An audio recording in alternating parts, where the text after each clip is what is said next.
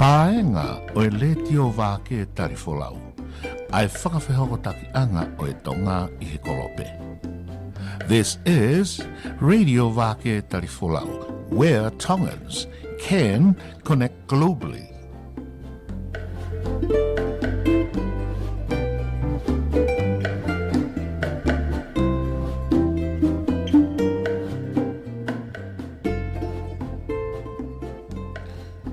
Malo mwala umaria ho eik pia malo lele e tonga kotoa pe I paenga Wāke Tarifolau. Ko e tau pokalama ko e te tau hoko aki wha malo e ni ki a Aripate Niu Palau kai o maa foki a Misa Watikini o na whahoko e tau pokalama I pompongini. E tau hoko atu pe mi San Francisco, California ka tukuma ke tau kamata pe mo tau ngahi o ngongo mei tonga I pompongini pe tau tok hoko ko atu pe mo tau ngahi pokalama. Tomua ko ia ke hala baha kolo hoko ki e ako no po mau ko ia korisi kuini salo te. Ko ngahi po ihi ko e pare area ke tu pe I nuku alofa I he kolo muahe ko pofonga ia o tonga pia mukitua pureanga pia mo mamani pia whakoni stutone ia. E mama o pia meitahi se ifi pia me whakaatamak whakanatula pia mo e pia ukula. E tu pe he peitu o pe mo e kina sisi ai hala baha kolo pia nonga quiet. E tu he te area mahu inga vera poro area I he kolo mua I loto nuku alofa ko e ngahi ako anga tala ko ia tonga ko riskunisa lote mo tonga high school pe ke site school pe mo CPS nuku alofa mala e kula pe mi he tokelau e pa ke baha pureanga ko te faiva pe mi he tonga tu vai tatau ye senta ko ia kolo mua I nuku alofa ai ko kolo fo pe mo kolo motua ka pau e ngari tomu ia e po tu me ha paini o to e fie mau pe ke fai pia pa kau e te gai ke kamata ko ia ala nga o ie dunga pa fie mari au pito ai mo fere ko ia maki coronavirus ha paini ne ngo ke fai te ai nga to tap tapu ye ni me mo e ke ia pe ke tu pe a mas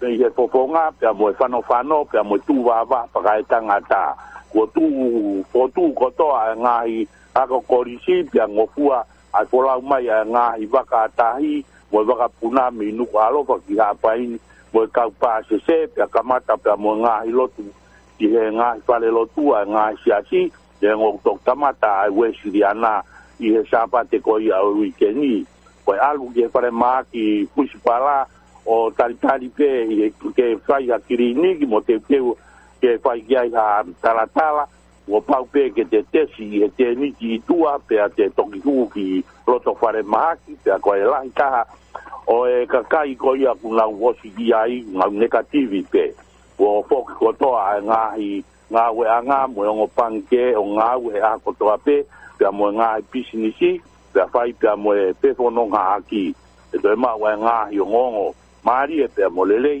e wike ka hau he ko kam ata ai pe pono ngaki e taimin tangata nga ya ngo mi ga pai malo moi whakahuai pe au tau whamalo whaki o tau mea ia I e kakai whanua hange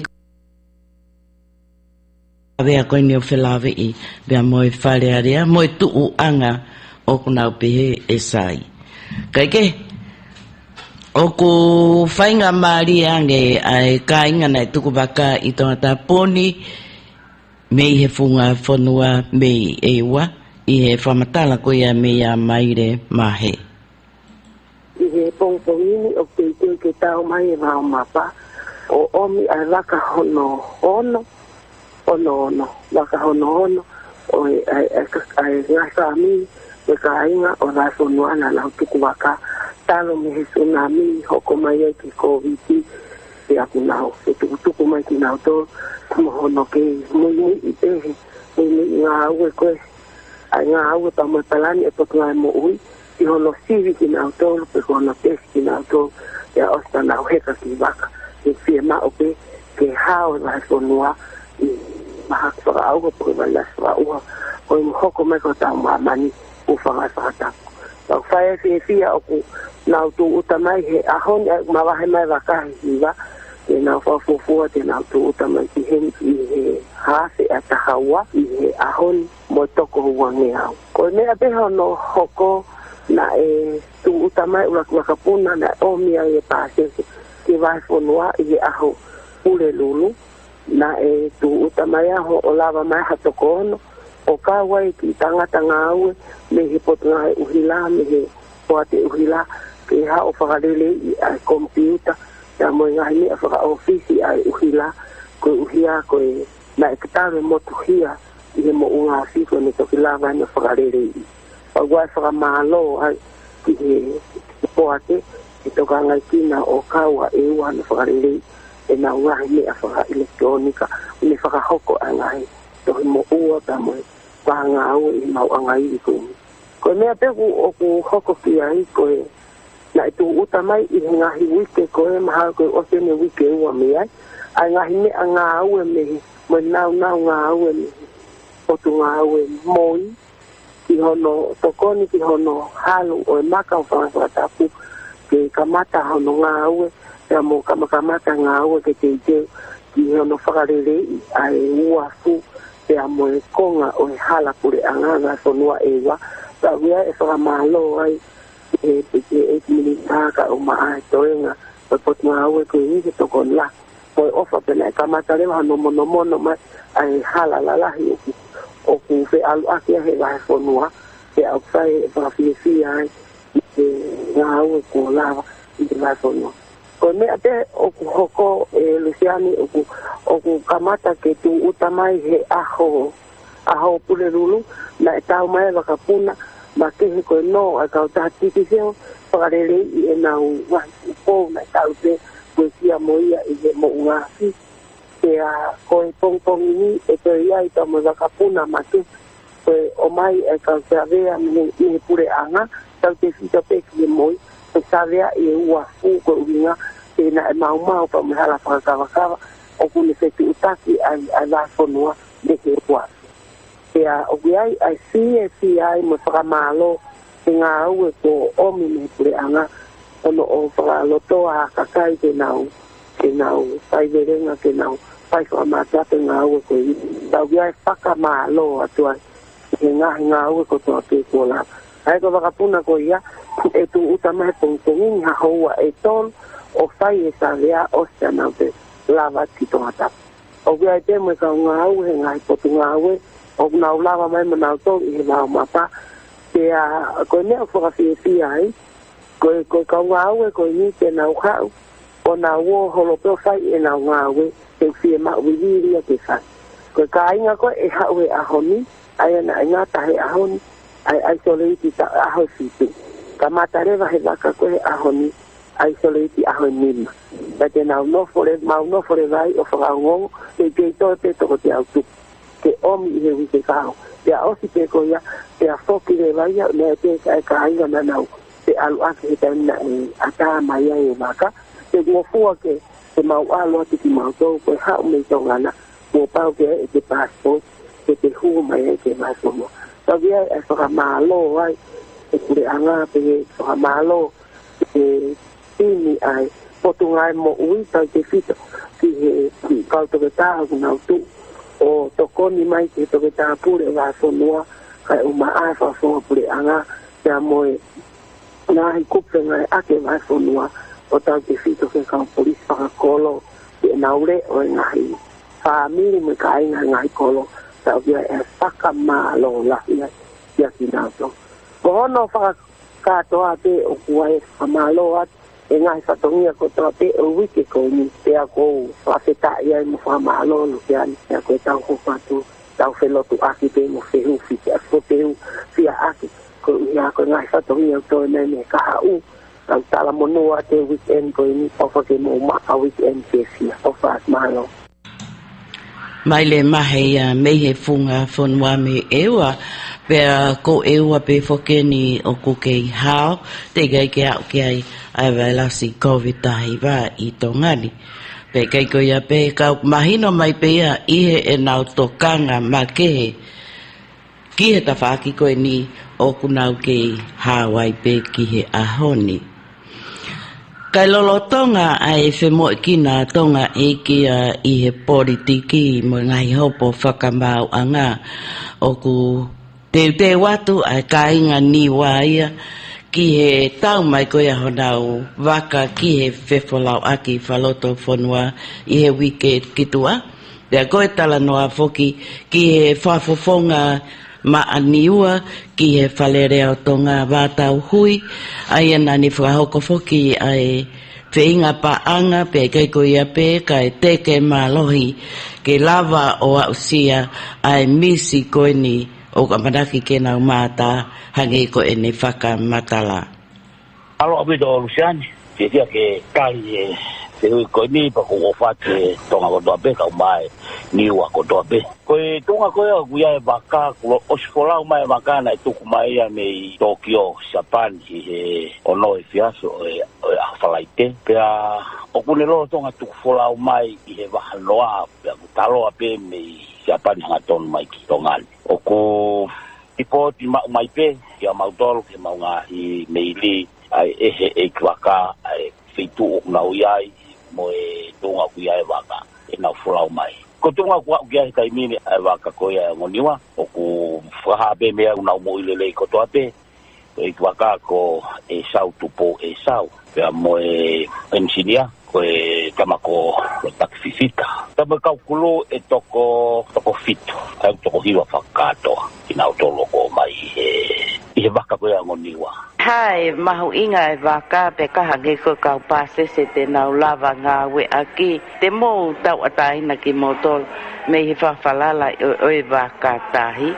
Ko hiko mou waka nia o motolo kau. Mahalo apito Luciani. Koe mauinga koe na mauwhinga paanga aki koe meiheni koe I he mauinga nai tuku mai. O uki ai koe e mau konseti koe mauinga koe ni makilu walo mai. Ai Amerika ai koe taha poe ne fihalai miliona tong. Pea koe mea koe ke whakaiki ki he kai te urawe ke Luciani tupe mua ke toki lau whakangata hai I he osi koe ni hono whae ngawe ki ai mau tōta hako ngawe whakapaanga pa mo patatangi mana be mi seteng nau ngawe ki he bea koia. Ta koe foi mahuinga na mau ngawe. Ai au te ki lahi ange ai te ko hono uhinga koe ngai whamole ki hono toko e waka he nai toko I Japan koe wali te ai me ngai mea nai whe mauia he malui ko ta malui. Whakalelei ki mua patok folau mai waka ke whiunga mo tau me folau I whakawaha pureanga. Ai nai whe mau e maluia MKK ke whai a hono whakakato katoa e unau folau ko toa be folau mai ake he waka. Te pango Luciani na mau whinga foki ke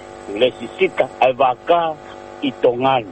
Wai provision no certificate o foaki a heni I he o mai koia o e chavea o mea ke malui. Na mau fiu he whinga ke malini hen. Na pangoia na mau fiu ke kai koe ke mahino koe o he kai ke mau o tutuai e ngā ue koia mo ki nau tolu. Pa mau whinga lewa ki Cook Island. Mau whinga ue aku mo nau tolu o Rawaia pia mau hangi ko nau tolu. Kaike te whamui mui na mau te aru mau tolu ke he toi whanua ia taha toi mama o ange me hen. Kana nau tali o mai mea mau provisional certificate o Rawaia ke o mai. Ko whakakakato ko tope u certificate koe ai waka ke wholau mai. Koe hau ko ia o ku hau ake certificate ko ia patu ke on peke toi. Wakai lele kai malini heni ko hai mea ko unau kei pehe o kui kai mea. Pia nau toki wakai ke o mai e pembo mau certificate ko e tongani. Koe ia mau ia siapani. Te mau ia siapani ka toki tuange ai waka pia mahalo ko whakamamani lahi pe ia ke mau pehe whakawhai folau. E pau ke save ia ke mau patoki tuange lewa toki isi ulewa certificate ko ia ki lawa folau e waka. Hai aho o ku whakanganga ke tau mai ai ki tongani. O whakanganga ki he tūsite o e wike kitua.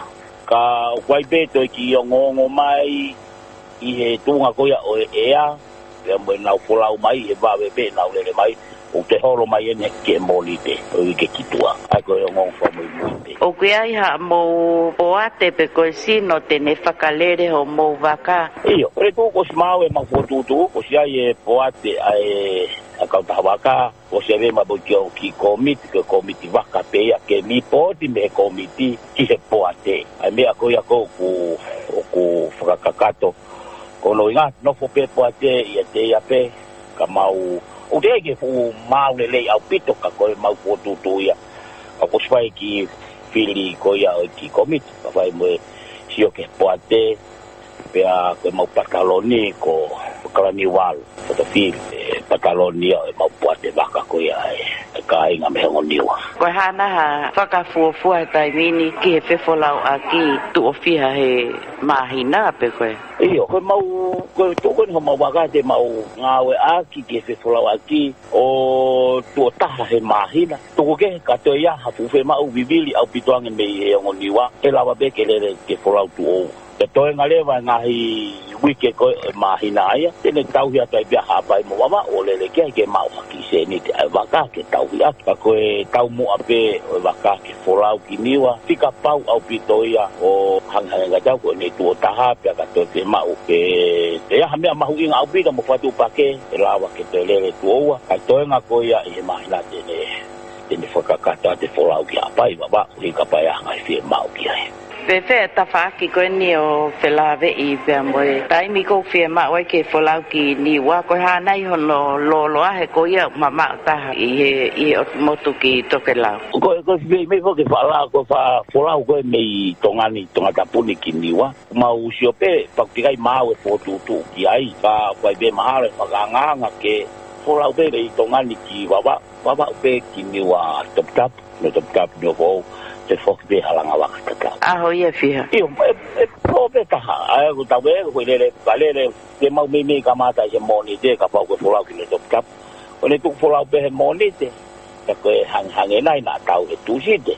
Pe lele mea ki ne top tap, o hanghange pe, e tau ke pulelolo, pe tua pulelolo ki ne wa fo'ou. Pe te foki mai halanga waka tatau pe ki wawa, mana tau mai se whalaite. Pe ne tuli mai ai pe tau mai ki eni tōna ki mua sāpa te. O ka pau e au ki whainga tuunga usai e kahi, pia moe tuunga ko ia wholau, o matang lele ki he wholau. Koe waka koe ni e Luciane, koe mbaka ni na e mau pe he ofa. Tau mani na ia ha sino I paanga la o sipau, kana kamata aki pe e mau konseti, ki he ofa pe a kakai. Aia koe kamata ake ofa, whakatau aki ai pe ofa e waka, pe lele aki ai pe ofa.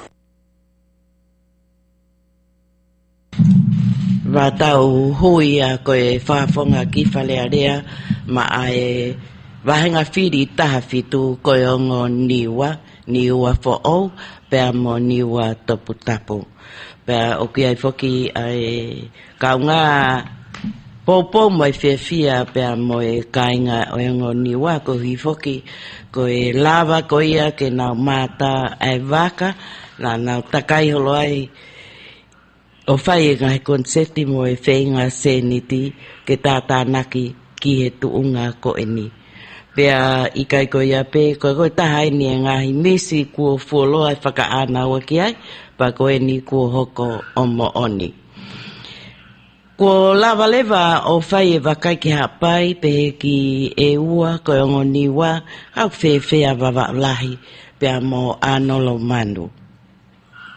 I he aho poko ia alea vi aho tō pelu I e whakawai no tāpo kiki. Ka muno whaawa koia o e opisi po ou, o e whare koia ki hono tuari kina koia o e Taiko Vii, o e wharau ki whine ka umaa poki a e kānau. E wiloa koia koe Women in Children Crisis Center. Aia koe whare po ou koe ni o utu uia I loto le iaku pe, I hala mumua taha koia I wawau aia koe hala tui. Pea koe ofis koe ni tue a I saileai pe, hopa tu pe koia I e mea anga koia o e eiko wala wawau e api ko niwe. Ko e katoanga whakewhia pea whamawhanga pea whaamarie. Ko e whalangangi poki ko leiki asna te whapulolo. Pea mo e Secretary Hanoa koia, mo e Vice Consular koia a Australian High Commission ko Ella Scott.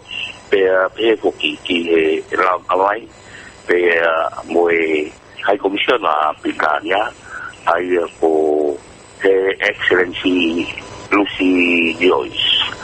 Ai ko Notonia na mea ko ia I he katoanga tapaki ko ia o whare ko ko ni te foki kia na ko ko e lava mai ko mei tonga.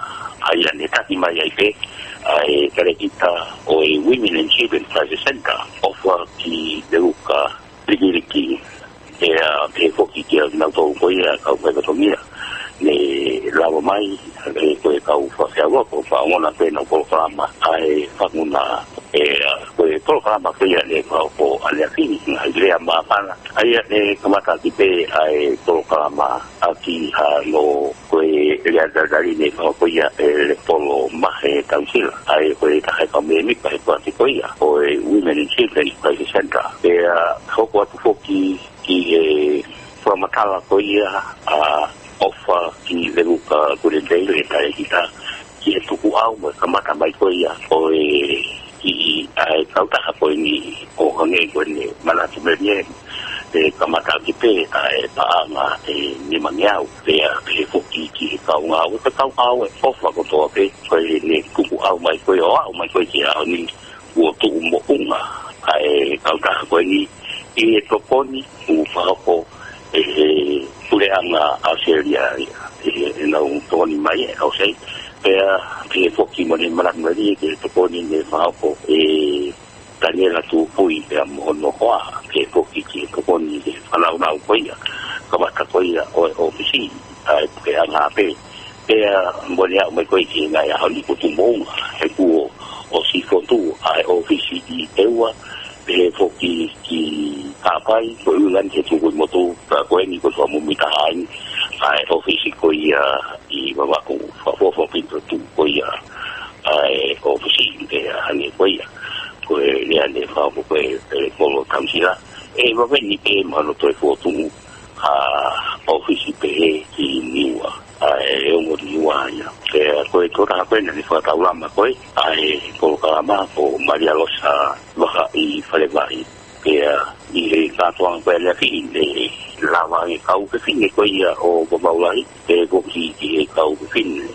o ku nau ta mo hono fai via ko ia o ka se vine mo ko ai nau ke kau fin de ka vi to ki fin de babau ne ko sama te aperti toke ko eka Harris kau malongo kau ma foki nau to ko ia lava mai kau ke fin alamika bunga moala mong nau to ko ia le iai le lampo ke la mai ka mo ko se kau bunga te kaka na fa malo ia ko ia kare kita ofa le rea ai ma fa to lo ko ni ai tipo tertiary institute ai pule ko ia ai fa se kau te ta mo te kaka se ko nau to ni nau ai va fa to fe kumi mo sabia ni na lava mai ki baba u ko fai ai fai ke ku ke ba u baba u ke foto ko ni ai kau ta ko ni ki no to an tin ko ia ai no fa ma mai ko fa na u ko mo ko ki ka ki fini ko lo to ia o kai go ba ko na lo to ai ko wi na ia mo na ia ko lo foto ko ni o office ko ia I baba wa ai ko lo to ia ni ko ia fa de kau ta un te kaka le ai te mo le fa ko mai me he fo ko ia me pure ana seria me ela scott ai ko en ko makala ai pe na I to ko ni ko ia o fa ko pure ana pitania ke na I kau ta pe ko ko ni ai na to ni ko ni ai Women and Children Crisis Center ko le fa malo ne fa ko ia ta pe o kina ko ia ai kau komiti ko ia o baba u kau ta ko ni ai ko wala motu ta fa ko ko to ki I hono to na fa ko ia o fare ni kau ko ia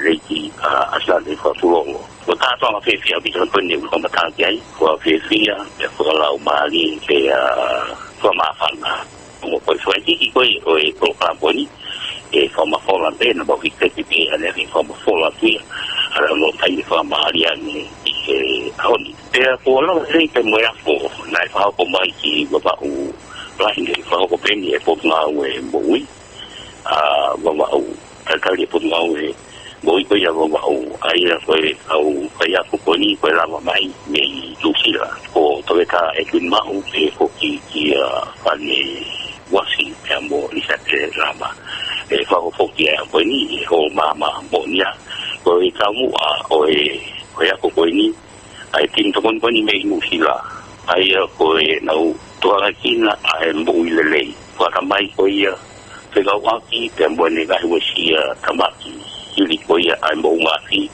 pe mo e tsunami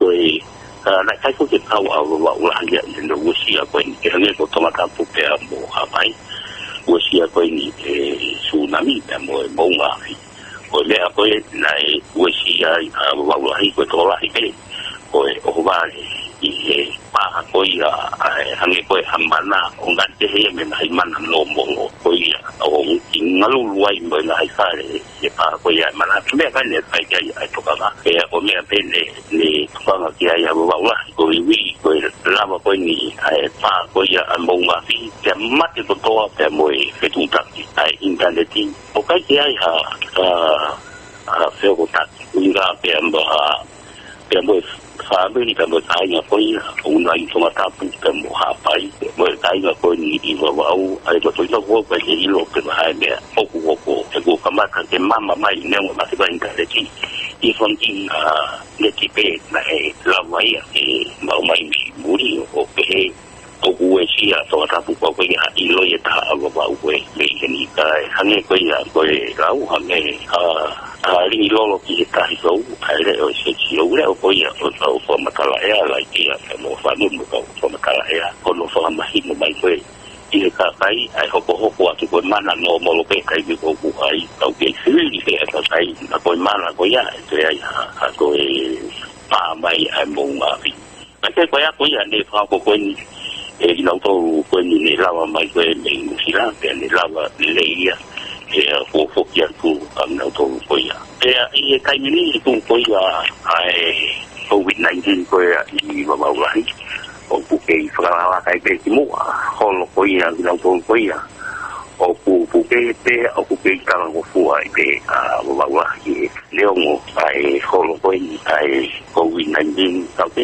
te wa ai tu ko ia o face mask ai malu ko ia o fofoma e foki ki wa mama o ange ko ia frata pe mo ga ia ko yo con ke ka ke wa mama o pe ke ga ia fo ai ti ko ia o face mask e foki ki la hi putu o ku e ka pe lo fo wa mama o ko fa ho ki fa lo tu ka mo la i mai e foki ki tu ko ia o face mask pe au be e kai ko ia o ki wa tu oi e fa honga ia o ka o ka nga o pe mo e lava mai au ka u ko mi le mi o ki u pe nge ko kan ke ka we pe ba mama o pe mo face mask o ia ki huni ke lo ai ba u ne ki mo mai ali ko mo ne ai ka ni nonga mo o au ki mo ko pe mo e lo ki huni pe ai lo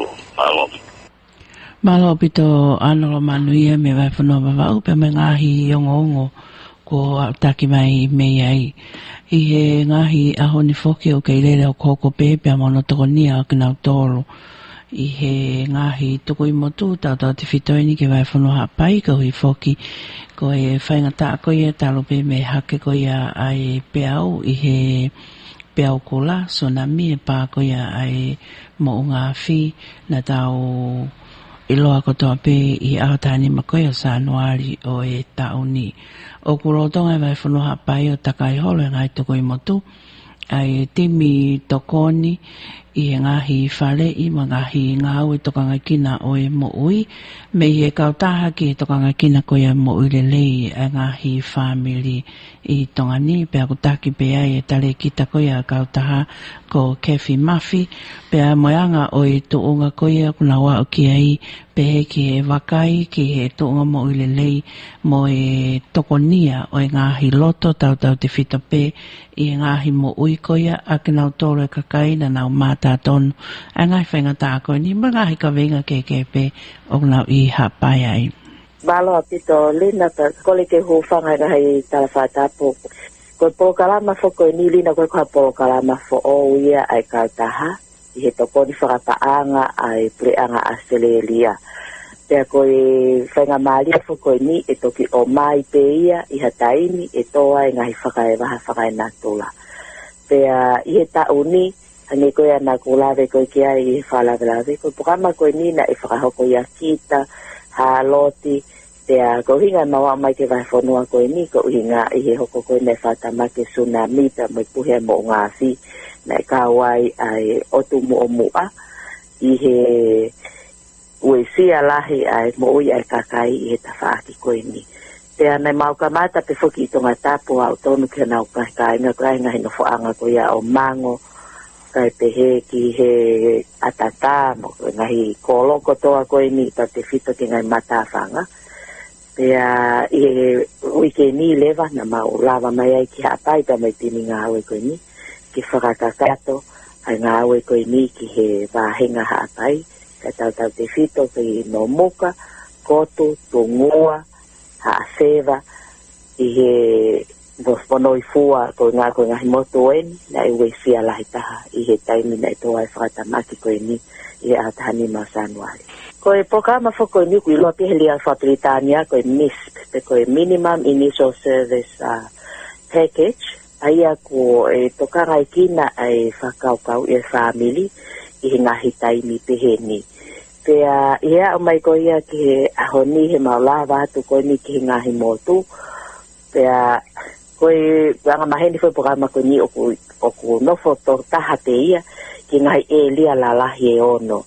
Uaki ke whakahoko lelea whatomia koe ni ke tokangai kina o naunge ia. Pea I kai ko ia pe koe tokangai kina ai ngahi whae ko ia o naulo tonga whetama ho whangai whatapu. Pea kohono tolu koe tokangai kina I whanki pepe na I toki whanau I nau ke lau mahina pepe koe ni o nei tope lau ike. I kai ko ia pe koe whikawha tokangai kina ngahi whakoutua ngahi mahaki pipi he whea waki.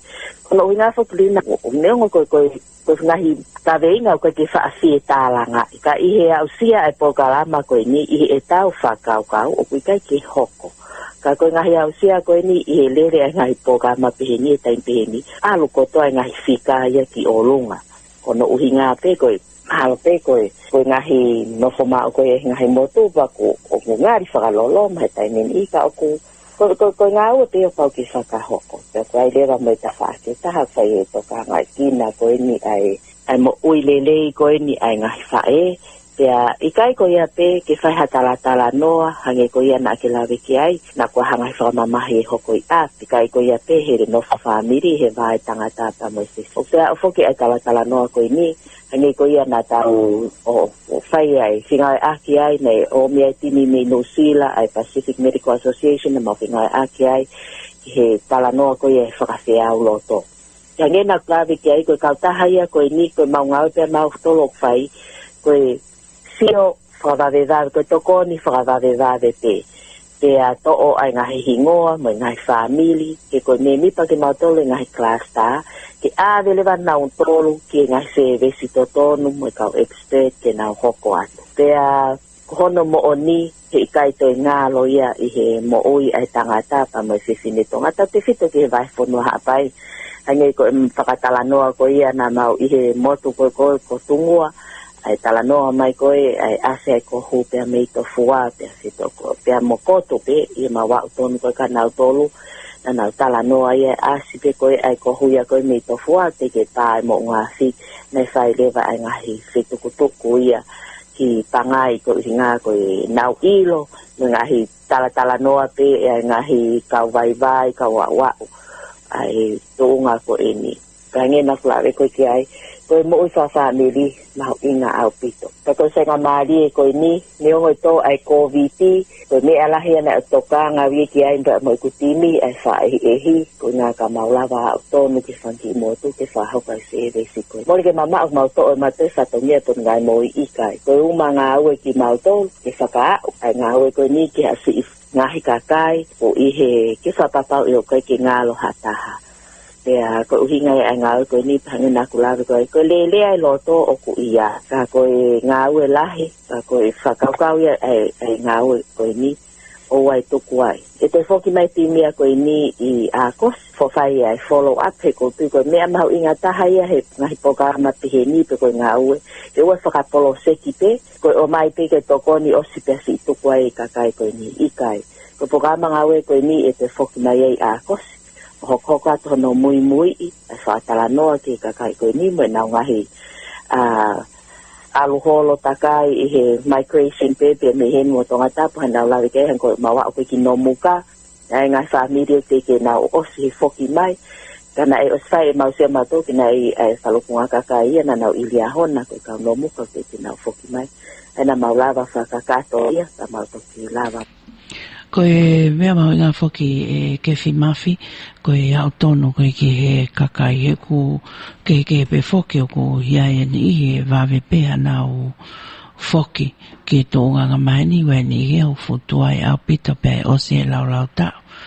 Ko e tō ngā pereperenga se unau i a ika angai ko mea ko ke whamatara mai, o kai ko ha mea who o e ni e autono, talo ni me lau I tau ki mo ato pe ko te liu ato ko ni ok mahina pe ka te na tolo pe mangai toko ni ko ia fai ki ai malo pitolina ku ikai ke sola ai ka ta ko ni ki he ke ngai moto po ova I he ta o sango fu mao no sa ha to ni ai ka ta ke mo ile le family tonga I tonga ni fonuan pe ne ausia he opo tai mi tatau o maulava mafai ngai ko ni tai mi tatau fai to ka ngai kina ai ka fa fa to nia he ko ka victimi pe ko to ki tau tolo o ka palema ko ni pe hangi ko na kulave ko ki ai e fai fe fo ke ai frau ngo ai programa ko ni ki ngai tala loto tau ta hai ngai mahina ko maliwa tu pe ko tai mini o ko mamari apito e te sio ko e hangi ko mawa mai kon ke ki va fonoa ko ni ko fonoi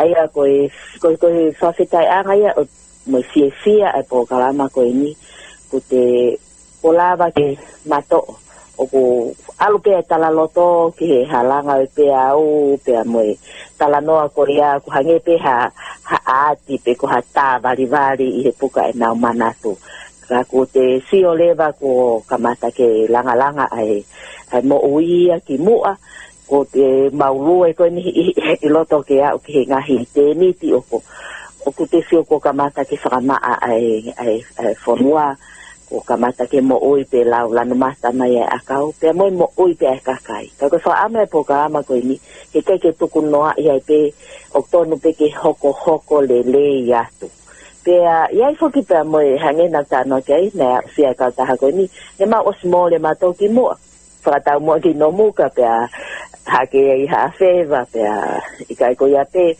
hoko ko ni ai programa ko ni mo ke fia pe ma to ke fa to ni ko ni ke le ta ka ko te mo ki ia sia ia e programa ko ni hinga hi moto neo ngo e talanoa ko ni ka ko mau te a ma to tatau ko to pe nai mau ki tu hua nai o me fe kau e mau fo milenia ka ko ngai ta pu ke nai o mi e tsunami pe mo pu ya mo unga fi ai I tungu ai tai nama paia ai fala ki pako ai to e la yangi ai pako o ia mo ui lele au pito pe aku ia e nau ki fa kau anau to ki no fa market e pako ke ngahi lolo pe mo tupu ai akau ko ni ko meleni asia I tungua ka te he ki fonoi to kua ko o mia he pe au nei kai to ia hata na mai la de mo tini ko ni I he ta po ki ko ni ka ko ngahi me nei ha mai he va he fonua ko no muka mau lahi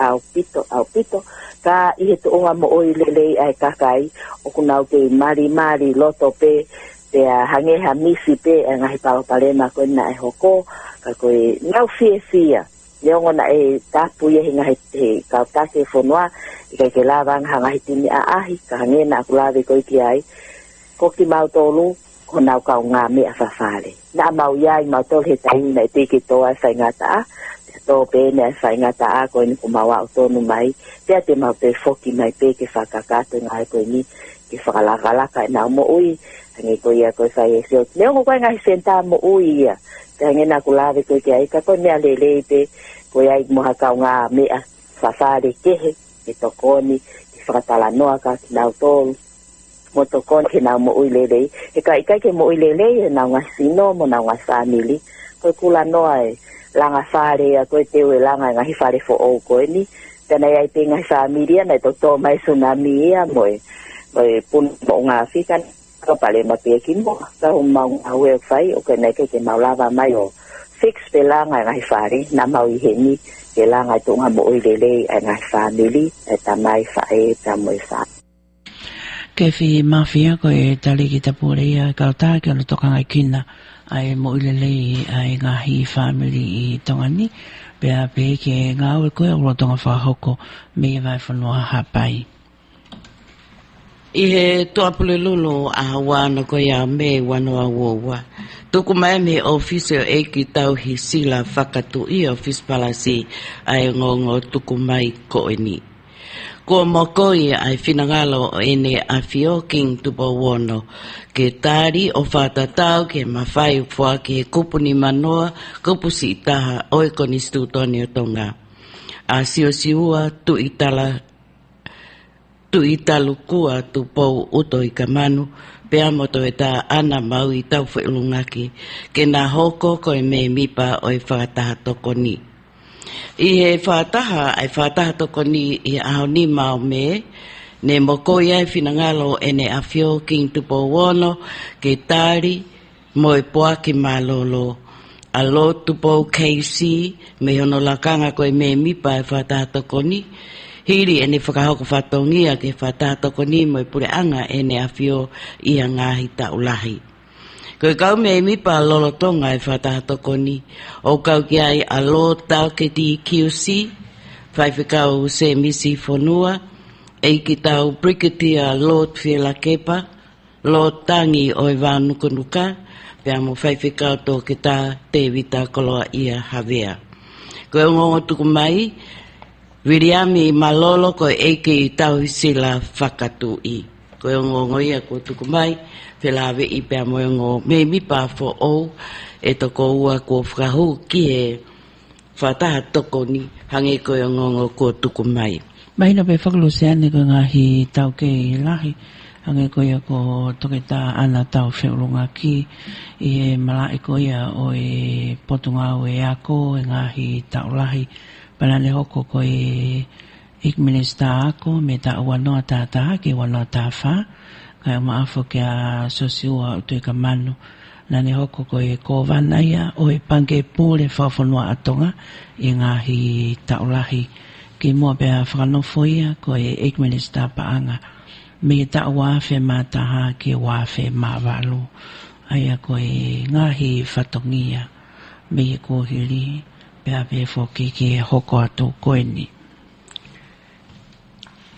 Kai ke o ku mahino pe foki ai tu koe a tongani whataha pia me ngai whanua ai Pasifiki I he ofi mai a siaina ke whai hono toko nii ki tau tolu e ngai whanua ai Pasifiki.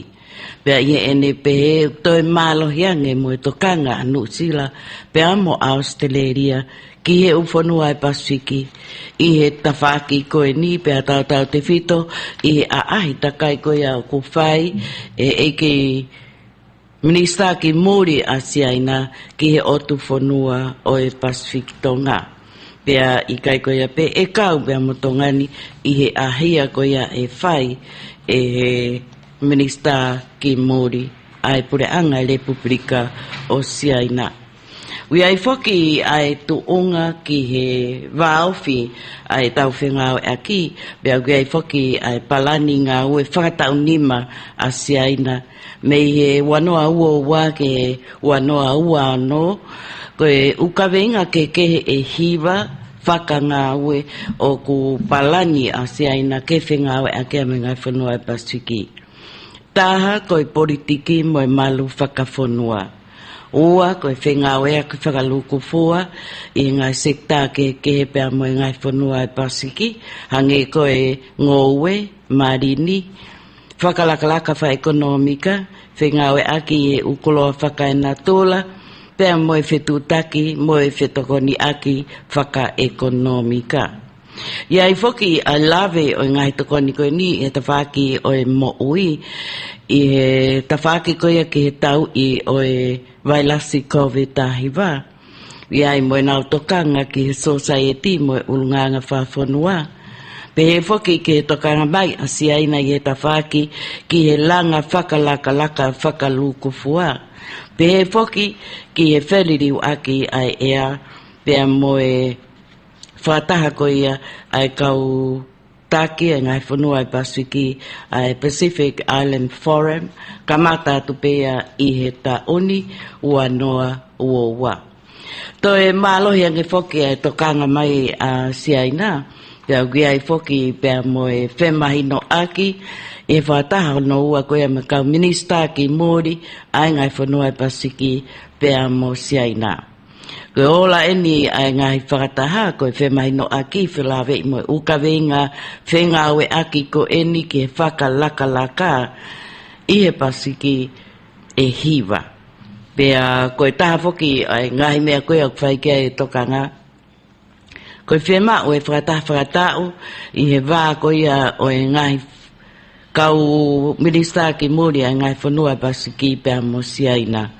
Ia i whoki pea mo e whakotu mai e siaina haane whakafofonga ma ke whakapure anga. Ke nofo taha pe ia ki he ngahi ngāwe koe ni i e waha au siaina pea mo ngai whanua Pasifiki. Ia tokanga siaina ke tokanga i kina e ngai whatongia e kau polisi i he ngai alerea pe he ki he whakaivia e ngai whengawe aki. Tau te whito i he kawenga ke tau hi e lao, whetoko ni ake he malae o lao, hange koe wanoa ua ua ke kamata atuai.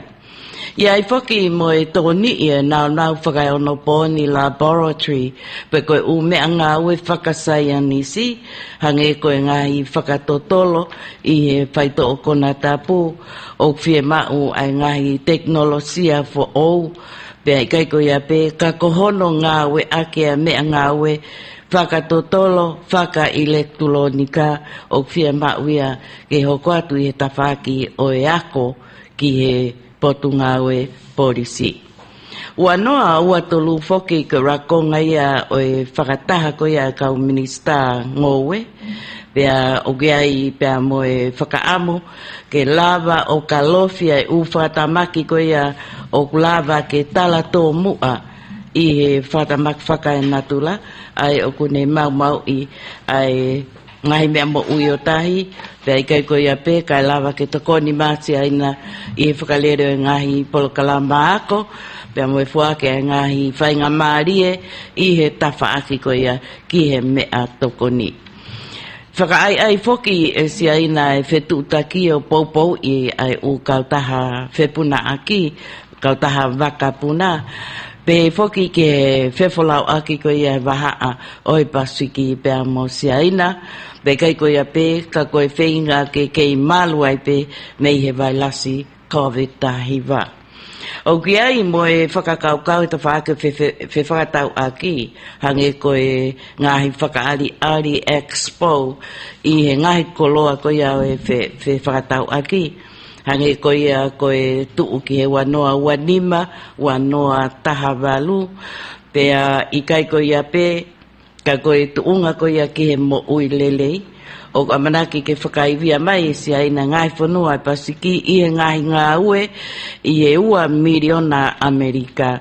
Ko ngahi ngā ue ni ki he teke o e tawhaki koia ki he hauwhaki me ngahi maki whakaauha pe kai koia pe ka koe mo ui lelei.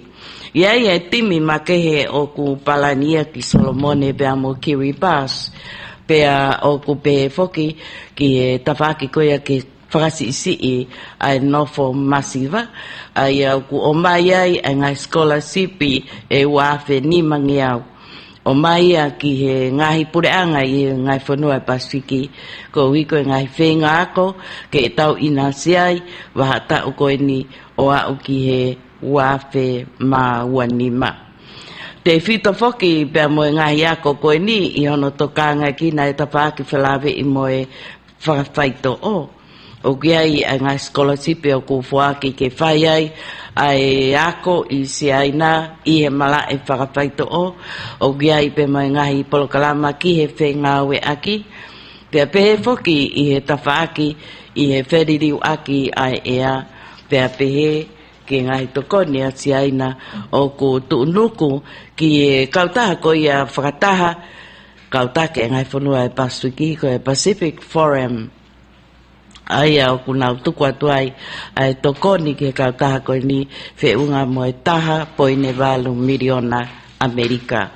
Ko ngai toko lia si aina o ku unu mai ia ki to e ofi mai ki tau tolu i e pasiki. Taimi ta tau pe foki o pe he pe mo e tokanga mai anu usila pe mo Australia ke o te tau futo atu ki si aina ka tau tu pe he o tau whenga o ake pe ta tau mo lau tolu pe he foki ki si aina. Luciana, kai foki ke ko vive palpale mai feto takia pe mangahi fono ko i to pre nga ka ma u fo ke ta u lo pe ta tol ai me a ko ke te fito ai me a ko ke ngatai pe ta u lo pe ta tol nga i fono ko ni ko o ko fa hoko ai fenga ai aki me ko hili ke lo tongan pe mai fono nga ko ke ka u ta te fito ko ke te ha o nga me ai ke hange ai me a ko he ia i ngai mea. Kuita ngai upalani ki e nau lelei pe ia nau tolu. E mahu inga koe tokanga ki ai. Kata ki kolos taua ki a Sauslavaka ki ke kolomo a ki ken pela Koe ngā he ku hau pe taimi me lahi ange o ho haa koe anu sila koe mo Australia. Tau te whita whangi whanua i ki. E koe taimi lahi au koe ke fu ilo ia e tau tolo i mea ko oku mui mai. Wahai me a ki tua mai moia, Palo se as. Tua ke ngano fu amamani be aku mata a ngā ui takai ngai whanua hau koe amamani. E nau whinga ki nau ngā fus mai ngai whanua wai mo masini siwa ange. Ki nau ngā ui whataha mo nau wafiange. Koe nau wofi mai pe au wale be ko nau pure ki nau tolu ia. Pe kai koe whamalohi. O wai wale ngahi wama pure anga koe ufotu ngahi. Pure anga ke na o ai ta fika woni ko embassy ko high commission because of forma farangi pero for forma e final anche for na itali ko area pau pe mano to e mo io ko to ko ni ka wa mea off ko nga hino to ton ko mama mo ha fu e ngai be ko ya ko uhinga la hi ho ha ai ni pasigi e a honi ko fo idea saka kautau because military Rozong ka se mo kina tong ai wa ke ha ko ye me mo fu ke dar ko ya ai le to mo fu ke la ta han ko to mama ni to mo pe kula ko ya ko ngona mai ai ale pa maluki ya o solmone pe mo si ai na de ke to ma ko ki to ai bra so mo ne fu ke ko ale pa ko na o pa kai ya o be ke na fa ale ko to fi ai ni e ke mo fu amo e va fu nga Ko mama ki tu a ko ka wele pa ko ni en to ko ni ase ai ni ko malu i fonua a ko i na ko polisi o mai ka polisi o si po ma fu to nga na o MC ko i honi ara mo ka ka se ai na so mo le pe mo ata ke tau ki so mo ni nga i ba tau se ai na ko u ki bege u tu na wai ba ai me bege fo o mi ai ko yo ma to ka nga ko ya ase ya ko mana si i ko ko ta be ke tau na i tau ki so moni ko no ranga ia tau ranga waka foka kau tau pasi ai nai o baba wai e pare mia ko so moni brasi so mare o ku ikai ka walanga tau nga waka foka tau i ale pa ko ni bona so moni misangi pasi ga seria se selja tau ki fuma ka u ma ro mi Amerika pele me voma tara e da e a hi fo e polis me si ai nai ko osi because we get the lolo tonga ia ki mo ai te free porque tan que ben a seria ni que gwen golama filia i tona kosi ne va venga a seria mo Amerika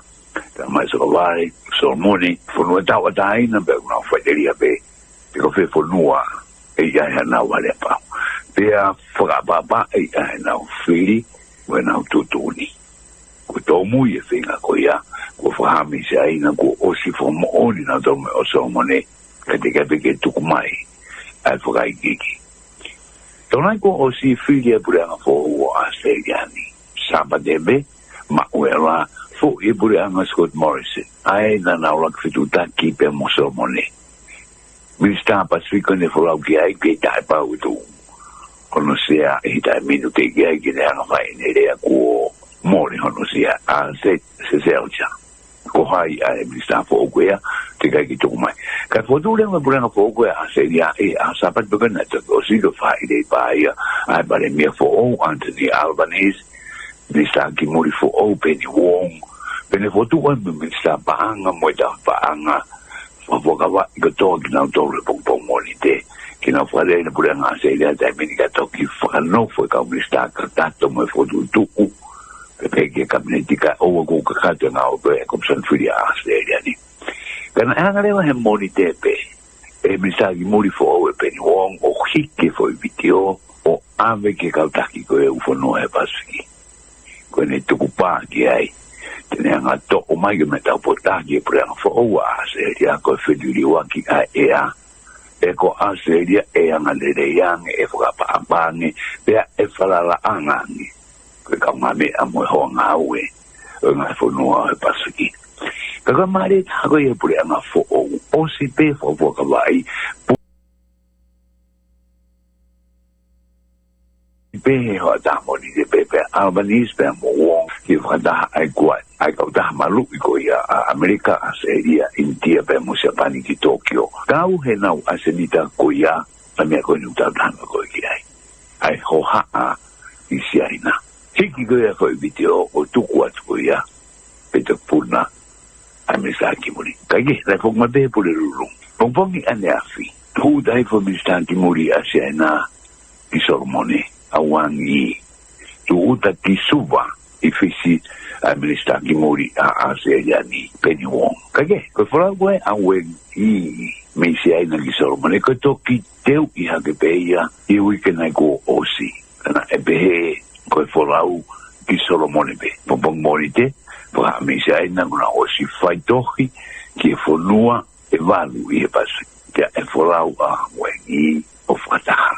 O mahina mai ai fono koe na wa pati brometika kawe o Solomone ko Kiribati me Samoa ko Vanuatu Papua New Guinea Timor Leste Fiji e Motonga ko fola ko ni wa a wa no o me ko honia ko ana ia ki afa o suni ko a hi wa hanga ko ni o kui ko fata fo o pito ni pe te ke ho ko me pe ni ki mo ka ko ai ho ha ala ai koe u documents, ko sio e kau taha o ngongo koe Reuters, ko nau tau ia kopi ai, o ku asi ai, koe folau koe na si ai na, koe nau whainga koe ni, o ikai koe area whanua ki, whanua pe kui loa whapaparan koe bilateral, ka koe ahien ke area whaka wahenga, pe koe whakaluku fua, multilateral. Aka me whanua e taha ua, tena ulawe ke umea koe ni,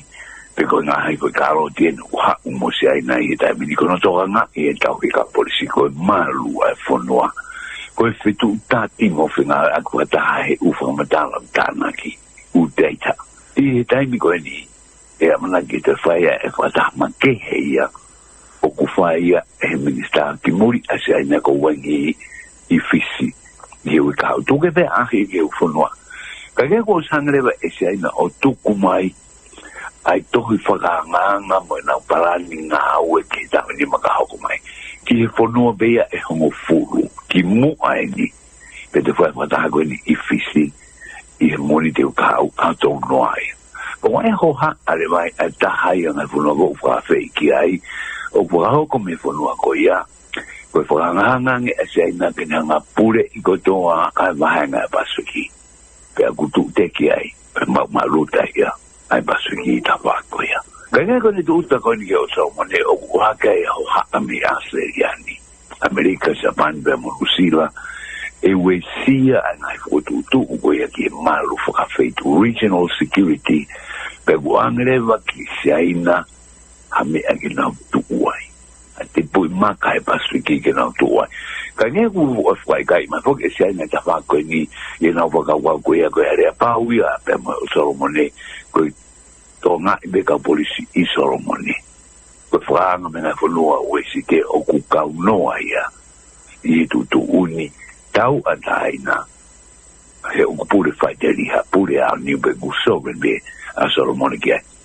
Kana tā mai tohi ki kau taki e pasiki e toko wataha. Ma o he kau taha ngongo ni koe Reuters e te tau I tohi koe ni. Ai whakahane he palestiniko ia o ngā whanua whanandaha matia. David Panuelo. Ore behe e whakawhikiki mai a mai kurinsia ki uto ko nungu tukuange ku osifo tukuange be pera ke na dali no o wai ai mana wasi I de hanga to kamata mai ai tau moko ko ni be cold war you ha se ai na ko ye be mo weste la va tenga ki bona ki muri se na ke o mai ata ni ke na o kore ko ni ko ni fu tu fu gen ke I lo ka kai uto ko ni me ka ta ngongo roitas ko ni kaya ka pura nga ko ya magronsia o gwe na wale pa malu I na to le mo Amerika pe gwe na fina ho aki na wifi economica pe mo se aina kaya na nga dolo ma po mandara ki Reuters la me moni ka ko ne tu go ya ai ale pa fakakato be fakaluku fuwa ko ni region wise o kukawai ai maru ai fonua kawa wata wake si ai de manga otumot ko ya e paswiki be buha mai u hangi u ki I mare eire vai hanga asiaina me ye ma fonua ki fonua be bilateral asiaina be mofe asiaina be mofe kai ha u dai mini ye paswiki o buha u nege fakaluku fuwa ko ni tu goya o ke ho ha anga Amerika ase ya no sino mga fulu ko na kawai pag na tule mo kaya ita mini o kwai ai viso ni pag ta haya ngai document kon go tukuma siya na o kui be ko China Pacific Island countries common development vision because viso ni ki langa para kala ta tau ko to ai na funo ai pas ipe mo siya na be amai ai mo plan ngau ta ni ma ko ni pag ostufakia we get la when he for no kimu abe vai pada ko ni fisi ia hamoli te ia per da mai go sia ina manga ko no va pasu ni to fala hiangi ai no fa fitomi ina ka uma web na uma fina we aki pe na uma we fa taha e umala e ko yo wanga maheni ki ai fila ve mo malu ai mai fo noa mo ume afo o te na nga o mai ki malu ko ya ai fo noa pero hango ya I uto ko mandu ko sma ko ka da hango ko Reuters ta mini uto ko ni o hai e fo hango e sia ina na fo kataha mo ya ko mo ka polisi na fo no e pasliki tu unga ma o lunga au pito mo tu unga loto anke na unga we bilateral ai ko na we be ki fo no ta mo multilateral fakaluku fu kato porque o balanço go ni o asia ai na dala no go ni mo fuka hauko if I go ya asia na pede na nga o fuka pe kama za be ya heta uni pe o mai leva asia na ai na u fari nga o fuka polisi pe laboratories o kuika forensic police laboratories o langa e u fonu ko ni pe mai ma fuki atu go ni e fo matala ko ni tena fena e fuka e u network e u fo matala pe data network pe malu I for computer cyber security ko smart custom system na forma fo o wange ki custom pe beke na fo no ko e pasu ki na nga to o wange na usio ki u for la tecnologia para la economica pe mo malu ko ya malu for national security ai fo no ta ko fu ka ta la hi fitutaki telefonico ya asiaina ko Huawei o ta ofie ni me ulito ka fanchi ye ufo a en auto do finga go ke na hanga langa be na toho ha ke polo kristahi mo falele ni to ka mobile I pasiki o be bagi ena seria mo Amerika o atu ena do vai na fa pa anga mo na wa me ke le ki fitomi ake ko ta pa anke ni o fu pele ngesi apito o hakabe o ha go ke malu fa fulua ko ya o do foto mai heni ai me feito o que he fata o que tau atai porque free trade area asia ina mo pasiki mo popo que na we ko ya que frilio aqui a ea pe mo ui kage to ko na panuelo ya me mai ko sia o ne be ko ni ko hiki ko na ta aki o na fu ho ha pa we mana masi ke o mont ko ni pasiki e ma o que na dolu ia fe paki fe fusia ki ko ya na fu no hau ange ko Amerika pe musia ina o tuna wa ko e mo Taiwan ka ko bele e Manuel ko u sia te da wala si ko ki ai e pule I sia ina ai u fitu taki mo u me nga o ko ya te nohonga pule i hadau son fa ekonomika koe ki tahi ke o seni koe ngahi mea mo ui ngai mawanga mo ui me tahi kau moi ai koe tau tokanga koe kono maluki ai ata space te tu ke hea me ngai wesia koe ia a tau pule fa i te riha koe ni ka pue whakalahi angea ai ngai whainga maari e whe paki ai a si aina mo asa e ria ko siapani ko Amerika pe mo sia fomatala ni apa no ela palestini ko ia o mai ko sia ka mai na ke tau tu ku ia o ku ia ai ngai ngau ia o ku foka hoko pe os kamata o so mo on so mo ngi ko ia de ko to mo a si ai no mo so mo ni ko ia e taimini a mai no ma ko uranti fua ale pa o malu ie ni pa de so no beta mo si ai na pero me va no si ko ia e to ia de mo u ale pa mo so mo ni ya higo ane afi pe mo honi e ke ya be toki pa de na si ole ke na fo mo oni mo na fo no ke e pasu ni lo tonga ai mo fulu ko ni ko fo mata ko e me ambasto akilibasi ti Amerika mo pure anga fakata hanga ko mata ngi no se pa ko ya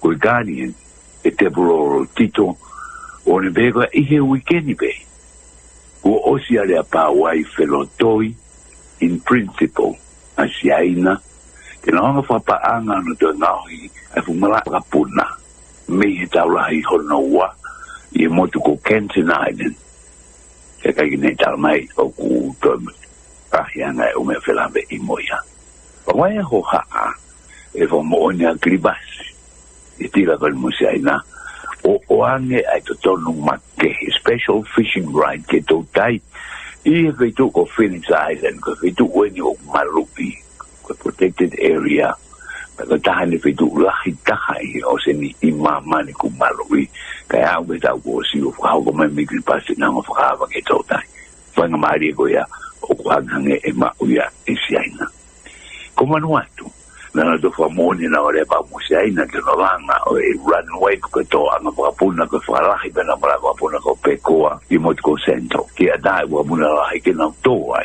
yo no tu faki o to koni ta hale wa fe hui ti a seria no usila e mo Amerika lahi ngai se paki mo re ta ta wo fai e buranga ko o se a seria ni ana o se dona ko si wa wai na lauki he Pagkataki ay ang wakatahi ki oruma. Wano tani maya. Padahama wano tahi wa na enge ukagisai fa fotunga ta paribe maroro ang sele ni Scott Morrison no wage be pa ni marama. Ki nuspe pa ke komandara ni nuspe ganien ko dele tu kuhifo ko ya una teke mai mato le pasfiki isi aina. Pa maria no sila. Pese de no ni to wan ki muri abige pasfiki. Ka wange uki holo ma be ki moini anga go ena usio anga fa matara ko ya Dr. Anna Pauls me Massey University o ne be ko ya ko foka ka ko ya usira mo Australia una ki tu ma be ai owa o ka ki to no ya ko Amerika o gostu aki e ka ki to hanga ma ke utafa peni ka to hanga na to luia ki umia ke pe mo saina ka ge ko tu uta ni amisa ki muri fo oko ya a seria Penny Wong Palomesi tene tau ke ngai mo tu pasiki a ke fa pa la ya pito ko le fa ko ne le ai fisi ni tu utai ane afi ko fisi ko pasiki ko ho na we ya o ku ke ha we ma o me fa pipik mai moi no strings attached ke ha ikai gina ho na dolo tu kwatu fu ha monga ba ka venga la ko pa anga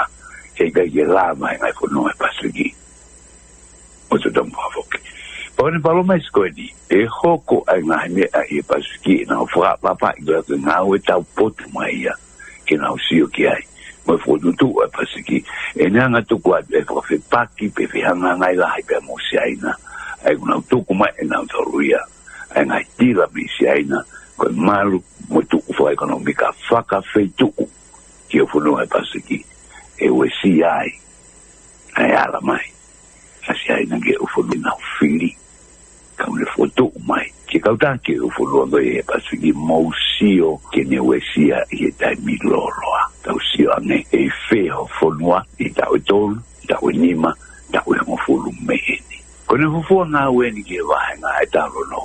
Fufua ka wai koe a moni te. A be wha tu utai fisi. Tango ne lawe ma la taha ni rea koe e ni o tu utai fisi. Koe whilawe i ma whilili waki a ea. Aini o ku hoha a ki ai. A ngai whanua e pasiki. Ngai ri a ki e whatongia koe e ki e pasiki e ngai pure anga ki mua o e pasiki o Australia. Kure whima ue whakapapau e tika ki mo tolu. Kuma o whanau atu. Koe whiri koe e atona ko o si na e Asia ai bobo la ke fai na au e formato ato ke fedili waki e i Australia e tu sia e Australia pe set fato kamata i Australia ni e uri io pero ni kwa ko ya ko pure ana Australia fo oweni ko Australia ke heni ke de mau tu uma ki he umu momotolo ai family Pacific ki tawanga fuhui ai pole koni. O daonga hiki ko toa e daonga he amlaki. Koe hiki lahi au pito. Pea koe kai koe vale lau atatape. O ne mea ina e fula koe e kifisi. Ke whakapapau i. Whafufonga pure nga Australia. Koe ni ku mau tuku paha. Te mau whanongo. Pe te mau wongo i o mourea. O mou whakaukau. E anga whewhe. E tau whianga ngai mai pore au tau whianga e tau moia. Te tau ma uwhewhe e tau ngai whakaukau. Me tau ngai amanagi whakataha. Koe tau fo oweni. E pok fo oweni. I ngā ue whakataha Australia. Moe Pasiki. Tau manat ke loloa ni ngā ue kato koe ai tina honga tohoa ki mai ngai ta whakotoa ke ngā ue ki ai. E koe mega usio koe ki ai. Ki tau hanga, ki tau ma ugotoa ngai mea koe ni.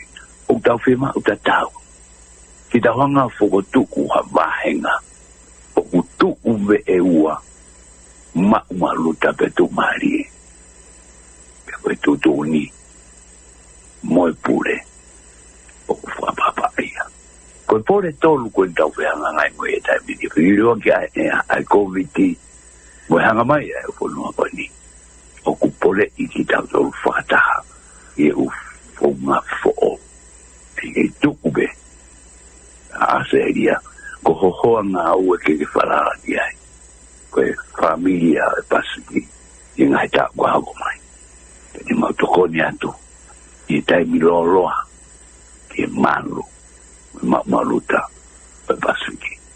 Ko e aha ki tonga. Ko tu si te ui te kaha ue. Ko e onsia ko taha e ka mista ki muri. Ai ni ukukori ki ai a wangi ko i ke whahako i fisi. Ko e moni te ia. Ko hai e i ai. Ki whakanangata ngai whanua. Ko so ka whea tonga ki ai. Pi maharu bebe la lere mosu. Ko i a o mak ki ai. Ka kota wakai te ngai tai maari. Ko tō ko i whianga mo tonga. Ko ngai to koni utau sio ki ai. Ai to koni a Australia ni ko vita iwa.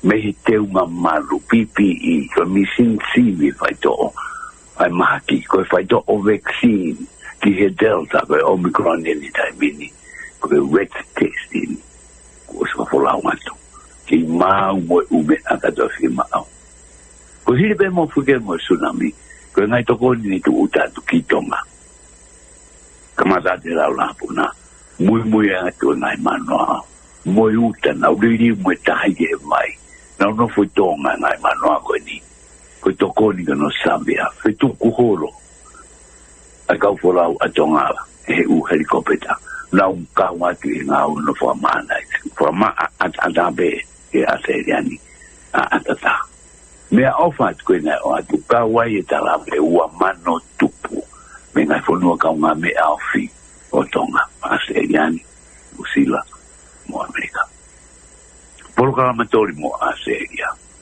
Bangala hi fau au tarafi mitonga ni talu kamata. Ai programatori timua mo osa mo fuge mo tsunami. Kuma e buranga fo o ko ina ele pa kuna fala mo falele programa ko ya ka wa family ina ulama fora uma mo tata story. Fanga mali ke ngawe pe no fo ai pe. O tu mo lulu mo no ia.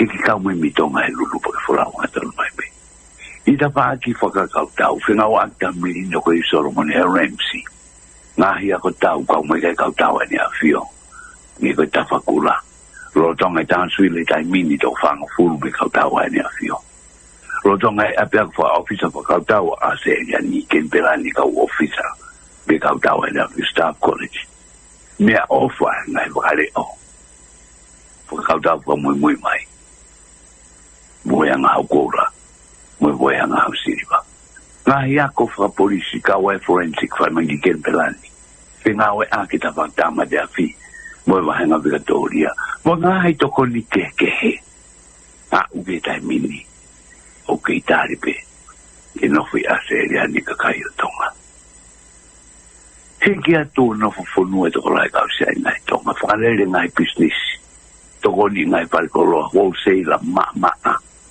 o se tau o fa hui fe na panga kau tala ita hopo i tonga mo ua o ate toi pange fo inoa a i fe na panga kau ki o ngena o lai se ni ki tonga ngai toko ni langa ka tawe o se vela nuku arofa ngai langa la lahi a siaina fa pipiki mai ani utara tu ya se ia wega me pehe ia ka ube na ukau maue ha ue na umea ngaue ha ue na ge ngaue me kutoa ha uki one o mai bisaina o sia one me tai ngai fale la lahi na i tonga ka ue tungi korone ko kamate ke mawhai e pou kono ngaue aki ai one ke tai wai ngai fale fo ogoe ki moeni mo ki tali sipe ka ko hane gu hoko ki ai ko fu ka ta halanga mi se aina ko le sita ye tonga ko ka ta tonga ta ngaue ai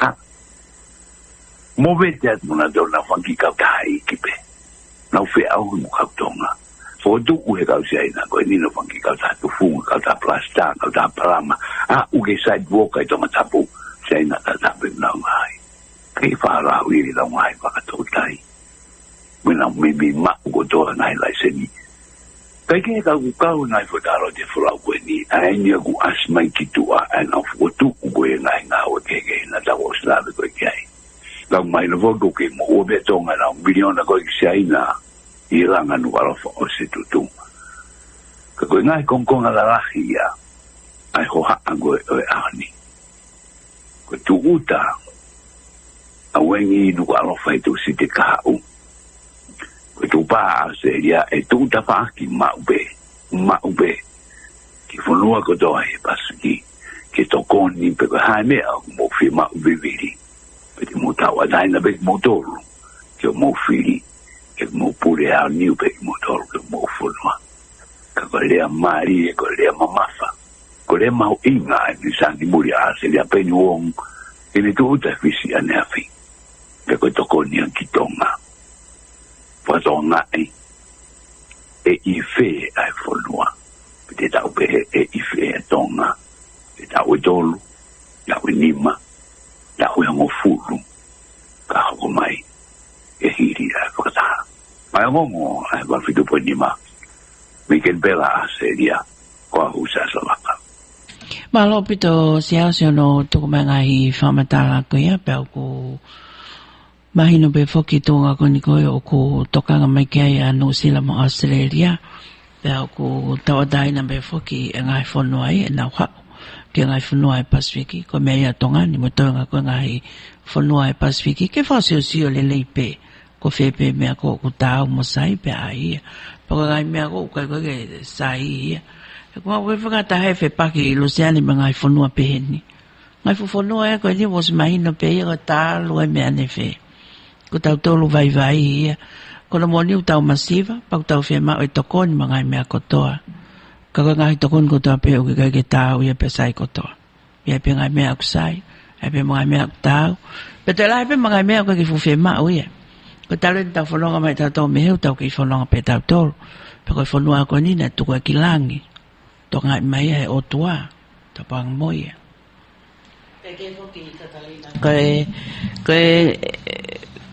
ko siaina o tatau pe a ki tau tolu e fanki fonoe pasiki mo e fanki kolo i siaina lau miliona ho lau kakai Ka koe o mai koe ne ngai toko ni o ku tau au pito ke tau waka i lelei. Ki he ngai toko ni ke koe ni o mai ke ki tau tolu. Pa tau whiri. Ne ongo ko ki tau tolu e au tau masiva. O ke uhinga tau masiva ke tau tali e mea kotoa pe o mai. He kohono mo oni o ku waka mai i ngai toko ni koe ni e u mea ke. Ko tau kau ki tau tolu i he tali lelei. Ai ngai koloa si aina. Pa tau mao mea toko ni ai. Pea utoi whakaututu ai pe whoku mo tau ngahi NCT mo ngahi mahaki o ikai ke pipihi. Ka koe tuu koe ni ai ngahi whanua hange whako konu sila mo Australia talo e tau whanonga mai. I he ngahi tau ko mari watu. Ka koe whiri koe ni o ngahi toko ni he kai ke ano ngata anga o na ia he koe ufu whanua ni o kulalahi. Ka alu ke elektronika, koe teknolosia, o kunau i he langi lau. Ka koe ki tau tolu tonga, ke oua e au ki ha kuonga Katalina. Ko tau nofe tau tolu o whawhalala pe ki he tokoni. Pe tau tali lelei pe ai tokoni, ka kua pau ke tau tu o ngā we i ho tau whanua. Ko uhi o tau masiva, ka i he taim tatau, tō tā ke hea o kune whai ho tau tauhi. Pe au hange e pe e tau tari tu e tokoni kotoa pe i e u me ai ni ihi. U tatau pia mo tau whoake atu ho tau whanua ki he ngai whanua lalahi pe ni. He oku ikai ke tuku pe whakangata ai hu mai he ngai ta whaaki ke. Hei koe mea kuku maho ina koe ke whai koe moho koa te whalealea ko tō ngā koe whehui. E whai awe whalealea koko o se ngahi hopo moi. Ai koe ne kore toloi ma ngai mea koe ia. Kai ke koe tu whaki i he taimini Katalina, koe tokoni pare mia poa stay, koe whaafonga ki whalealea, ko tāri whaki mo ene kore koe ia ki ha toloi, ai whakahoko koe ia ai tu oni, whakamau anga whelawe ia pia moe more a hono sea i whalealea. Ai e koe kore ni o stay, pea koe tui whamaulahi whoki Justice Witten, nā ne osi tuku atu ai tāri koe ni o kore stay, pe koe toloi, ki he whafofonga koe ia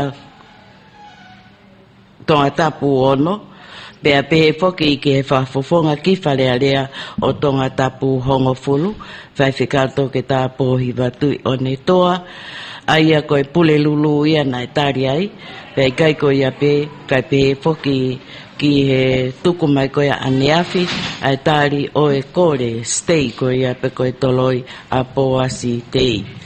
I he taimi to tau pe whoki, koe whakakatoa whoki ai ngahi hopo, whakamau angalahi, whelawe i pia moe mau i koe ia o e whiri whalearea, ngahi lao koe ke whiri whalearea, nai whahauko koe ia i Novemba, ua noa uataha koe walu. Aia koe fo i hopo nai walu, pia koe minista lewa e tolu, aia koe minista paanga tatafu moiaki, whafonga ki whalearea o tonga tapu wha, pe foki ki he minista ki ngahi ngā whaloto whanua, Sang Star Saulala, pa foki whalearea o tonga tapu whitu, pe foki ki he whafonga ki whalearea o e tonga tapu hongo fulu, mo e tonga tapu ono, ko ki nau tolu ne nau halaia ko ia i he whamau a ngā pēr kutari rewa e nau tangi,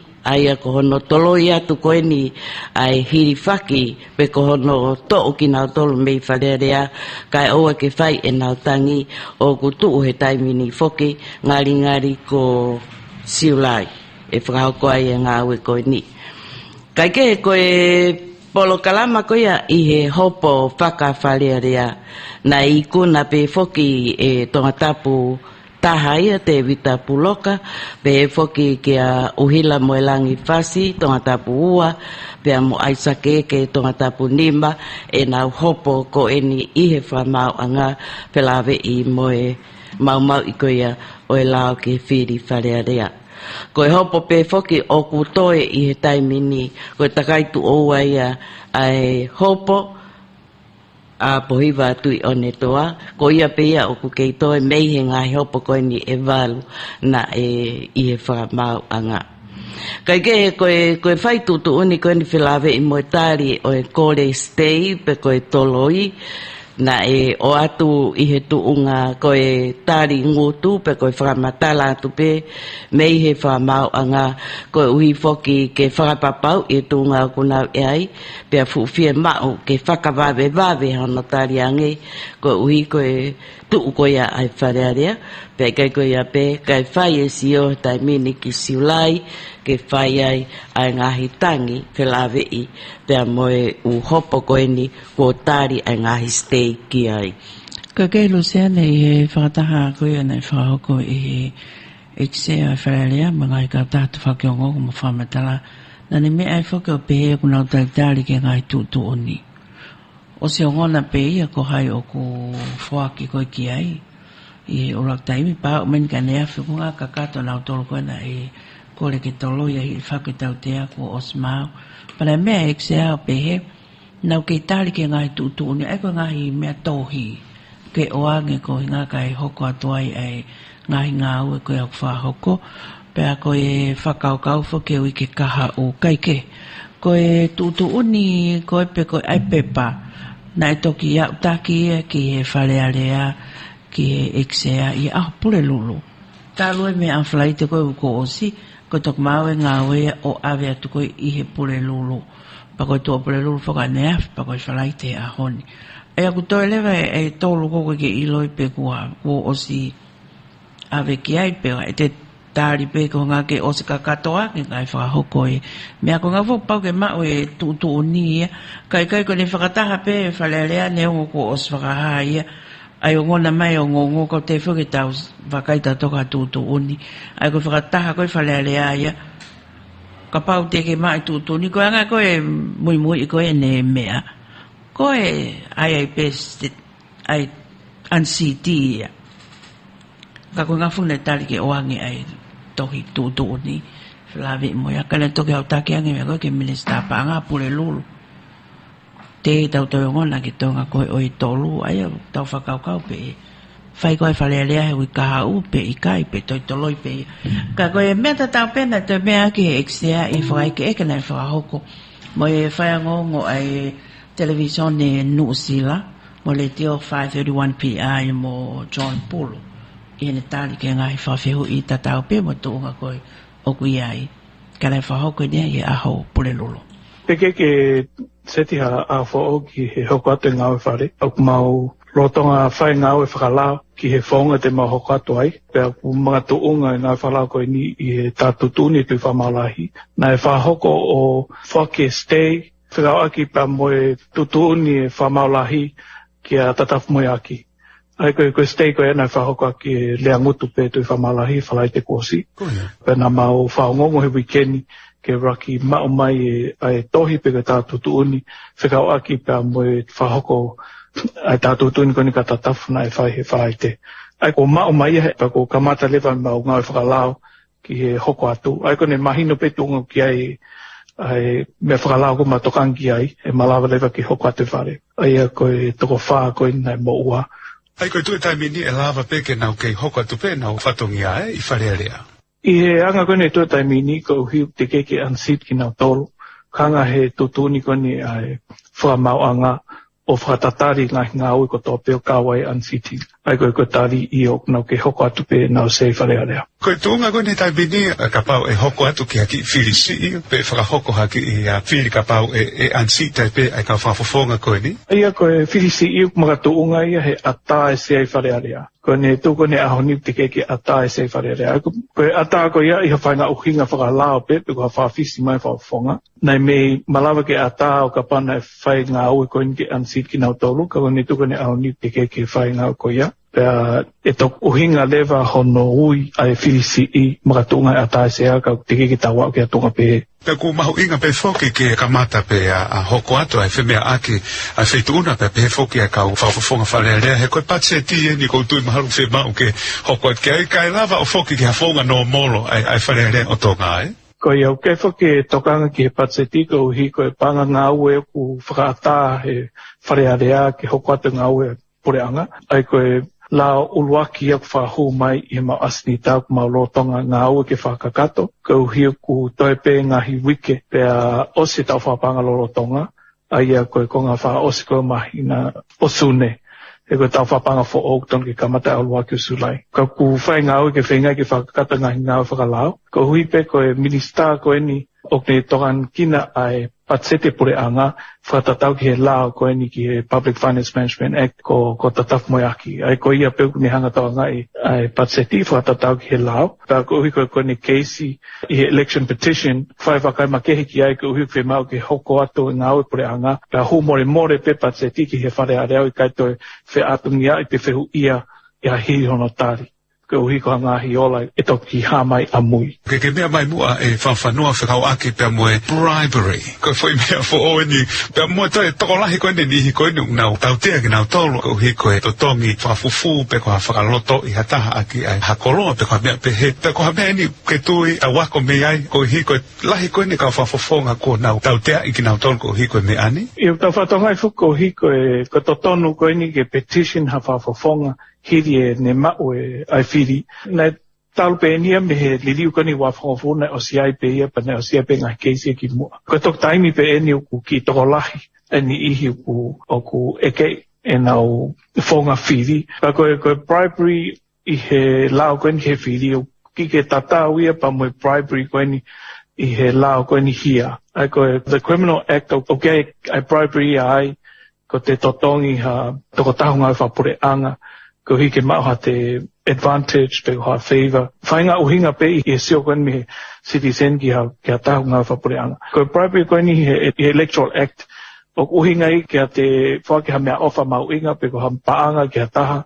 Ke whakaona ki nau tolu ke nau whiri pe tai whiri ha taha pe ko kita pe ko ha take. Kia te au kuhange ko ki whai kehe. E ko uhi ko toko taha koe na ne mau e paanga na e whaki ki ai. O tonge mahino ke toko taha koe tau taina pe ni whiri ana. Ke uhinga ne whiri ana, ko ha mea ofa nai whakeang ha taha u kau he whiri. Peo hiri ko iau, whiri pe tō taha koe pa, ke taim kuk malo he tō taha nai whiri ki ai, me tō whakailo pe tō taha koe ia. Ke more ne se whare area. Ai kia te au koe lau maari whai me au hangi ko ki ata whai kehe. Ka ne omo koe tō tonu pe taha kotoa. I he whahenga whiri ko ia, pe ko ha taha nai kau ki he whiri, ke ne hanga o petition ha taha ko ne mao, I kuna e whiri lahi ko ia. Ai koe ngahi mea koe niu ku ngari whaau ko hiu ngari whepaki pa mo tau unga anga whatonga. Ke ta whake taha ku whai ai wakai ki ai ko hi koe na tula pe tonga ke tau whaki o awe haki mea ofa whakahonga ia ke nau taimi ko hi nau whanongo mai ke campaigni mo hau ke ngai whataha anga mo mea pehe. Ai koe ta whako ia John Paul o ko tui au ia e whai ngā ue ke toi whare rei. Ke mahino te unga o ki ai campaigni mani I koe ni na toi pore ke nā hoko ka kau whawhawhonga I he kāo.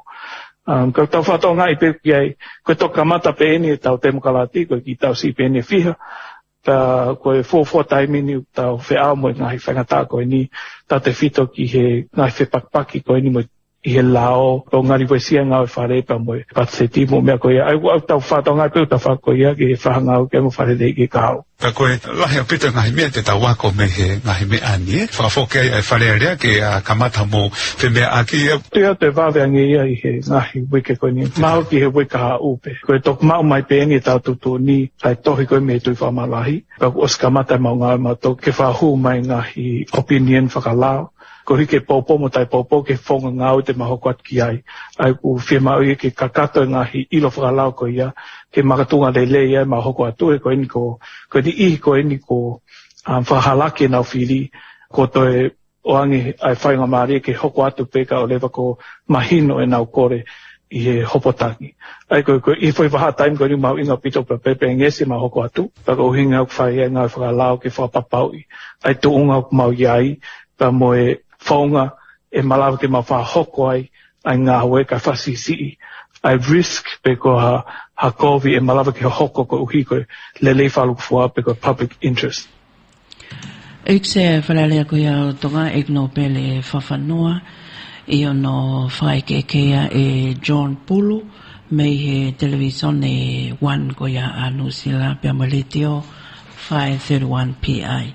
Kak maina me ni lo se le o gai pe ai hene mea mahalo ko wiki kau e wawe pe ko wiki kau i tem te tau o ko tokanga ko hi ko pau ke oange ai tu uni tohi mei he whakamau anga ke makatu ungai pia ko e whaike ko ni ahapule lulu ai ko ahapule lulu le toko oange ko e ai tu uni ko e ai whakamau anga ko ngā ko e tara tu uni ko e whalaite ko o si patoka ai ko paku tau fua to ai to e whuke toko tolu ai toi ahoi fihe ai pa toko ate hoko ahoi fihe toko ate hoko toko ke ka pai whakakato ko toa pe ia e ko ane afi ko e aho nieni na whakakato ai be ka whaiwhalelea i hui ka hau ka koe anga ia ko tu he taimini kai ke he Katalina o ko hanga he e o mea katoa koe ni o kutau whea moi e taimini o talambai ai mea tau mo ua i pe katoa ki tau tolu ho tau whanua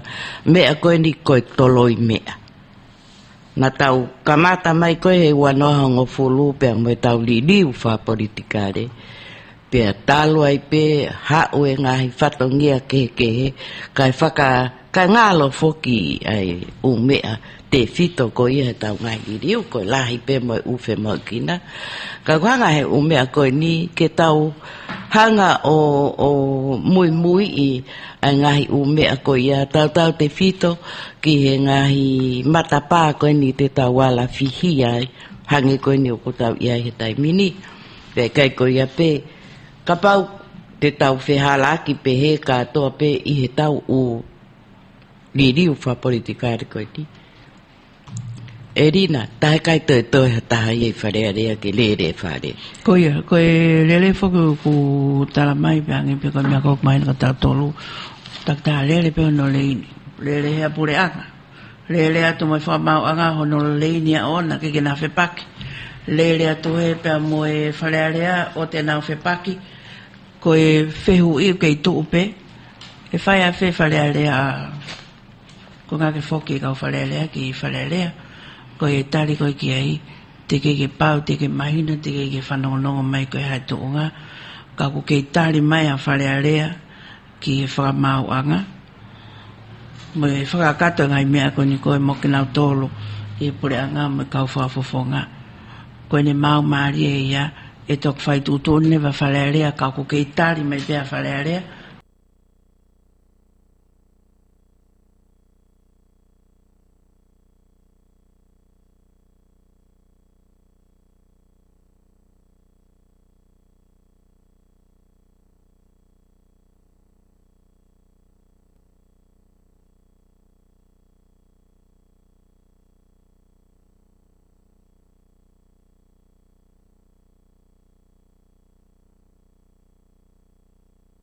Katapio ki i motuhia mai e tau ngongo, kai tu peke uto e wakai peki ai.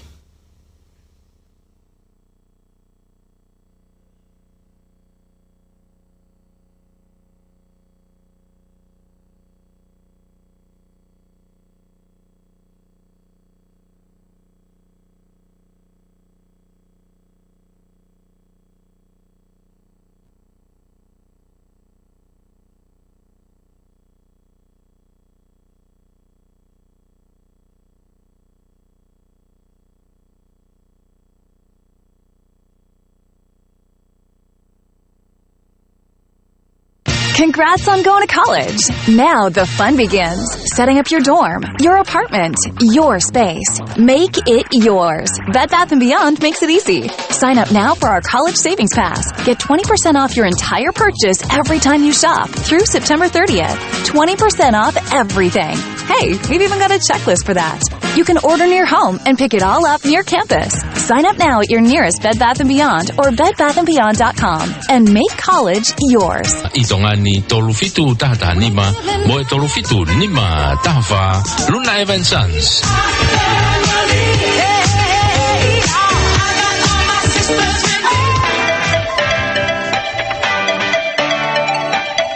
Enterprises never rest in any time.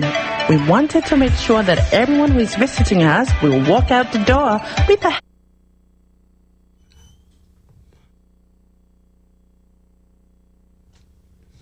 Radio Vake Tarifula ko tau tai mito full maono ki he taha me San Francisco, California tako e lava le lei pe ia e tau ngahi o ngongo ko ia pe me tonga eki o ku tai le lei pe ki motolo e mo kainga pa me fa malo la hen ki FM aval fit po ni ma ko ui ko tuk mai tau ngahi o ngongo fakai ki pe me tonga eki e aho ko to pe tu ke pe ai aho to na ke na tolu aia ko aho falai te ko ia e te tau hoko ko atu ai fai fatongia pe mo tau ngai pol kalama i hoani te tau tok mawai e tai miwa aho ata i e kai hoko atu ai fai fatongia ai mo ngai pol kalama pe me Seattle, Washington ni ua ke ni ma te tau fe awa mo Seattle ni ma ki valu te tau fe awa i pe mo Victorville, California.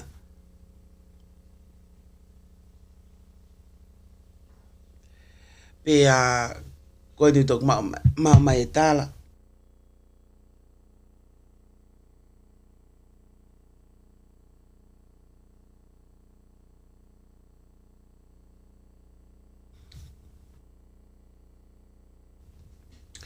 Koe tok mai e tala, ui kai lava me proklama Victorville. Ko ia te tau hoko atu pe anai i he nima me San Francisco o lere ai ke hoko ai hongo fulu mataha. Kato mua ke o atu hatau ki fas, ki mua pa tau tok hoko atu pe mo e tau ngahi polo kalama me Radio Vake Tarifolau.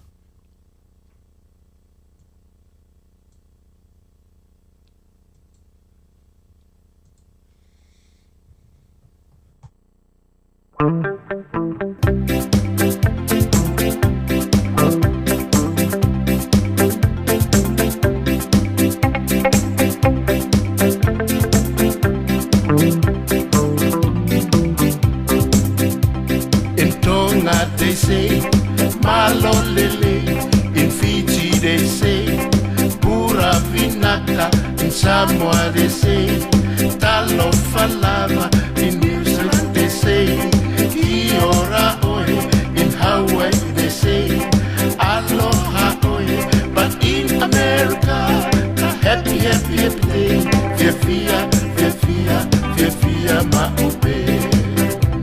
In Tonga they say, Malo Lele, in Fiji they say, Pura Vinaka, in Samoa they say, Talo Falava, in New Zealand they say, Kiora Oe, in Hawaii they say, Aloha Oe, but in America, the happy, happy day, Fiafia, Fiafia, Fiafia, Maupe. Awe, awe, te vai le Tahiti, whakalamre tāna oe, alomilomi e. Awe, awe, te vai le Tahiti, whakalamre tāna oe, alomilomi e. Tahiti nuru ia te whare aue, tauga herea.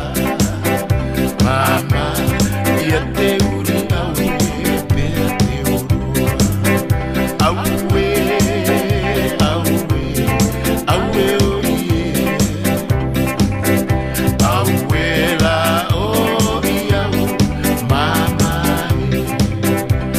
the investigation turns to the issue of social media.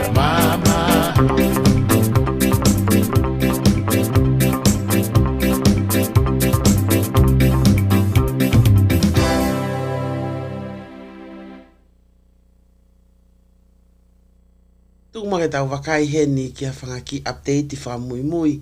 Whika waki pia mo tukunga o ne iai ai whatotolo koia ki he whana ne whahoko i Texas si, piko i Uvalde, Texas, pia nesi malo lo ai whana wako e toko tahiva, pia moyongo whai ako e toko ua, ai ne toko ua taha whakakatoa, ai whana wako ne nau malo lo koia i he whana koe ni i Texas. O ke hoko pe fo ke whakatatolo ko ia ai kau polisi.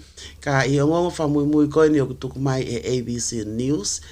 Na e whaia hano whaka eke o e wha ko ia o e tō taha na ne whahoko ai whana ai a ta uhongo full maa malo.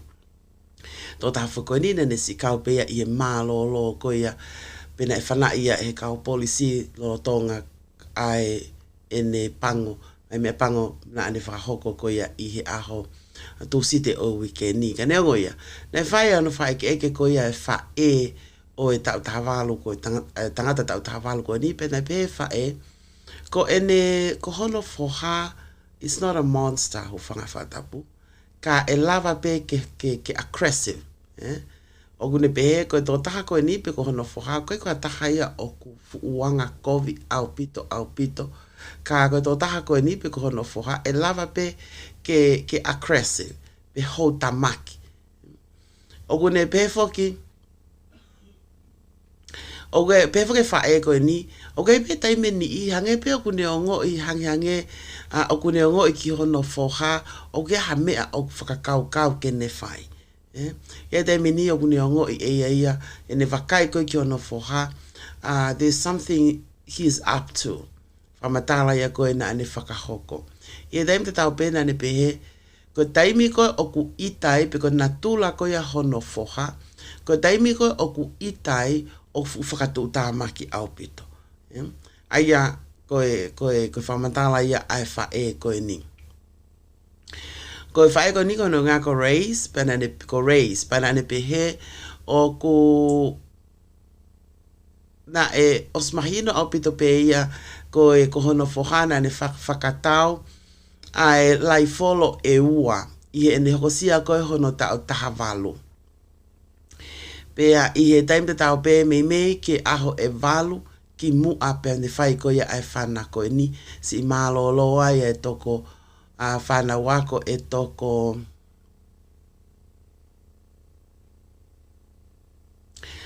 whana wako e toko tahiwa pe mo whai ako koe ni e toko ua. Koe o whai ako koe e toko ua. Na kau gina tolu ia hono pehe tahana wa he o whai ako to amo oni. He koe to tahaya na ua na e si i o hofi e ai ki tamasi i he loto loki ako o whana e ai o si i malo lo koe pe amo ia. O to iai mo toko tahafitu ia o gnau kei lavelavea pe o kei whaito o ki nau tolu e ngai whare maha ki Texasi. Aia ko toko tahafitu koe ni o ku kawai ai ongo ka ofisa pe ka polisi e toko tolu pe kawai tfukiai pe mo kui ko ia a Ramos aia ko hingoai ki tamasi ko ne fai e fana pe o pehe ko tu ko ye taimini ai kui ko ia ai a Ramos pe ko ina ne fai e whana o ku ne kahangehange te ne recover. Ngai aho ko ia ko tau tok mariu ne tok mariu atu na e pehe na e tuhe tunga whatu tāmaki au pito e kui ko ia ki tamsi ini. O ku pehe foki e whae ko ni a Ramos ko tuhe taimini ulahe au pito ita o kua kakai au ita na tolo lahiange i he ita ai whahinga. Ka o iai a ene ongo i fie ka o ngā mamahi au pito tau te fito ke mātua ne si mole e nau whanau pena e si mālolo a e nau whanau. I e taim te tau pe na ane pehefo ke whae koe ni na e kai ke ne ilo e ia ai whakatau me a whana ko ia a hono foha. Na ane te pefo ki koe kene kei lava ia whakamatala pe amone si lo i mata ia. E kene lava ia whakamatala a ene wakai atu ke si whanau ko ia na na nau si i malolo pe a me he whana ko ia na whakahoko e hono foha. Ni ai foki e kaunga ako o tangata ko ni ko Ramos na ane pehe.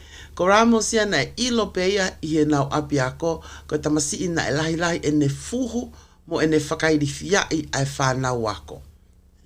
Aia koe tahaia ai ngai whamatala pe me kau ngā mea ko ia pe koe kau ngā ako o Ramos o ne pehe, o nau pehe tamsia koe ni na lahi fuhu pe ia na ne whakairi fia i tamai ki ako i nau api ako. pene nau whatokanga ine alupe taimi ke whakalalahi ange a ene whahinga a tō onga koe ni tata te whito ke tau e ua koe a kua osi. Na e te pehefo ki e taha kaunga ako o ki tangata koe ni. Na e taimi e taha na e hanga e Ramos ia mui mui i a taha o nau kaunga ako. A nau kaunga ako pe a ne mui mui e ia ke ne hanga o whakalawe ai. Ie taimi te tau pe foki, ko o si mahino pe, ko e whana koe na e kamata ia, i ene whana i koe a ene kui, osko ia pe ane toki whakauri. Ngā oe aki a e kā koe a ene ongo kui.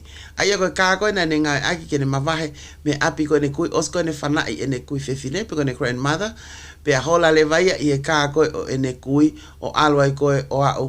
Ana accident fo ke ki mu apato kia o atu koia ki apiako koia u iloa ko Rob Elementary School o hoko ai e whana koe ni. Whaha koia e ko wana o Texas na ane pehe ka pau ke taha o kune whana i ene kui o kuia i e whahinga whakakaukau whakalilifu o kune mau. Pe o kukau pe lava ke categorize to taha koe ni ko to taha o ku evil I hono mafu I anga koe whakamatala ai ko wana koe a Texas crack aboard. Nā ne toi pepe foki koe whahinga evil ta taupe e mao e tō tākoe ni ke ne lava o whanai pe ke ne lava whana ai whangaki I whanau vare vare pehe I anga koe ai whakamatala oku o mai. Taha e whankio ngongo update koe a whekau aki pea moe whana koe ne hoko si malolo ai e whanau, whana koe ne hoko koe I Texas. O koe watu ia pea mei he ABC News.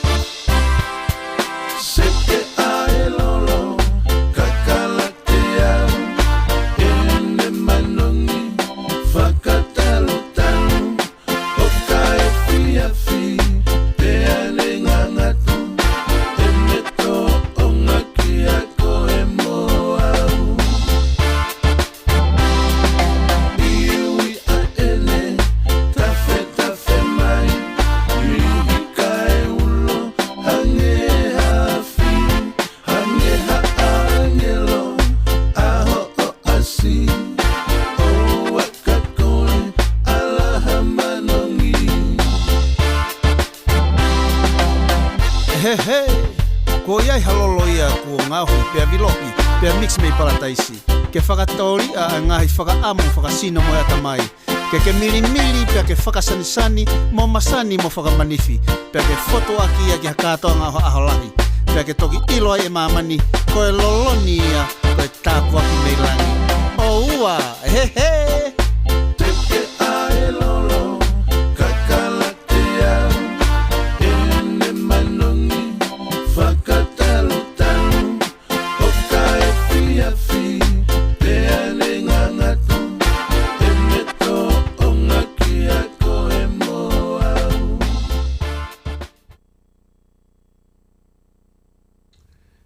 Toi tau minite tolu ki he taha, pe a ko ate foke whanga ki update I whamui mui whekau aki pe a moe mea koe ne hoko I Texas I he weekend ni. Pe a oku pe foke to tako ni na e na koe na ne whae whana koe taim koe na hua tuai ki he api ako. Taim koe na hua tuai ki api ako na keiki iai ha tahaia pe ugai ha whahinga a kakai ke nau lava o ta ofi pe ke nau sio o iloi ke eke ki ai I tua pe koe hana ene mea autokan ki ai. Tau lawe I pe taim ko tau peu tau o ai ki o tau ngai api ako o pau ke tau whetau laku maa tahai tua. Pe askoia pe eke mai ko o ko hamea ke tokanga ki ai ki mua pa te toki alu ke loto api ako pe ke loto whare ako.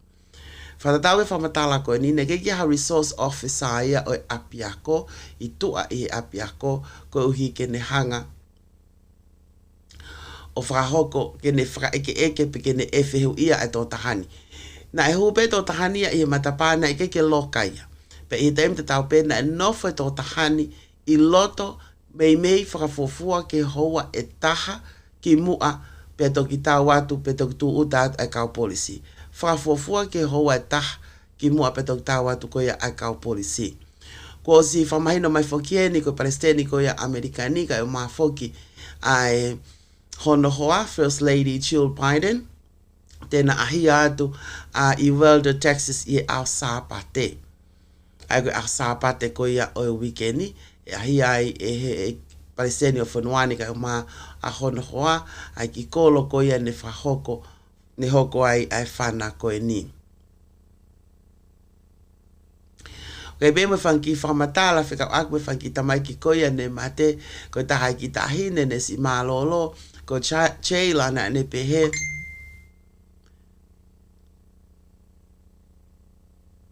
Na pehe e whae. Koe aho pompong tu si te na e kore angai he ki tahine ya koe he ne ki tahine ke oa mua alu ya ki he ako. Peke nofo ya me ako. Ka ihe... Ihe kana ane na ne korean ke o ale ki ako ka no fumu aya he ako ka ie tangi ko ya fa e ko ni na ane pehe ko ne tangi mama he ka pau pe na tu ki hono ofe fine o wa ko ki ahoni e ke mo uipe a kole ko ya hono ofe fine ke si ke ne si ma ope mu a hamalo loi api ka o wa e alu ke me ako ya ki api ako. Karenga hoi me kainga koe kota tonu e taha, pia tuku mo ke ate tau whanki whanonong koe ni, ki mua pe tau hoko at ke tau polo kalama hoko.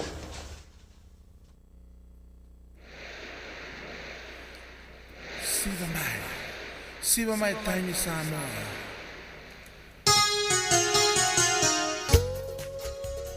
Hoi ki mo kainga tonga i kale, o kuke fie mauna i hao ke ha moa o iloa koe ie vai pe ie ini, awa. Ko ne pepe ini o kuni whakamahino mai ai au iki ai kieni pia koe mate lalanga seuke hange iana e lalanga i kamisini kako eni koe si nima amo peia si ngai whae me iha amoa. O kumao hene sais keke ika ingata pe i au kako lahi o i kie tā mai lewa ki hoko pia toi putu pe whakatau hao kie ke laulo tahai ho foi pere i kare. Fika telefoni valu noa valu Fani mafitu ono fa hiva ono. Valu no valu, fani mafitu ono fa hiva ono. Koe lotaki enterprise here.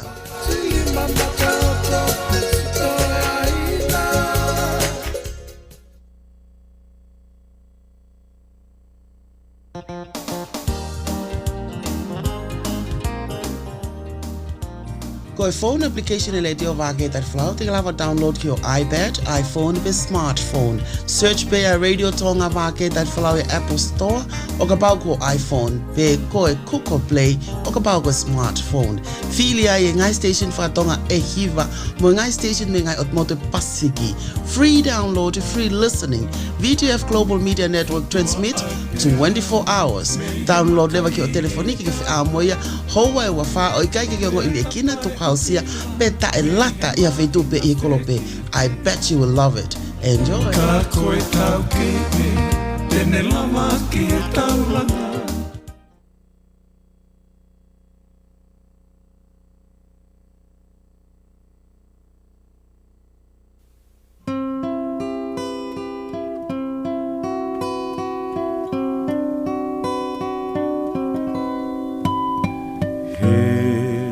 Talanoa mo whakamata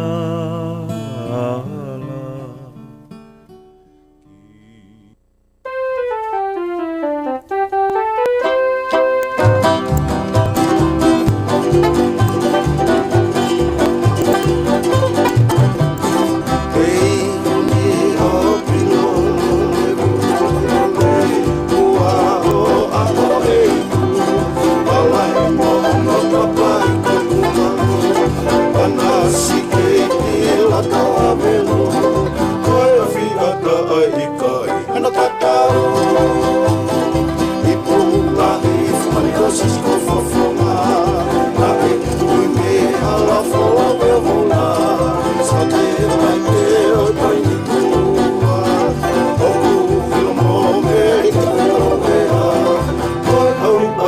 foi ala mea piki pea vela.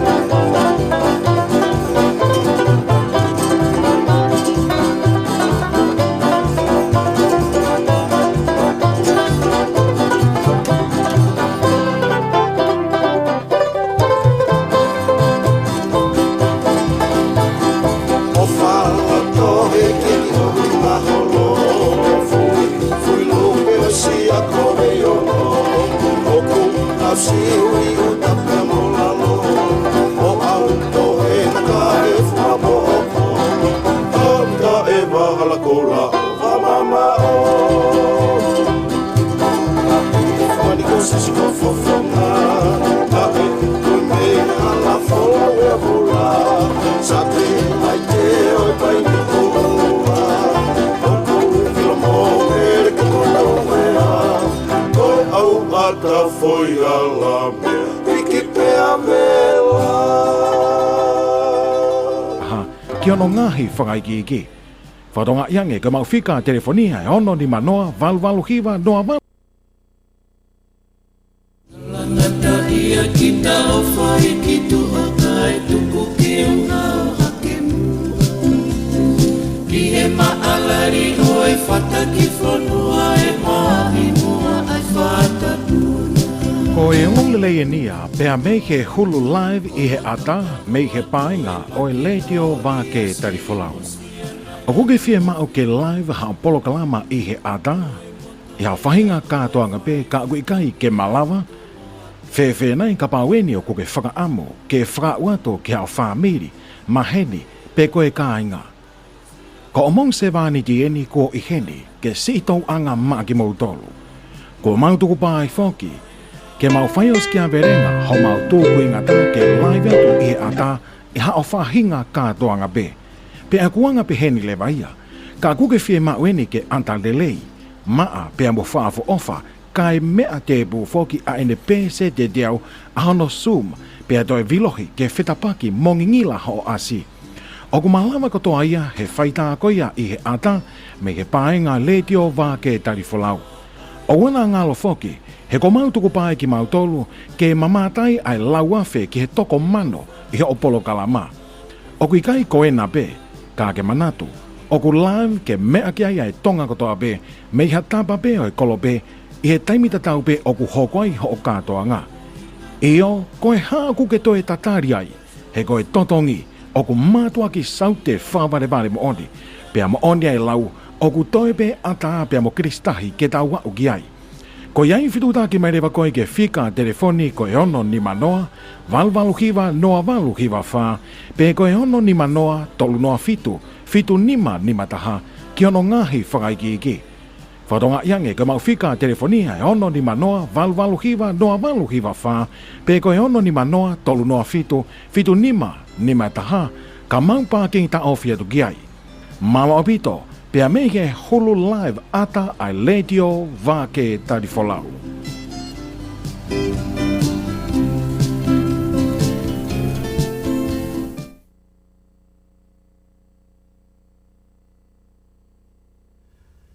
Leitio wā ke tarifolau ko tau taimi ose mini te fitu pea mei he tahataha. Ose mini te fitu pea mei he tahataha. Hoek me kainga ko e tau polo kalama koe ni e hoko, ko hi koe mahu inga koe e tau wakai, ki e tūkunga o kuiai a e hunga tonga pea mo hunga haapai. Ko ine whai e polo kalama makehe koe ni e aho e ua koe a kua osi, i tonga eiki o whakahoko ai e whakamatala, o whekawaki pea mo e savea koe pe koe ola o e savea ni whakahoko koe i hunga tonga pea mo hunga haapai. O mau inga o pito ke tau la vei, ai tūkunga o kuiai ai ongo mo unga afi koe ni, ko e whamatala koe ni, pe koe fuafua tuku atu ki mamani ai ola o e savea whakamamani lahi ki mo unga afi hunga tonga pea mo hunga haapai. O ku whahau ko whokieni, e whatatau ke ngai whakatotolo, whakasainisi kehe ne whakahoko ia I tonga. Po kalama koe ni whafofua ke Hawaii ua, ka ko whaampe ke tau toi wakai ki ai. O gai e whamalo ke tonga ke broadcasting.com, piko FM aval fit po ni ma, ko hui koe na o mai ai koe na hiki video, ai whamatala koe ni, ai ane whahoko ai whamatala koe ni pia mei he convention center koe ia o wha o ne lua, e taimi ua ho ata, e aho ua wha koe ia o me. Katu mua ke tau wakai ki ai.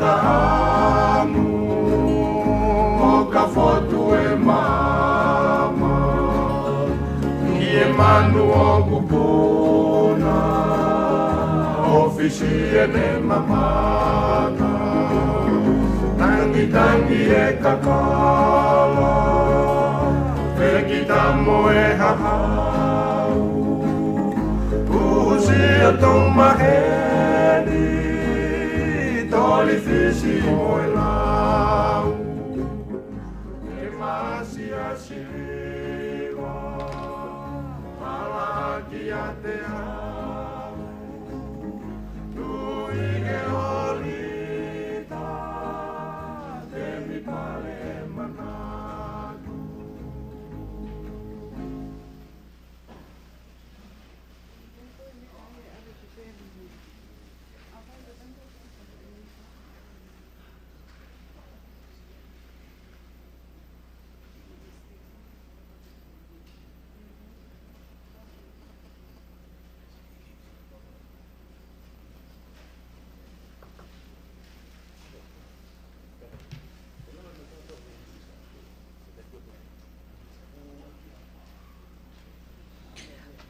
Ko le peke hu whanga ngai whatapu o te peke wha o atu me he whale whamafola leani kai o atu ai whamafola makehe ko ia o e howani whamafola tueni me he whale whataanga ko ia o wha o ne lua pe ko e wha o ne lua Convention Centre i loto nuku alofa Polokalama whako e ni ko e polokalama mau inga e ni he ko e fuafua polokalama e ni ka ko e whakaha ai ola ko ia e savea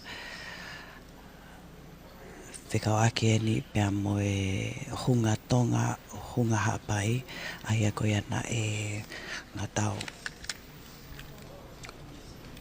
to whanga ko to ai i Sanuari au tani mako ia o e tauni ko si maumari e mai e ek minister e Patungau e savea ka ko Lord Tuiafitu ka pehe foki ai kaunga awe ai CEO leo leo pe ko e Deputy CEO Paula Loamanu o kui heni foki mo ni ihi o kau Palo Fesa me he University o Okalani Palo Fesa Shane Cronin ai a ko e tahaya nau tolu kaunga awe na nau whakahoko pe tataki ko ia ai ngā awe ki hono wakai mohono whatotoloi ai tuunga koe o kuiai ai maunga awhi koe ia nai mapuna i tongani i Sanuari. O toi iloa pe ai polokalama ko e ni i he lea whakapilitania koe first view into the Hunga submarine volcano and results of Tongan-based scientific investigations. Ai a koe whakaikiikia koe ia o he I e lea whakapilitania ai mahu inga mo e mawhatuktuki ko ia polokalama ko ni ko ia ko e fuafua whakaha e ni ai ola ko ia ngai whatotolo ko ia ngai whahoko he kau Palo Fesa ko ni I he time ta taupe o ku lotonga whamafola toki e ni I he pesi Facebook ko ia ai walufitu poine nima ai o iloa pe ko Broadcom Broadcasting Lolotonga ko ia ai polokalama o ki ai me kakai toko lahi au pito me to apule anga ka koe kau matau tau me kau sai nisi I he mala e ko eni o e mo unga afi o nau kau mai o whafo mai I he Zoom me he feitu kehe I mamani ko whatonga I hi fok to lahi au pito ak nau tolu I he polokalama ko eni I he Zoom ak nau tau kau mai ke Zoom ai nau tolo ko e kau Siapani I heni foki pe mo e kau whafofonga to lai au pito me he ule anga ko ia Siapani I he wa ako ne chai kau nau kau mai mo nau tolo ke polokalama ko eni Watape mo e kere eiki o hatalaua Watap ki a lotu ia fitu pe ki a ho eiki Watap ki Hamada Apure. Watap ki he CEO e Putngawe. Pe mo kau whafofonga. Watap ki he whafofonga mi he Japanese International Corporation JICA Agency. O kunau kau munau tole a horon. Watap ki Luciane pa mo Lady Luciane, mo ho ek o kunau kaunga fai fatongia ki hono tufaki ai ki ongongo mo ki talanoa e hoa koen. Tuk mo ai whangamari koen ke whai hano whanofo e tau ki po kalama ki mua patato kamata. Takpe no pere kone hiripe haku whakarea koe ni te u kōrerewa ki he CEO tokon CEO Paula lo amanu koe pure e wa ngawe ki he savea ki tofi api ke ne whakahoka tau lotu pe kone hiripe ko ia pe a whakahoko rewa e lotu ia fitu ai mea taitari pe a hoko atu ki he presentation ko ia o ia ho whakahoko ia e palofesa Syncronin pe a whai pe mo e tari mo e whihui mo e tari pe a pehe mona whakamā pōpo pe tok a whangatuku atu i he CEO Rosamond Ping i ne osi pe tok tāpuni aki hatau lotu tuku. I taim tatau ko whe whakahape ki he ke mo tolu mo mea mai he hauani o kia pe mo e whahinga ku nau mea mai mei muri mei Nusila te nau iai pe nau ngahi whehu i he taimi koe whae whakawhehu i ki whakatape haki taimi mo ngahi whehu i ka tek nau tolu. Ka koe mauia e tau whakaronofo ki hauani pe te u kore rewa hen ki he tokon CEO Palalo Amanu ke ni whahalot kamata matau tolu.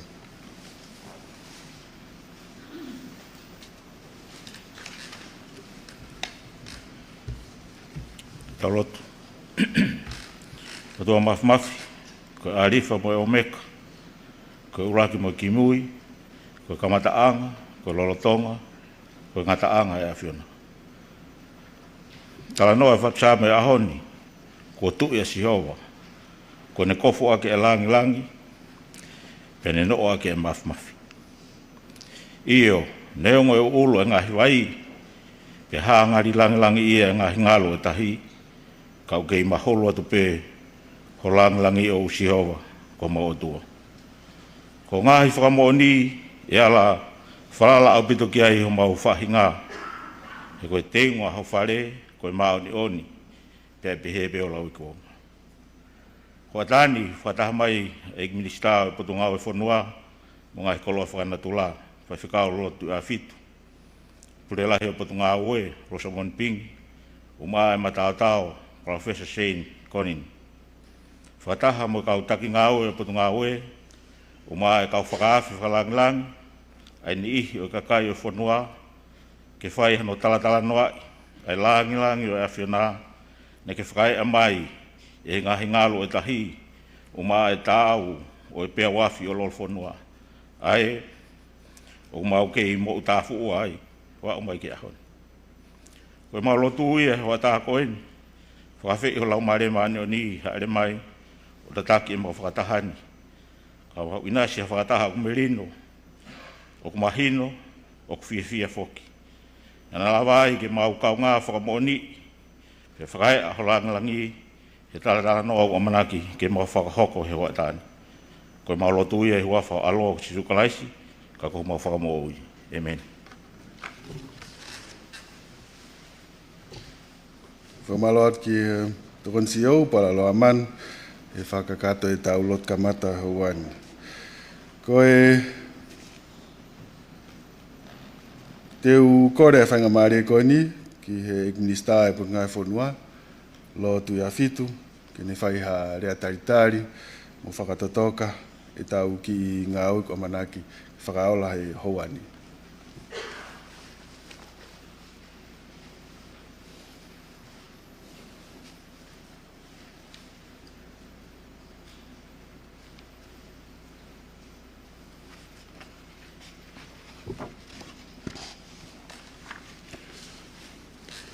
Tape moe a whio ai o tua mafi o tau rotonga. Tapu pe moe ke tupu a taklaua. Tukunga e whanua me tau whatunga motua. Tapu moe tuia tonga, king tupu ono, koe hau e o tonga. Tapu moe tahine koini, kalauni. Tapu ke tama pinis kalauni, kau mai whare o ha moe ofa. Tapu engi tahine prinsesi, Charlotte mawhile o Piloreu tuita. Whata benigi a Luciane Lady, Luciane Wani, o eki. Whata benigi he eik pare mia tonga, ka mai tokon pare mia, sea e wharerea, ka mai pure a ngau tonga. Tapu ki he haatahi whanua. Whata benigi he tare kita e potunga awe. Ngai whanua, kia moe kroa, whae natura, kau mai, kau taki ngā aue kotoa pe, a pat ngā aue.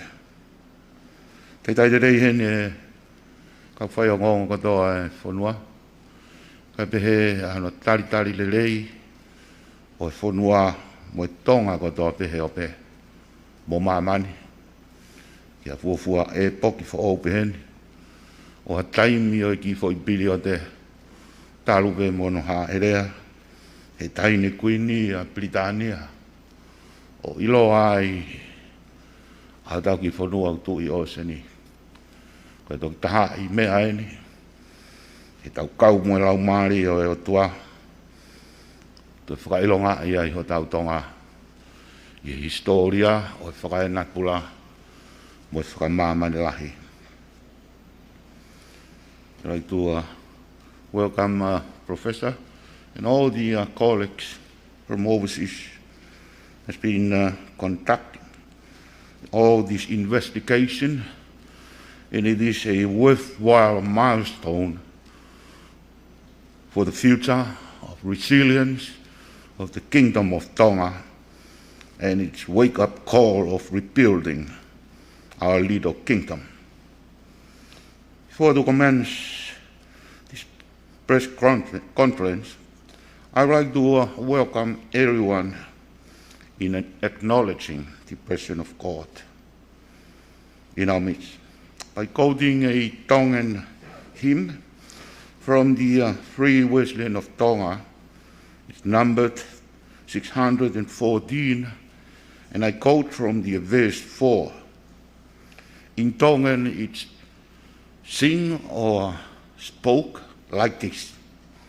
Mea whakao whoia e tau hao mai, tau tuku, gloria, ki o tua ilange.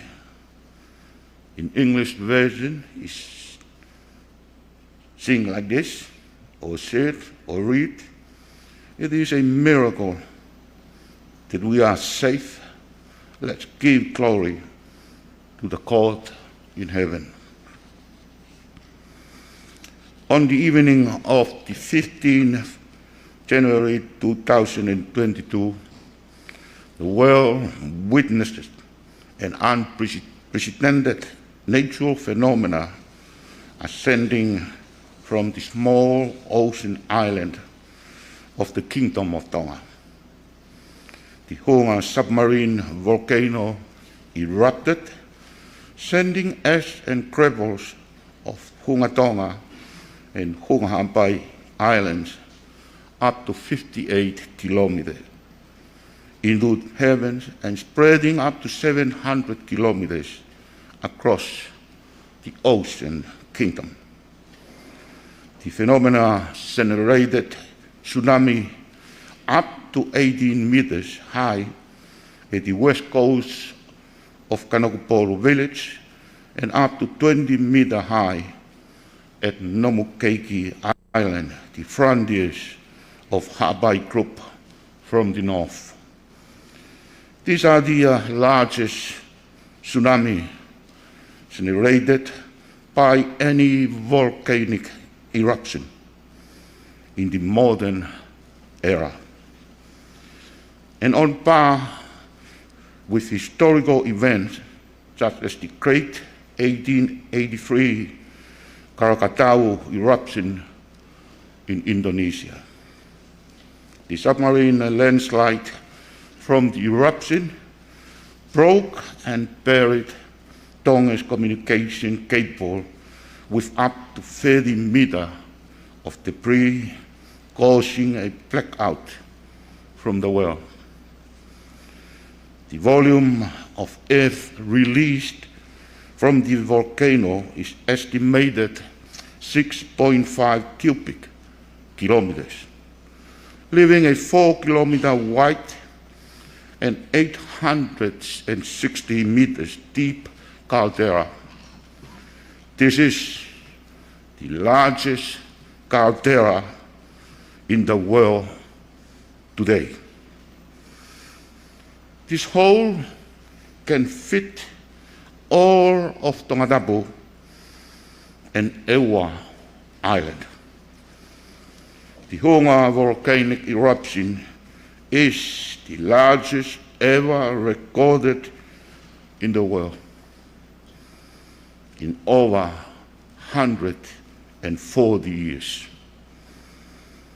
The world anticipates total devastation to the kingdom, yet we are safe, and we should give glory to the God in heaven, our Almighty.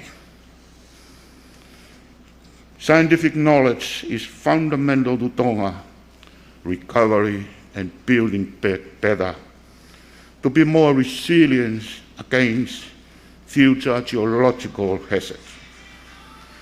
Hunga volcano has a 900-year return period, but there are at least 10 equal large volcanic centers, both north and south of Hunga. Therefore, scientific investigation for Tonga needs a continuity. We are here today for the world's first view into Hunga submarine volcano and the result of Tonga-based scientific investigations. This has been the result of over 2.5 months of geological survey on land and at sea by the staff of the Tongan Geological Services with Professor Shane Connin from the University of Auckland. Thank you, Professor. This was indeed a tireless endeavor through the COVID-19 lockdown, restriction, and isolation periods. In spite of all obstacles, we have achieved something worthy of contribution to the science community. The ministry is grateful for Professor Cronin. You have sacrificed your time and committed your energy to undertake this critical role of scientific investigation. And in your passion for science, you have transferred your knowledge and skill to our local people.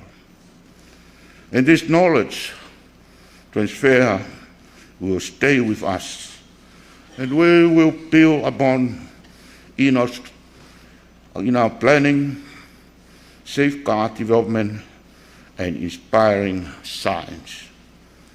We also acknowledge that you will be coming back to work with us regularly over the following months and year, and you and the university are striving to help build our local capacity. This knowledge transfer also contributes to capacity building of the ministry in scientific investigation, and in apparent now the science is a fundamental element in development of a safer Tonga or a safer society. The ministry anticipates future collaboration in promoting science for resilience development with your university. We are grateful to other international researchers around the world and contributors to the investigation of the Hunga eruption, for the result today is also owed to your kind collaboration. And we encourage future partnership with your agencies. Ladies and gentlemen, we may now turn to the presentation of the hour. I'll give you Professor Jane Cronin Maro.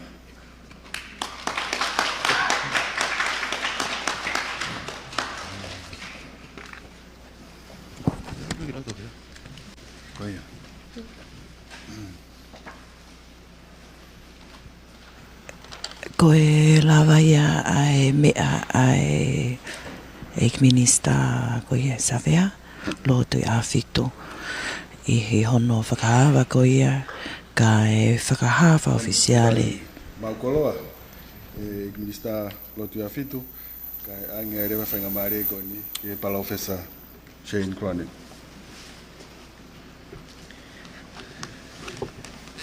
Tēnā koutou katoa, malo lele, and malo opito. I thank you, Lord Tuafitu, for welcoming me here and hosting me here. I also thank Rosamund Bing, the CEO from Ministry of Lands and Natural Resources, for all of her help in facilitating what we're doing. Deputy Director Taniela Kula for all the on-ground support, and all of the staff of the Tonga Geological Services who have worked alongside me over the last 2.5 months. So before I start to talk about some of the scientific information and become excited by this, I want to just acknowledge the stress and harm that this eruption has placed on the Kingdom of Tonga, and I know that many of you have suffered personally from this, and there are many people that are still traumatized by these events. So I wish to acknowledge that this has been a terrifying experience, and for many people a once-in-a-lifetime experience that they never want to see again. So I hope that in seeing some of the images and work today, that this is not bringing back any of that stress, and I hope that I can help to answer some of the questions that you may have regarding why this such a big and terrible thing happened here. So I will be presenting today some of the results from different parts of our field work over the last while. This is work that we have only been able to do here, and it contributes to international science. So there are many people working in international science on all aspects of this eruption, because it has been one of the largest events that, as we heard this morning, as one of the largest events over the last 140 years. This means enormous international attention.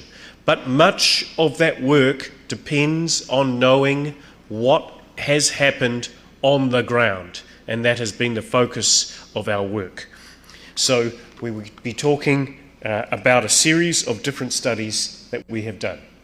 I will start by talking about what we have learned from the eyewitness views, and many of you experienced this eruption, and you experienced it in different ways. All of the ways that you've experienced this have been valid, and by gathering information from different people and different people's perspectives, we have actually learned very valuable things about what made this eruption so violent, but also what we can learn from this event that will help us in the future. We also revised and looked at some of the assumptions around volcanoes and how they work. This is both internationally but also locally. We looked at ground data from ash mapping, ground data from tsunami mapping, and we also looked at and analysed data that we have collected in the years before this event. So I have been working with Taniela and his predecessors in his role in the Tongan Geological Services on volcanic hazards in the Kingdom of Tonga since about 1999. And so we have many experiences from the past that we can draw upon, and the geologic knowledge we can draw upon. We also conducted the first marine survey on top of the caldera of Hunga, and we have some startling new results which I'm hoping will impress you and also help you to understand why this event was so significant. And I will talk then about what are some of the ongoing implications of these findings. So these are photographs from an eyewitness who was on a boat just north of Tongatapu during the eruption. And they are important because they capture moments in time during the eruption. They help us see that at the beginning, this eruption was actually quite normal. This was a normal type of event that has been familiar to many of you from Hunga over the last years. 2014, 2015 were many of these such eruptions, and the beginning of this eruptive phase can be traced back into December of last year. Now, this initial eruption very quickly changed. So you can see the time here. Only a few minutes later, suddenly this very big mushroom cloud tells us that we have a rapid change in explosion. Another very significant thing from my view is a few minutes later at 5:25 p.m. we have this very large cloud, but my attention is drawn below the cloud to these smaller clouds that are radiating outwards.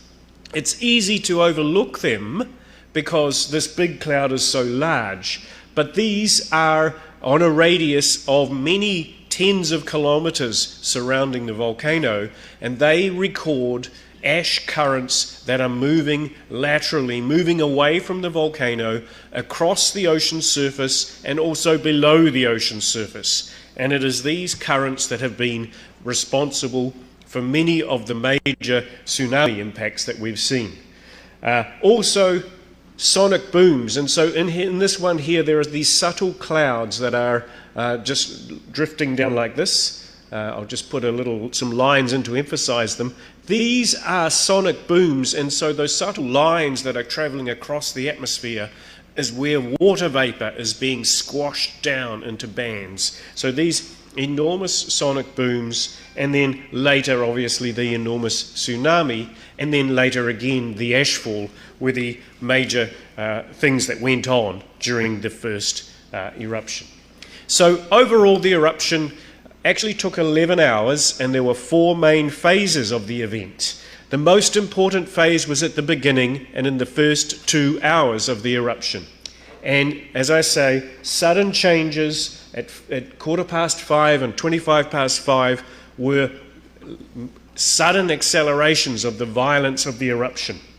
These changes indicate now that we know our field studies and our marine studies, that new magma was rising.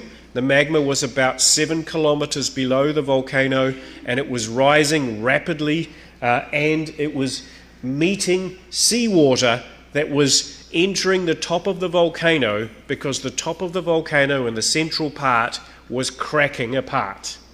Now that cracking apart allowed seawater to get into the magma, and then we had a series of these very violent explosions. So we now know that the rise and spread of this eruption was up to 2 times faster than the next biggest one that was on record from Pinatubo in the Philippines in 1991. And so just in the bottom corner of this graph you see a rise rate plot of Pinatubo, and then the Hunga one was much faster, the faster growth in height and also width of the plume. And this shows just how incredibly violent this eruption was.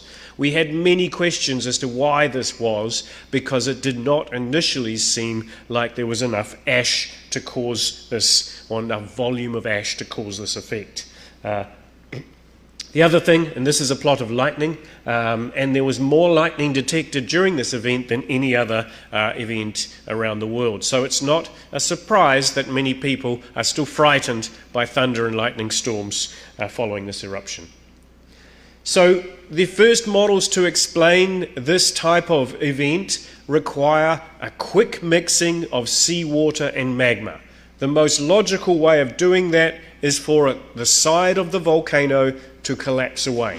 And so all of our initial assumptions were leading towards either a very large caldera explosion, which was seeming less likely, and more likely a big landslide or collapse. But we have now confirmed that that was not the case. And so the outside flank of the volcano has not collapsed, and that's also shown by the work that was presented by the National Institute of Water and Atmosphere Research from New Zealand yesterday. So we have concluded that the eruption was instead driven by internal magma pressures along with the magma-seawater interaction.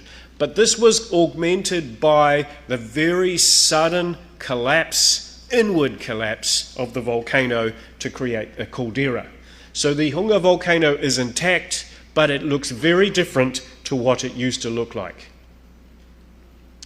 So the first part of our study, and this was during lockdown when most people were still at home, we were actually traveling around the country and we were measuring ash, and we were measuring its thickness, its grain size. We were sending samples to New Zealand for chemical analysis, and this is all towards impact assessment, agricultural impact assessment, drinking water health assessment, as well as understanding the physics and the explosion of this event.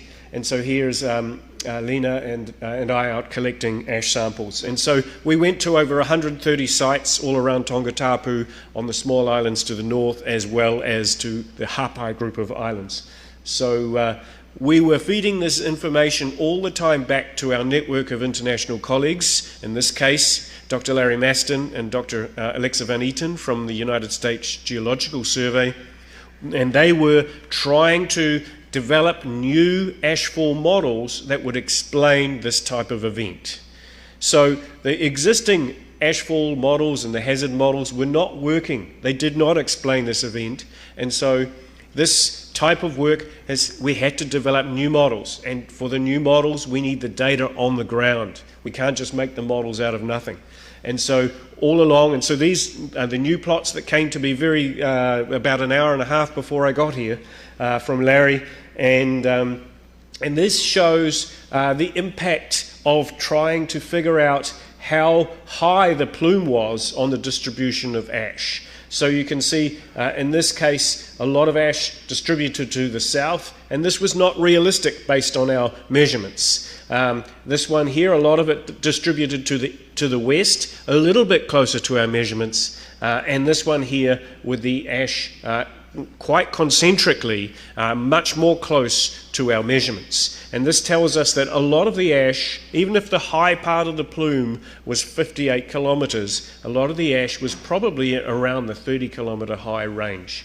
So what we've been able to do with the ground-based measurements, quite humble measurements out there with a brush and shovel, not exactly high-tech, but we were able to then put that into very high-tech models to make it much easier for us to forecast these hazards in future. So the next step of the work was looking at the tsunami run-up, and here we go a little bit more high-tech, but again, the type of technology that you have and you use regularly, and the Ministry of Lands and the Survey Department are also very familiar with. So we were using differential GPS methods, and we were out there measuring the run-up and the height that the tsunami waves reached in different parts of the kingdom. Now, a lot of international people were buying very high quality satellite data, and they were able to look at the satellite data and estimate run-ups from that. The big problem with satellite data is that you can see things on a spatial extent, but you cannot see the height. This means that when you do put this information into tsunami models, you have no control on how high it went. Because from the top, a very steep island looks quite similar to a flat island. And that's basically why we actually had to go and physically measure the run-ups. The other things that are very important for us to measure are indications of how high the water level was above the ground. So during this work, we visited something like 80 different locations around Tongatapu, on Whawha, Atata, Numoka Iki, Tongoa, Whanoi, Mango, all of these different sites, and we were measuring everywhere the height the tsunami reached, but also the depth of the water. And we can measure the depth of the water by picking out marks in the trees, debris being left up in the trees, and also by talking to people as we went to places and getting eyewitness information. So that took us a long time. That was a very long and complicated survey.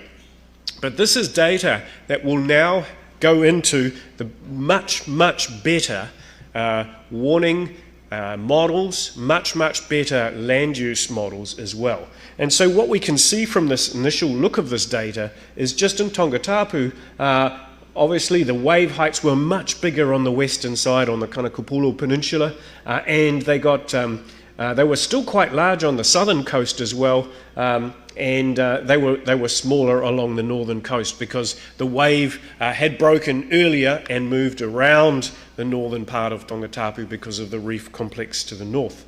And so let's put this into some context here, the same sort of information now plotted. We had actually quite big run-ups on the western side, and these are very unusual because we are so far away from the volcano, and yet the tsunami run-ups are so large. This is globally an unusually large tsunami. The wave travelled down the southern coast and also produced very high run-ups in places, and then it hit Ewa, and then there was some return flow as well. And also, interestingly, the wave hit the Tongatapu at different times. In Hapai, the story is similar. Most of the southern and western islands had very high run-ups, and as we went further north, the run-ups are a little bit lower. So what we can see from this and now from our field surveys is that the tsunamis were generated by a mechanism of explosion and also by the mechanism of these laterally spreading currents of pyroclastic debris. This is a very unusual mechanism, and also everything we'll be learning from here we will actually be able to put into helping other volcanically vulnerable parts of the world. So one of the big outputs from this, and there are several different groups that are doing tsunami run-up modelling. There is a Japanese research group, there are some two or three different American research groups. SPC is also having a group doing some modelling. This is one in particular, a group of professors from the University of Southern California and also University of Miami, who have been using our information as we day by day get new information, and have been fine-tuning a model for tsunami.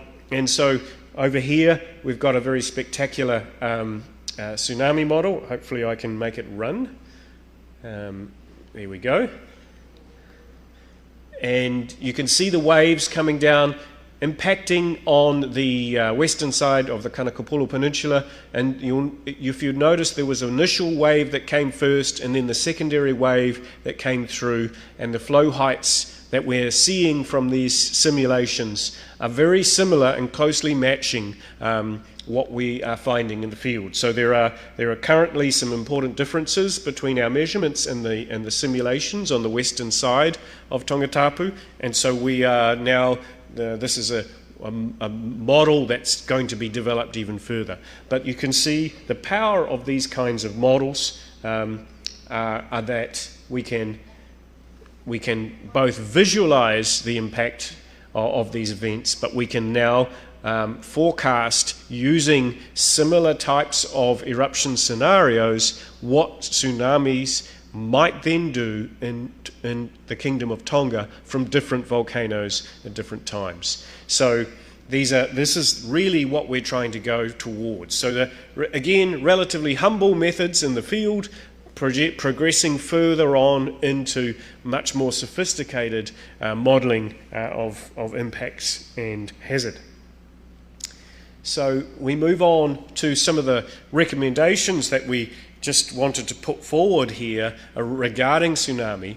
And those of you who have been out to the west and seen the incredible damage and seen that the coast looks so different to what it did before, it's a tragedy, but it's also an opportunity. It's an opportunity to think about how development proceeds in such locations. So this is all in your hands, obviously, and the ideas that I'm putting forward here are just merely some suggestions, but these are some considerations that could be put together when understanding and what might go on in the future on the west and in other low-lying parts of Tongatapu. So one of the things I would recommend that's easy to do now is to plant trees. And whilst trees aren't the most efficient tsunami blocking mechanism, what we did notice in all the places that were heavily forested, not with coconut palms, but with large trees, mango trees and various other trees, what we were noticing was that very rapidly these debris dams would build up.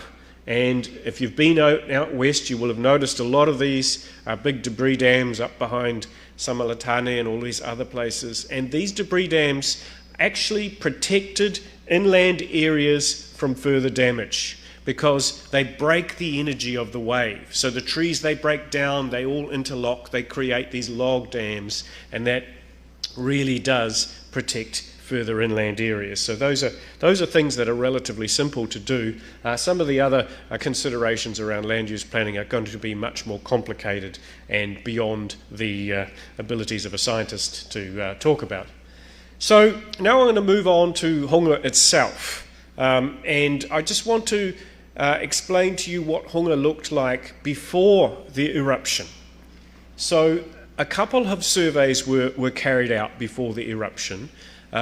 We were here with Taniela's team in the end of 2015, and we conducted a survey on the caldera using the Pacific Rose, one of the boats from Pacific Sunrise Fishing.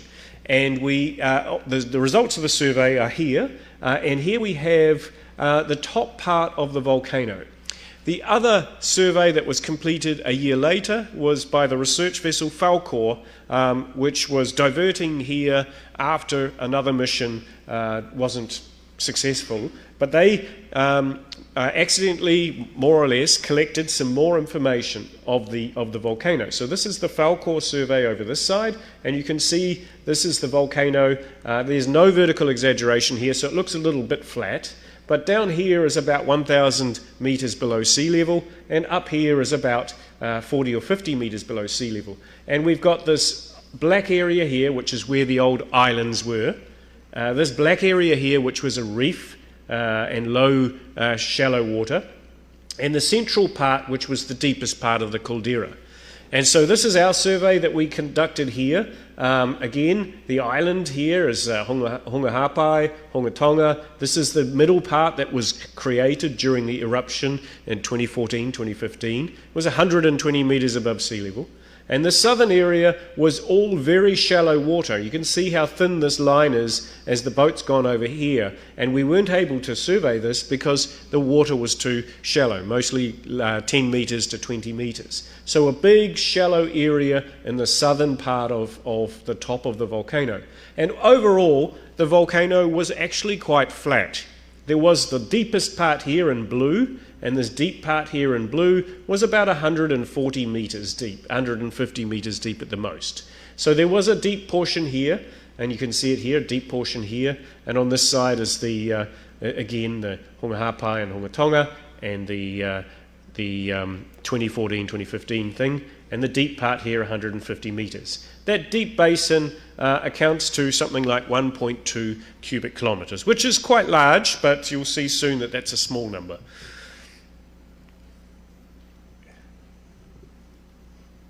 Did I skip something there? Nope, sorry.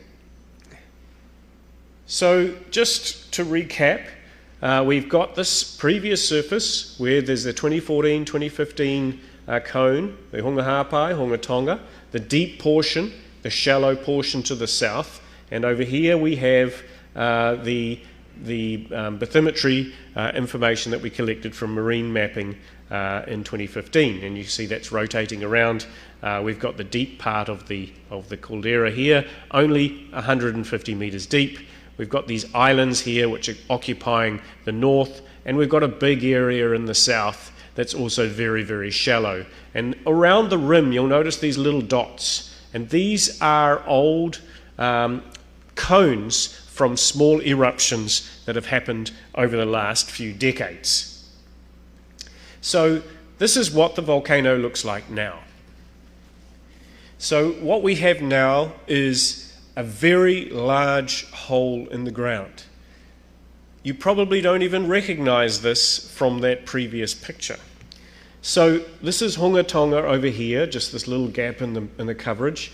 This is what's left of Hunga Hāpai over here.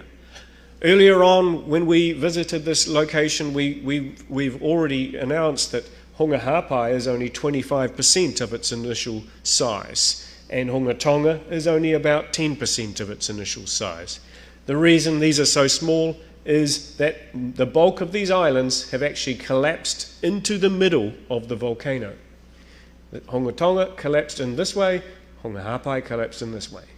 So we're looking from the northwest here, or north-northwest, and we can see that actually the place that Hunga Tonga sits on top of and the place that Hunga Hāpai sits on top of is still quite similar. The big southern platform, parts of it are still there.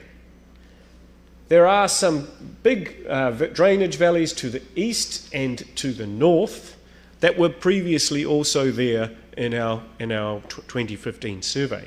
What is totally new is this great big caldera in the middle, 4 kilometres across and about 860 metres deep. And you'll see very, very steep slopes all around the edges of this. So the upper part of the volcano is between 30 and 80 metres deep below the surface, so the parts in red, and the parts in yellow are about 280 metres, the parts in green 500 metres deep, the parts in blue over 800 metres deep. So huge hole, and actually quite flat in the middle, because after the eruption much of the material fell back down. So this is a little view into the volcano. So we're just circling around the western flanks of the volcano. There's the deep valley to the north. We're circling around towards the east now, and we're looking down onto the central part, and you can see how steep and jagged that internal part of the caldera is. This is very unstable slopes on the inside part of that caldera, and what we can see is this top of the volcano has fundamentally changed. Everything about the shape of the inside of the volcano has changed, even though, as we also saw from the data from National Institute of Water and Atmospheric Research, the outside part of the cone hasn't had as much change. So this was, when we first saw it on the boat, was really astonishing to us. We were absolutely blown away by how deep and how fundamental the change has been on Hunga, but it helps us to understand why the eruption was so very, very large. So here's our pre-eruption view, 160 metre deep, and most of this very shallow. You can see the southern part of the rim is still there. You can also see where the 2014-2015 cone was, is now just a big hole, or part of the hole. There is a valley here, but it's still present. There is a valley to the north, and it's still present. But the big difference is this enormously deep hole here, which is in our Pacific Horizon survey. So I just wanted to point out the same features here. Number one, the southern ridge is present. Number two, this western side of the volcano seems fairly similar to what it was before. Number three, this channel is deeper, but it is still very similar to what was there before. Number four, the channel to the west, to the east is a little deeper than it was before. And the other thing is these little red triangles. These were cones that we saw on the bottom of the ocean floor. So each of these were individual little volcanoes that were erupting in 1937 and 1988 and 2009 and so on. They have all now been completely buried. So everything is very smooth here, and it's smooth because they've all been buried by this pyroclastic debris that has gone out sideways from the eruption. So the central part of the caldera here, drawn in a dotted line, this is representing a volume change, and these are preliminary numbers that we've calculated. We'll do some much more detailed calculations when we do the before and after differencing. But our preliminary calculations tell us around 6.5 cubic kilometres of material has been removed from the central part of this caldera. That's a minimum because the bottom of the caldera is actually very flat, so lots of deposits are sitting in there. And so the real base of the caldera is probably 100 metres or so deeper. So we have a very large amount of volume that is moved. As Lord Tuiafitu was mentioning, if we scraped all of the Tongatapu down to sea level just to fill in this hole, we would only get about 2/3 of the way there. We could add Ewa, we still wouldn't fill up the hole. This is a very large number. It's very difficult to envisage 6.5 cubic kilometres. But this very large number means that we can now explain why the tsunamis were so violent, why there was this global shockwave, and it also puts this eruption into the category of the so-called Volcanic Explosivity Index, or VEI 6. So most of the volume of this eruption, however, didn't go into the ash. It seems to have gone into these currents that spread sideways from the volcano, and these have been what has caused so much of the tsunami waves being so high and so much damage there. And so here's another picture, an eyewitness picture, and you can see the plume here, but at the bottom these pyroclastic flows travelling sideways that are so violent. So this is just a quick recap, and here's the 2014-2015 cone, 120 metres, now it's 400 metres below sea level. So what we know, though, is this cone actually disappeared on the day before the big eruption. So we know that this caldera collapse probably now began a day before the big eruption, and it was probably part of the process leading to the big eruption of the 15th. So this is quite an important observation to tell us what kind of warnings that we should be looking out for in future from similar volcanoes. And believe me, we have several similar volcanoes in the Kingdom of Tonga. You just need to look up the chain toward Tofua or towards Lataiki and others. So the Honga Rim has been buried by new material, and it's all smooth now compared to what it used to look like, as we described before.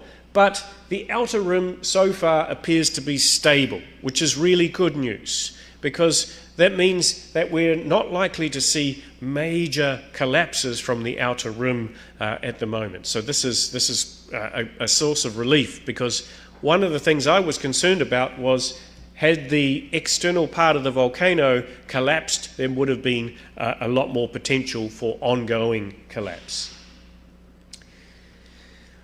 What is going on, though, is inside the caldera, the collapses are continuing. And this is because inside the caldera, it is very, very steep and unstable.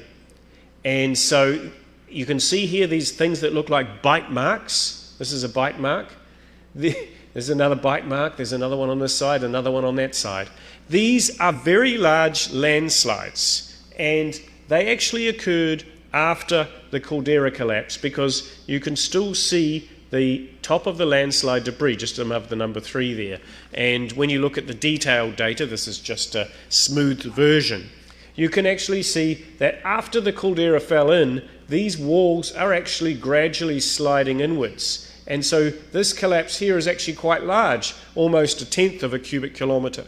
So ongoing collapses of this type will create local tsunami waves and local currents, particularly close to Hunga.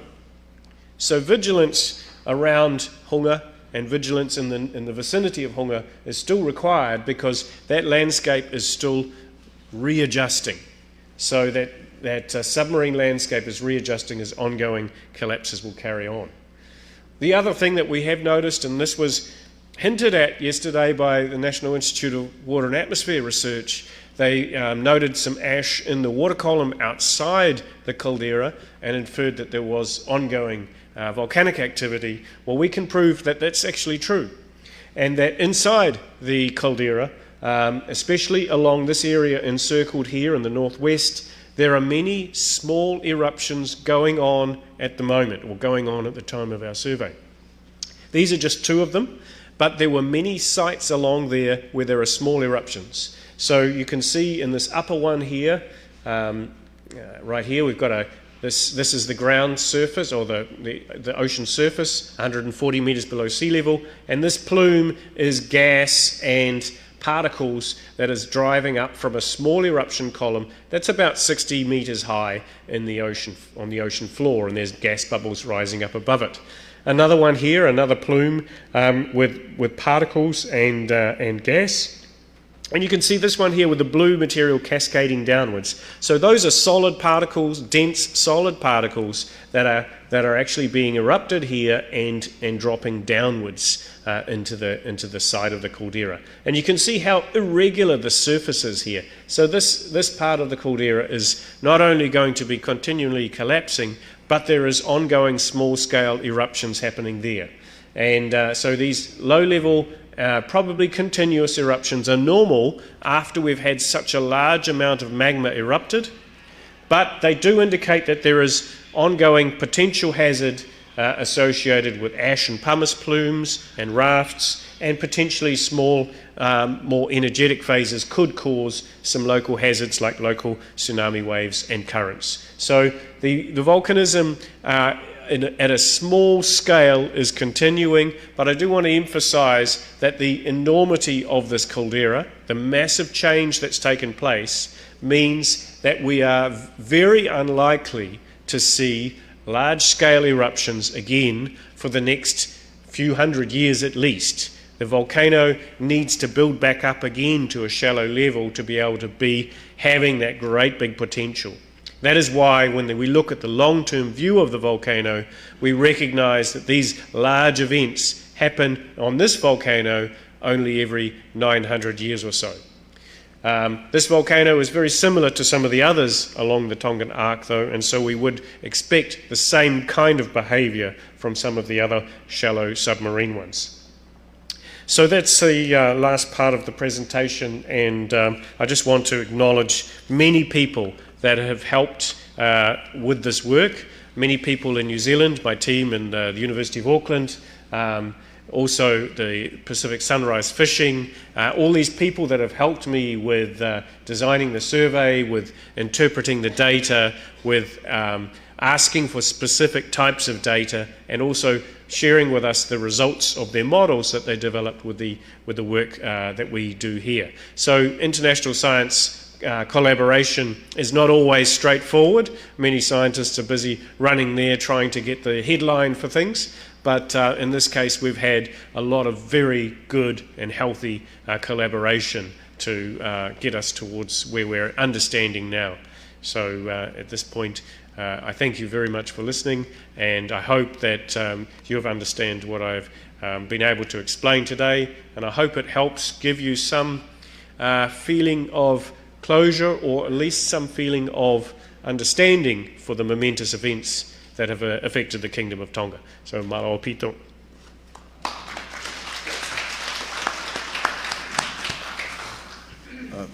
Thank you very much, Professor Shane Cronin.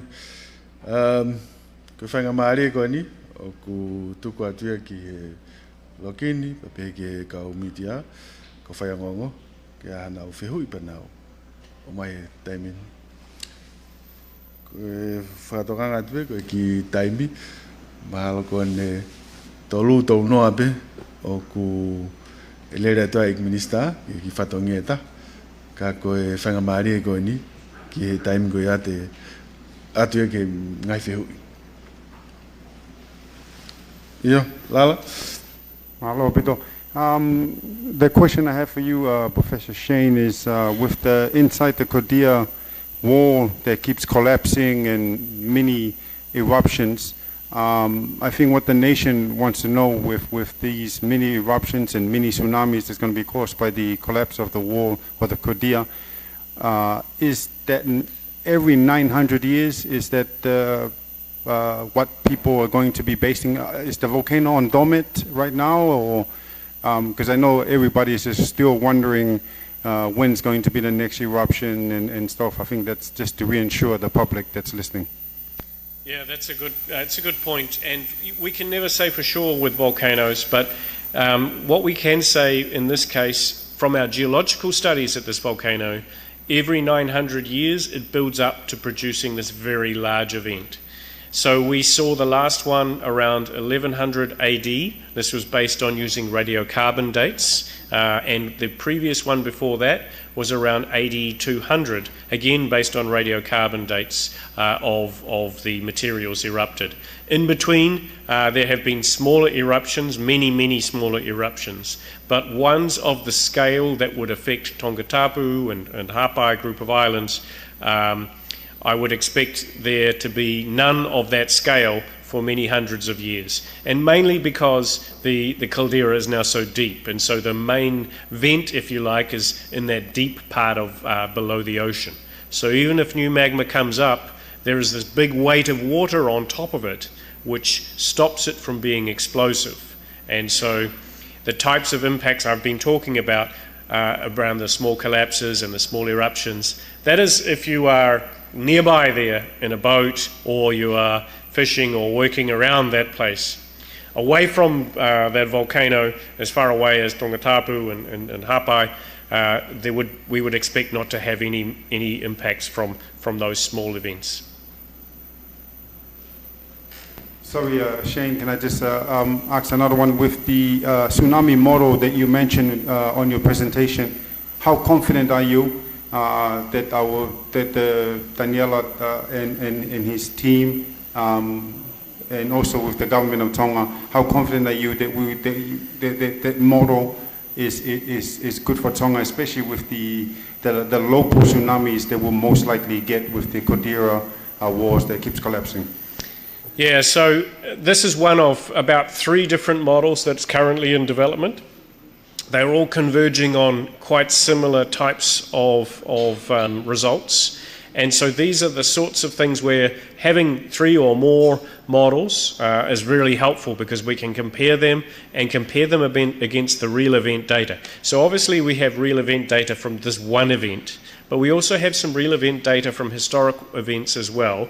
So we can compare these to the different types of impacts.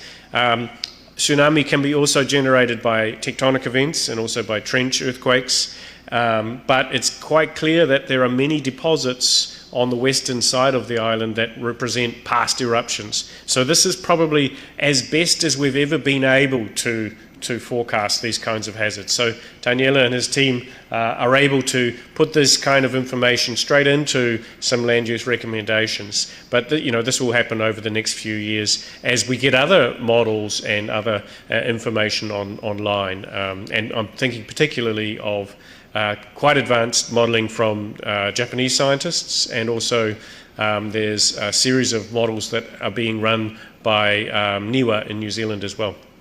Sorry, Shane, I just have one more. Sorry to my fellow media colleagues while I'm here. This is my last one.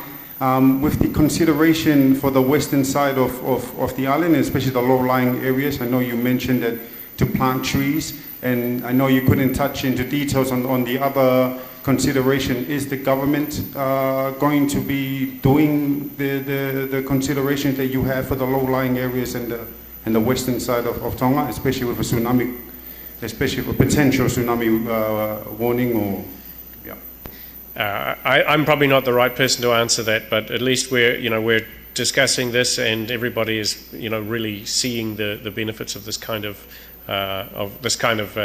information at this particular time, where there is a bit of a turning point in terms of how development could proceed in the future.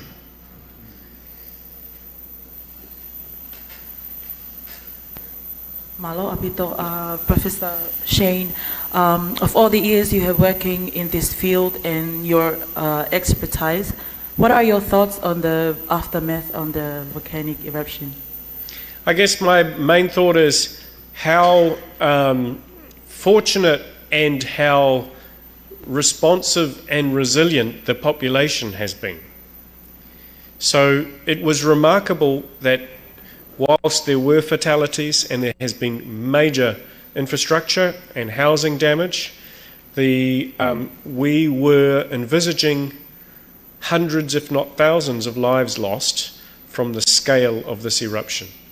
So there were elements of luck in terms of the eruption occurring in the afternoon and being witnessed, but it's not automatic for people to run from the coast. This is a result of education, of training, of natural background knowledge, traditional knowledge, all of these things put together. And it meant that when people fled the ocean and made for high ground on that afternoon, even though everything started getting dark and was terrifying, that actually was an action that saved so many lives. And so that was one thing that I found extremely remarkable from this eruption. When I first got here, I was astonished by how well everyone had picked up and carried on from the ashfall, because it was also a very significant amount of ashfall. Yes, I was very sobered once I went to the west and started seeing the scenes of damage there. And the type of damage there, and now the trees being gone, it actually is even more vulnerable than it was before. So those are things that I still weigh on my mind about the future safety, not necessarily where the villages are. I think some of the villages are located quite well because they're behind the main beach ridge, but along the beach face and along the beach front, where many resorts were located, these places are actually at even more risk than they were before because of the lack of trees and any other protection structures over there.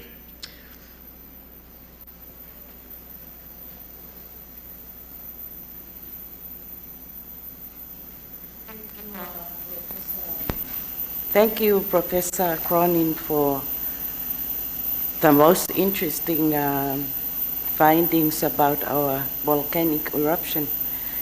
In fact, I had no idea it was like that, but coming over today is most interesting to find out about all the service and the hard work that you people have done. Now, I was given this question to ask. Your opinion on the mechanism of submarine cable break. Did pyroclastic density currents under the sea reach the sites of breakage? Yes, I believe they did. They weren't. Once they go under the sea, they transform. So pyroclastic density currents. These are I was describing these currents of material that go sideways from the volcano. Think of them as being made up of ash and rocks, but it's very hot when it's released from the volcano. Some of that material, the fine-grained material, travels along the surface of the ocean, and some of it actually goes below the ocean. And when it goes below the ocean, it's made up of this dense material, these dense particles and rocks and ash, and that travels along the ocean floor as we call a turbidity current or a gravity current, and that can travel a very, very long distance. So these currents can travel, in some places, 300 or 400 kilometers. So it is not surprising that these flows below the ocean were able to travel so far. The other reason why it's not surprising to me that they happened like this and created the damage to the cables was that the eruption over a period of 2 hours was almost continually producing these sideways currents. So it's not just one current that's going down, it's like continuously supplying these currents. It's like turning the hose on and then keeping the hose on. Those currents keep going, and that helps them travel so far. And that is why I think the currents, particularly in the low-lying position of the cable that runs between Tongatapu and towards Hapai and Wauau, that was why there was so many breakages along that line. The one that did surprise me was the breakage in the south, the one that goes from Tongatapu towards Fiji. But now seeing some of the mapping that the Niwa people have done outside the volcano, they have been able to see the pyroclastic materials lining the valleys heading towards the south, and so that explains why both sets of cables were broken. I think this eruption has probably opened our eyes more to that type of problem, and this type of volcano, and Tofua is another one, but there are others similar to this in Vanuatu. They have a composition of magma which is actually producing very dense materials. So you also have noticed in many past eruptions in Tonga the floating pumices, like the ones that come from Lataiki or something like this. That's got more silica, and so it produces these pumices that float. But Hunga, Tofua, Kau, Late, these volcanoes, they're actually what we call basalt or basaltic andesite, and they produce very dense materials. So when you have a big eruption like this, they're always going to produce these sideways traveling currents, and we see that in the deposits around volcanoes like Tofua as well. So it's a big lesson for us in terms of tsunami production and also submarine cables. You know, looking at that picture now, yeah, where around is the caldera? Oh, in this particular picture, the caldera, we're on the outside of the caldera here, so where the boat is on the outside of the caldera. There's Hunga Tonga. The caldera is on this side. Yeah, inside here. Yeah. So when you go from Tongatapu towards Hunga, you first go across the caldera before you get to these islands. Yep. Thank you, Professor Cronin. As you have mentioned earlier, the caldera, do you think, is there any possibility that the deepness of the caldera will suppress underwater any future explosion from the Hunga Tonga, Hunga Ha'apai, or will it influence any low explosive in the future? I think the great depth of the caldera will suppress explosivity, so it would mean the future eruptions would be more, let's say, gentle and more building up of lava on the ocean floor. But what we have also noticed is that some eruption vents are on the caldera wall as well at shallower elevations, and so they could produce pumice rafts and so on as well. But not very, very big eruptions. They would come from more the base of the caldera.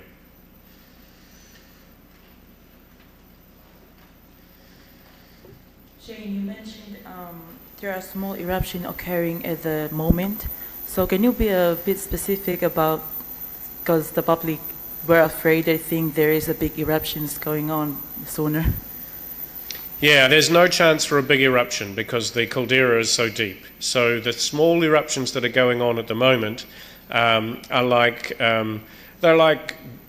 geysers, or they're like submarine geysers or something like that, or small submarine eruption columns. So if they were above on the ground, then they're the sort of eruptions that you could sort of go and look at. You know, you could look at them on the other side of the room, that kind of size, but still, you know, 60 meters high, so you wouldn't get up very close to them, but they're not the sort of thing that will damage or cause any problem away from the volcano. And in fact, even on the volcano, on the top of the water above them, you don't even notice them. We went across the top of them in the boat many times, and we didn't even know that they were happening until we see them on the sonar. So they're very gentle in that respect.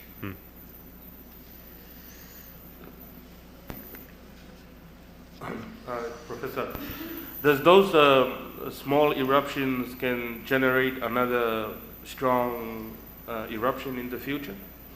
No, those small eruptions, think of them as being like a bit of a safety valve as well.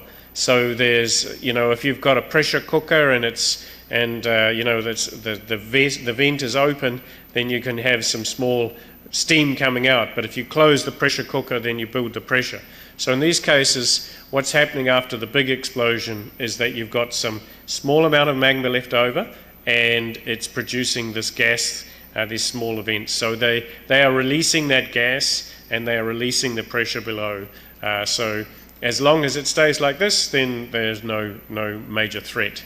And for it to change, we would need many hundreds of years of build-up of magma before that happens. So no chance for a big one at the moment. Thank you. Professor, the survey that was done in 2015, just like you to just talk more on that survey. Did you guys notice anything in 2015 that could have indicated that in 2022 it would be an eruption at this magnitude? So the two things that we did notice that we drew attention to at the time was that there was evidence for uplift going on in the caldera.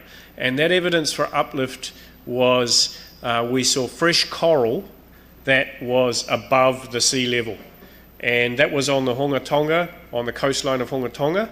And we saw evidence of several meters of uplift of this fresh coral. So it was hard to date that fresh coral because it's quite young material, so there's no good methods for dating it. But it looked as if over the last decade or so there had been uplift. Now when we look back with the 2020 hindsight, you know, we know now the big event happened, but when we look back we can say, right, over the historic time the number and the size of the past eruptions were increasing. So we had an eruption in 1912, one in 1937, one in 1988, and they were quite small. 2009, there was quite a decent sized one. 2014-15, it was actually quite a bit bigger.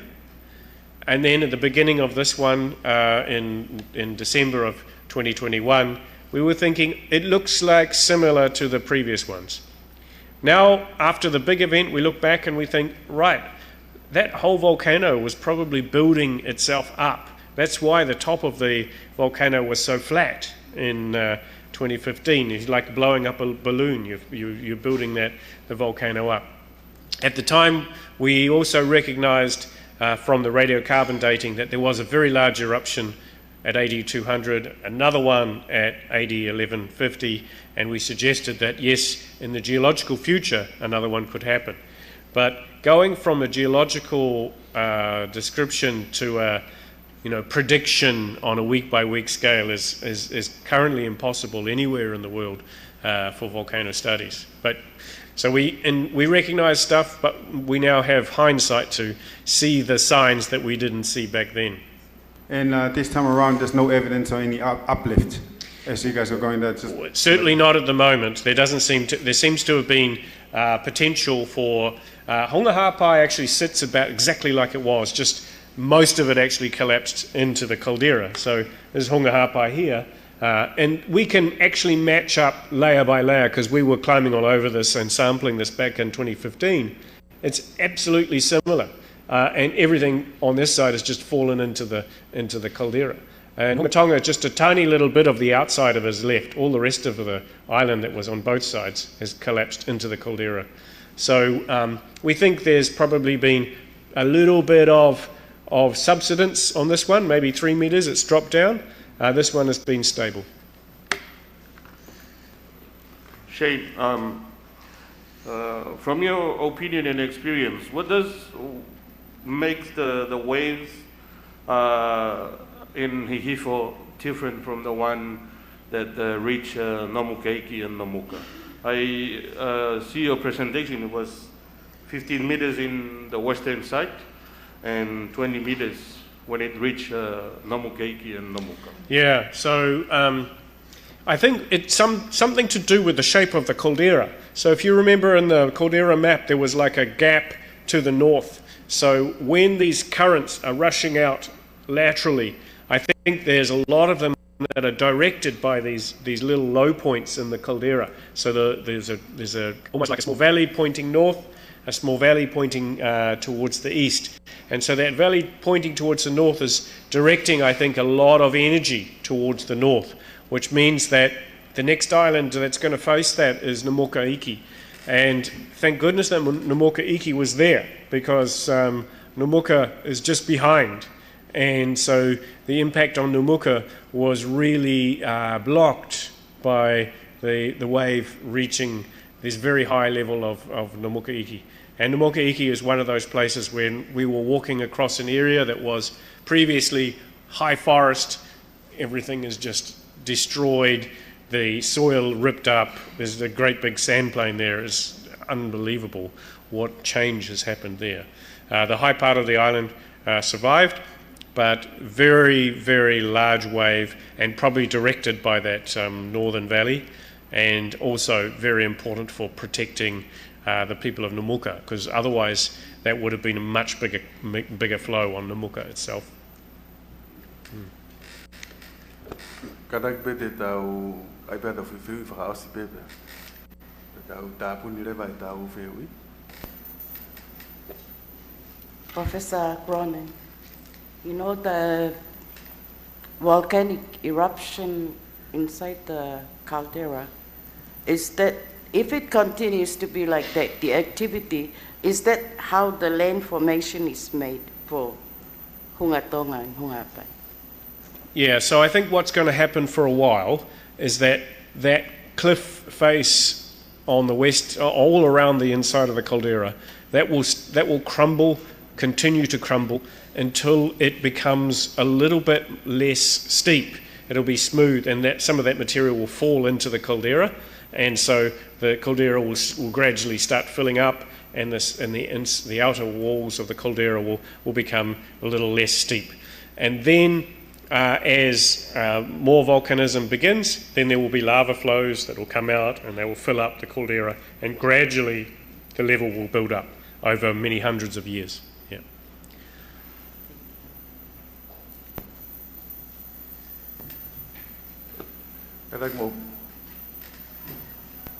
Akataka ki whewhet penia ke tani la kula vea mo ne department ko hatunga ma teu ko ia ko mo e lo tonga ni ya hili ko ia eruption ko ni na e hoko pe ka whaiwhai ange to ia eruption hoko ko mo o se ma teu was mau me angau e me a ho department ke tarifaki ake ngai me ko e hoko malo bito whewhet rei ko ia ko e tunga ko kia e siologi tai mini mo na ilo ko ki ono savea hake hape au kula, pehe ki ha puna mo ngāwhi, o kutunga le rei apitoia, i hanga koe kuwakai. Whakalakalaka apito, ki he tunga whakasawea, o kuwhai koe he maman lahi, whakasai nisi, koe whamalo ia i pepa la whesa, lawa whai whakahoko ngāwi koe ni. Pea i he taim tatau, o ki ai whengai aki, ko sio ki ha hoko ato ai ako, ai kau ngāwi koe nisi loki, ke nau toi ma, qualification, e la vai ke tau hoko ko scientist competent I he ka malo ko de la vai e tau fehui mai tari ang mo ki paspasi ki a Shane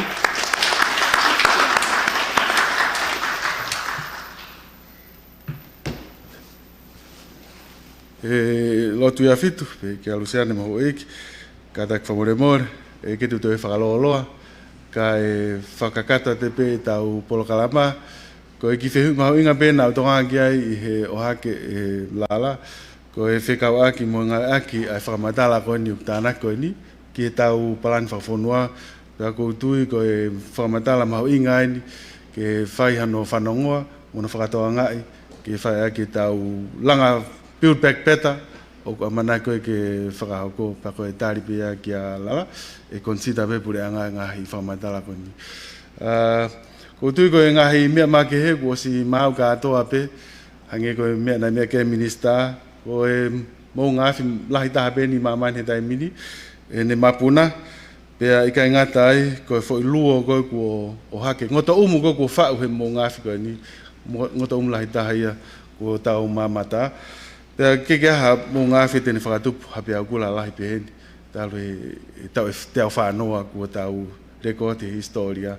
Aia koe ngahi mea koe nina lawe ke ai palawhesa, o koe wesia whakatamai, wesia anga tau moui, wesia anga tau lang whalakalaka, ka koutui e tokoni ai ki ngā aue kok whai koe he presentation whai aho ni, ki hano whakatalatala atu, ai whaingata ia, whakaukau mo puputu, he taimi hoko ha manamana, ke tau lau whai keke manamana me whaturisi, me manamana me he mō ngāwhi, pēr hange koe whehu ina tok o mai, ko hatunga ma teu koe e wāseoloki, o ku hoko koe ai whatamaki ko ni koe opportunity, koe whanga maari ea ke seoloki.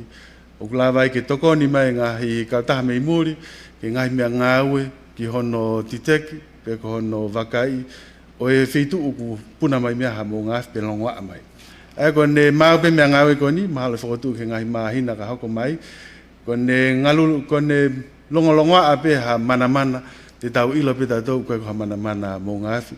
He lawa pe mea ngāwe koe ke tuhu mai ai whitu u hau mea fo iongo mo mana. Hei kai rewa ke te whasisi rewa e tau puputu u.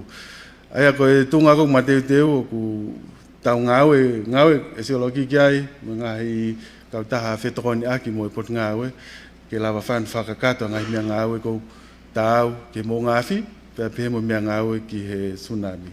Mahalo koe whakakata pei ai, tari me whehu i he hoani i lotu tui awhitu, ka e kore ki he pokalama hoko, ko e CEO ai pot ngai whanua, Ms. Rosamond Ping, ki whai ata ki rea whamalo.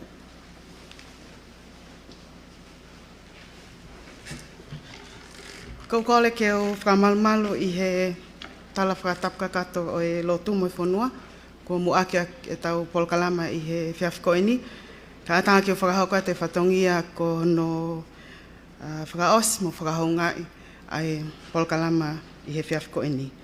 Ko kole atu ek minister ki o whakahauko pe e tau whamalo i he lea whapapalangi, ko hui ko tau tokotaha koeni o ku ni tatake tau polkalama, ka maaki nau tolu o ku nau hongona mai i he ope. It is my pleasure to deliver the concluding remarks and the vote of thanks for this afternoon's program. And I think I have the hardest task, having to conclude a program where we have heard some very remarkable statistics, some very remarkable outcomes from what is a phenomenal event. This afternoon, I want to first acknowledge with our most humble appreciation the leadership of Lord Tui Awhitu, the Minister for Lands and Natural Resources, and his leadership through His Majesty's Cabinet in supporting Professor Shane Cronin's several weeks here in the Kingdom to conduct the investigation, and today is the culmination of his report, which we decided to conduct through a press release and a press conference for two reasons.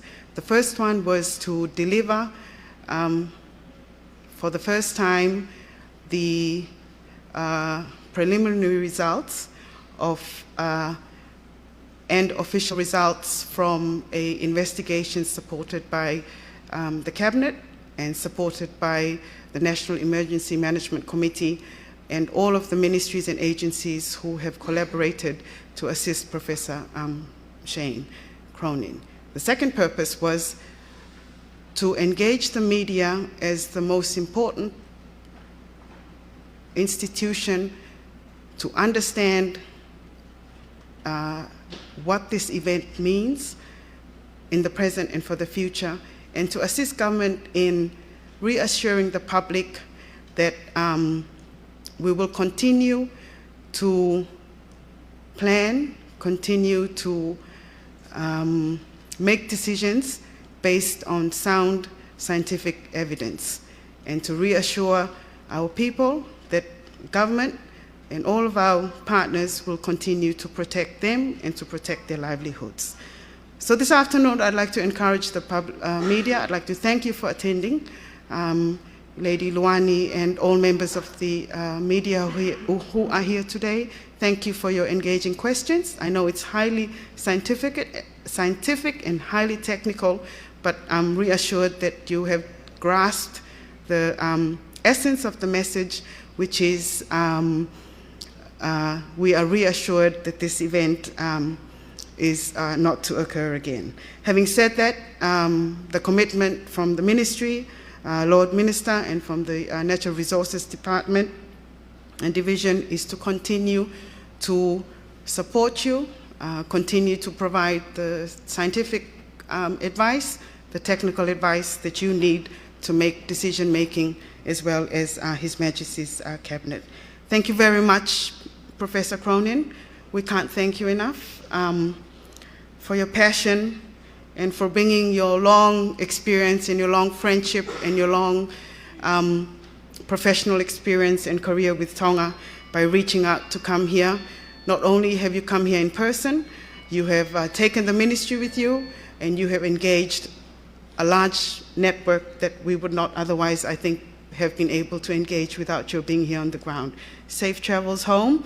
We look forward to your report, and I understand there will be some recommendations that will assist us. We have our colleagues here from JICA and from Japan who will be continuing. We're going to play tag on this as a part of government's recovery plan. Those who are here to help us will collaborate, and this is the first and fundamental information and data that we have to continue the work with our other stakeholders. Honga ia Minister ho mea mai he whiawhini. Ho mea heni ke poupou, whini motuani ka mai pot ngāwe, pe mo ngahi wa ngāwe. Kau kole at ke tau whaosea lewa kai mea te Minister ke hoko te mau whatongia ki he palemia mo I kapneti. Pamalo at malo.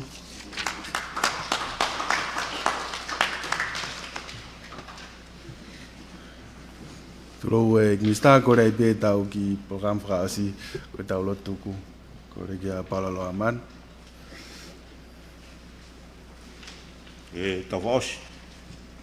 Kresia egi ko siru Christ. Vola he to ma fi tau tamai, fehla mare manoni, e te ki tau tolo ta pia da ngata. Amen. Pea koe kakato ia ai polokalama mau inga ka koe whakaha ai ola e savea, pe koe fuafua savea e ni hili koe ia e puna e monga awhi, hunga tonga, hunga hapai. Te toe whahoka atu pea ka o whaifatongia koe ia, I he polokalama koe ni, ai ana e tataki pe polokalama, e Daniela Kula, ka koe tō taha pe ia o ko ngāue pe ko whatongia me he potu ngāue savea. Ko e mea taritari, me whahoka tua ek Minister pe potu ngāue, lo tu a fitu, ka pehe foki a hono whakaha koia, a e savea koe ni, e aho ni, whahoka tuia e Professor Shane Cronin, ne he University o Kalani New Zealand. Tau mua koia pe koe ka veinga a e polokalama koe ni, ka first view into Hunga submarine volcano and results of Tongan-based scientific investigations. Pea hoka toi pe mo e tau polokalama I he tali whehui me he kautaha whaiongongo I Tongani. E pehe foki a e lea whamalo nei whahoko atu pe ia CEO e potunga o e savea Rosamond Bing.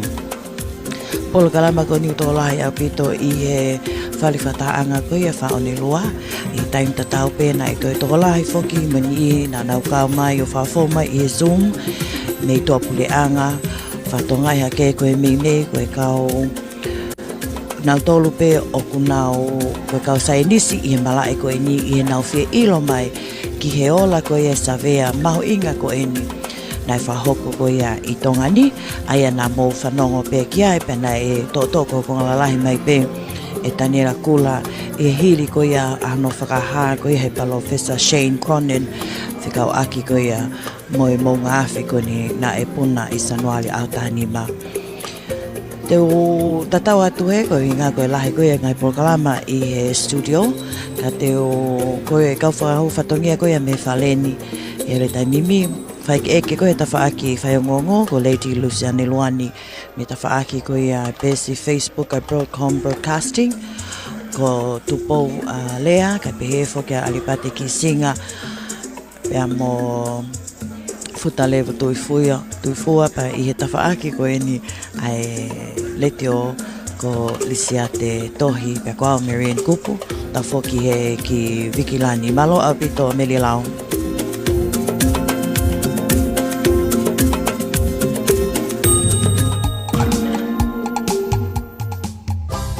Te maua atu uake, whanauanoa, opo aki putu, pe ko hao polokalama, ia hawhi hoa, i lahi taha e hoa. Ia le tio tonga wāke talifulau, te ko le tio VTF Pasifika. Ke ongo atu ki he tapa kotoa e kolope, ki tu taki mai ki ono nima noa, tau noa fit nima nima taha, pe ko emaili radiovtf@radiotongavtfusa.com. Peko i taha pe a ngahi Facebook a le tio wāke talifulau. Ko mautuku pā ke whapapau, e a ohole o me he tapa pe i he kolope, ki he tuli ki e wha o e mamani.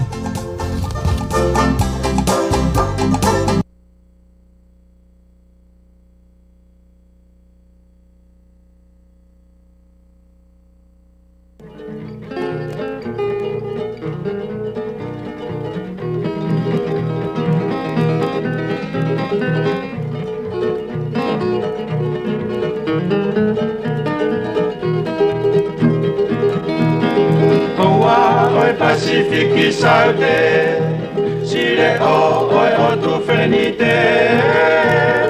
Hoa oi Pacific Saude, Famuna oi a fome ite. Tongo mino ki he tonga fobe, Ni sampura na turanga ke na marama kere. Tama falama Samoa la pere, Fa solong to fa samo ni samote. Lau ai au moe po tape i he wike, Mahea mei he matakari furi pe.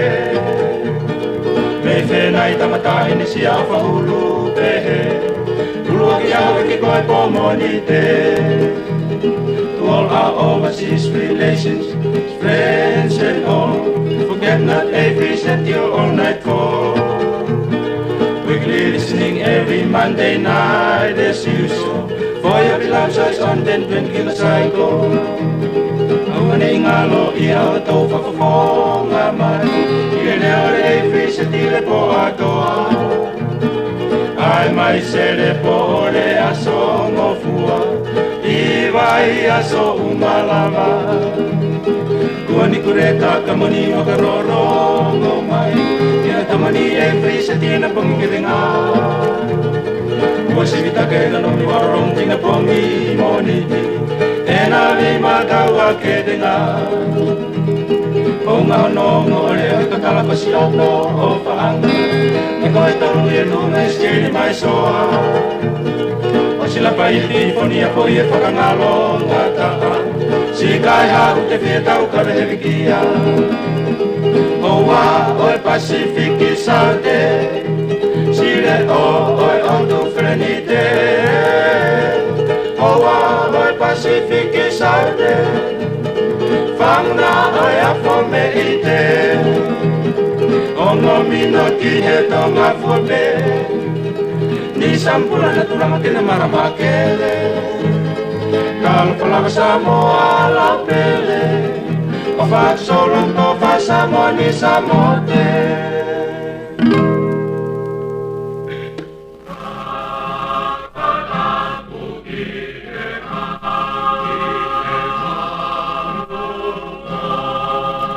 Ethnic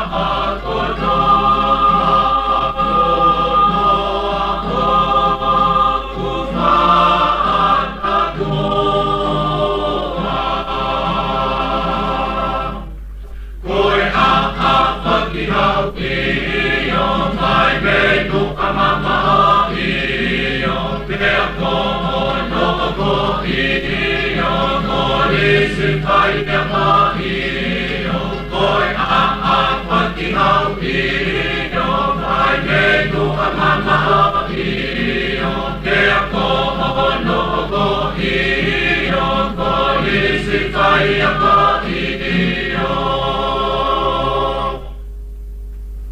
Koe lau e nia aha amatai, koha ki I whanua si I mamani, e I kai toku ake ne matu ake, ai whakalakalaka ia o kuwhai, ai tene pike ke a whanua lahi, koe lau e nia aha amatai, koha ki I whanua si I mamani, e I kai toku ake ne matu ake, ai whakalakalaka ia o kuwhai, ai tene pike ke a whanua lahi.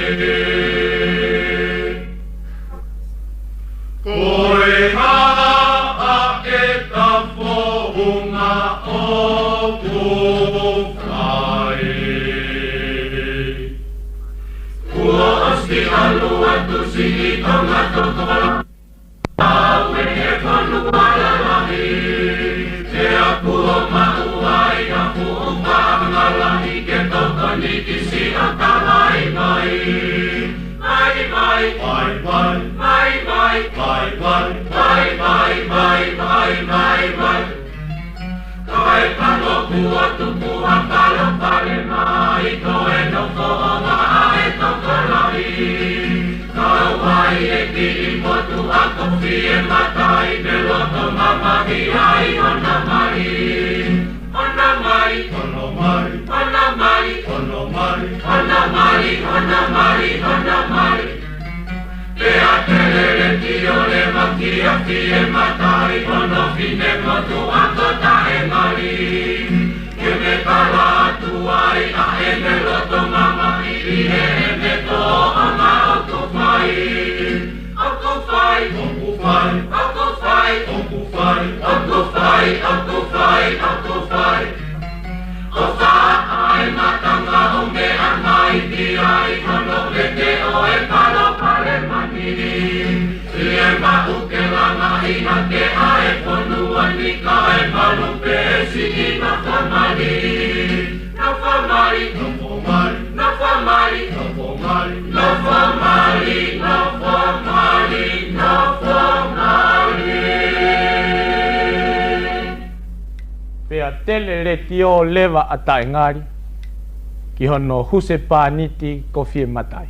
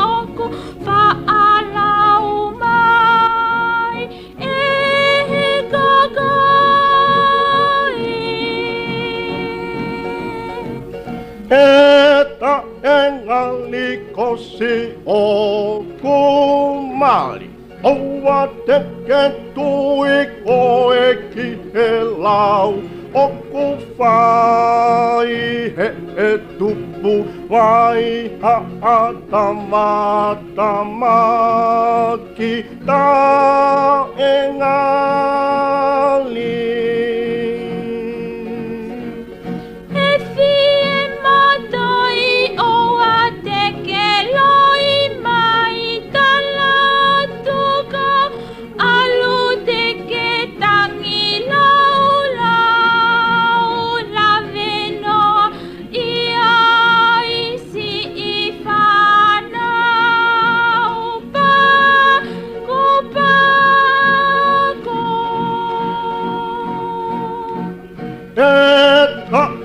Engalikuo osi talamai en haua o me auia o kufai koe ulo pula moe haua tankai ta engangali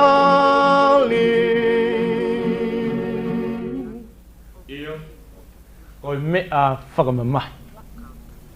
Whenga ke langa i hake si o nāpi. Ka kohai nā ne amanaki.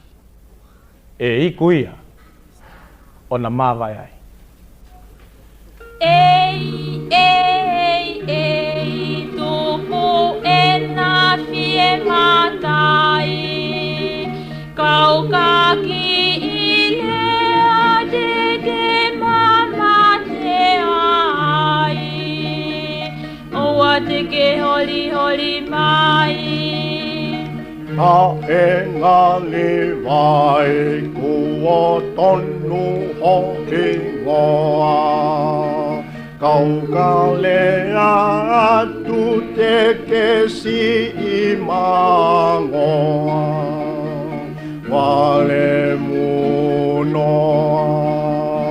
Alua ko e ia e fie matai. O kulahi e tangata i he whonuani. O sihota api. O se pea, o se fine motu amata kovi. Kovi hota api koe. Kono eta oli.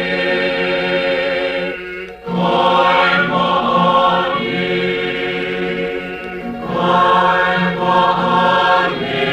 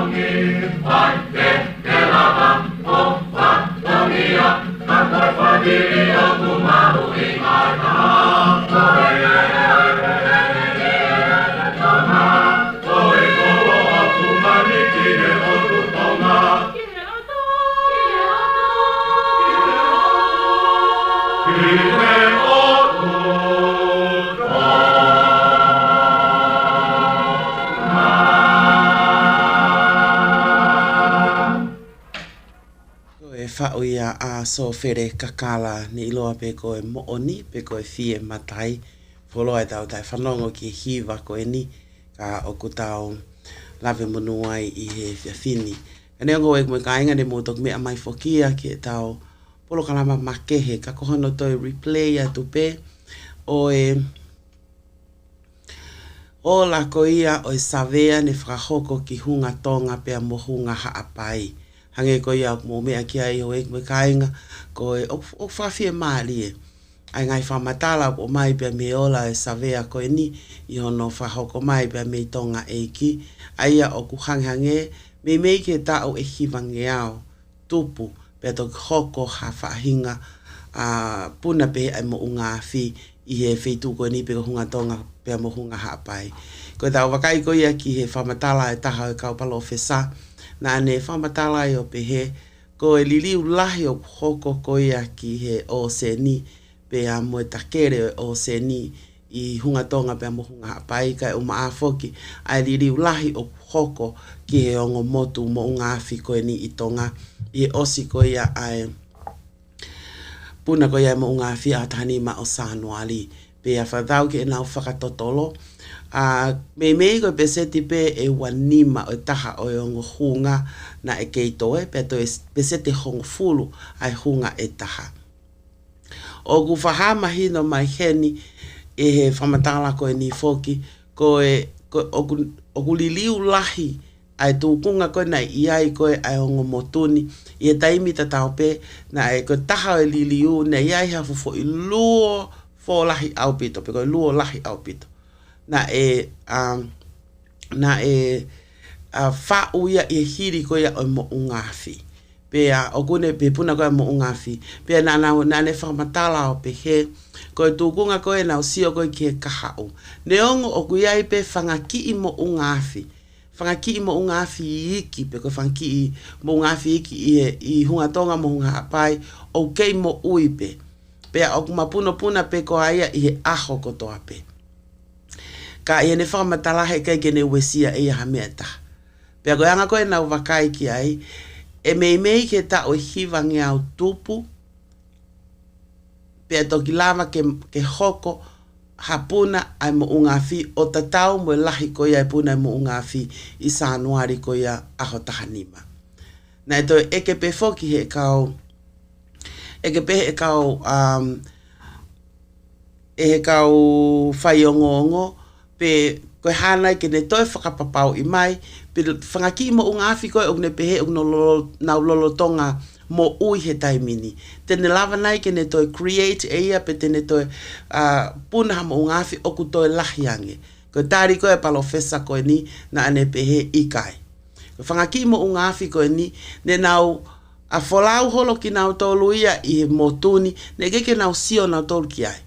Ne nau toki lava pe nau tolu sio ki whangaki mo unga fi koe ni I nau ngā ue aki a nau ngahi miisini mo ngahi mea whaita o nau lave iai ko uga ia whangaki I mo unga afi minimum ke mo unga afi e ua o ku kei mo ui pe ku kei puno puna pe ia I hunga tonga pe mo hunga apai na le toi whamatala pe foki o pe he ko uhinga unau pe he ai ko toe tau ia e hiva ngeau ke hiva ngeau tupu pe ela tok malava ke puna mo unga afi ko ni o lahi tatau mo unga afi ko ne puna mo me ne hoko ko sanua de atahanima maka unga me uhinga ua ko uluaki I na wakai ke historia ko ia o puna ai mo unga afi peheni I mamani me e ta o tahafe ko osi ta o tahafe ko osi na ia mo unga afi na puna pehe I mamani aia o na fafofua le vai me e to av ke to ta o hiwanga tup ke tahafe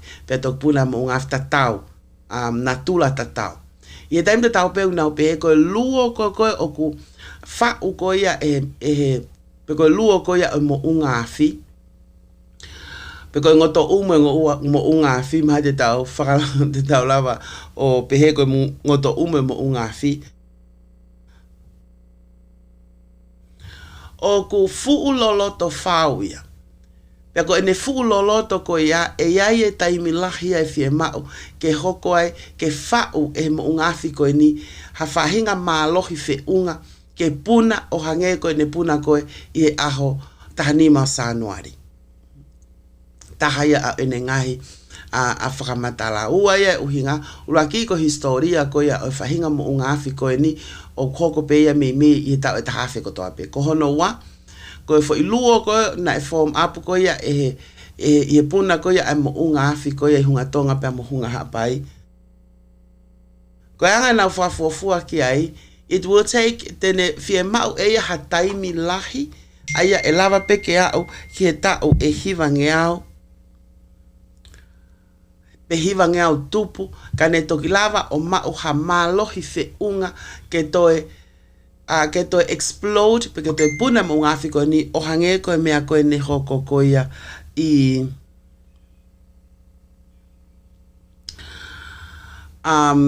hoko ko ia i atahanima o Sanoari. Haine ha whamatala maho inga ka te tau tol.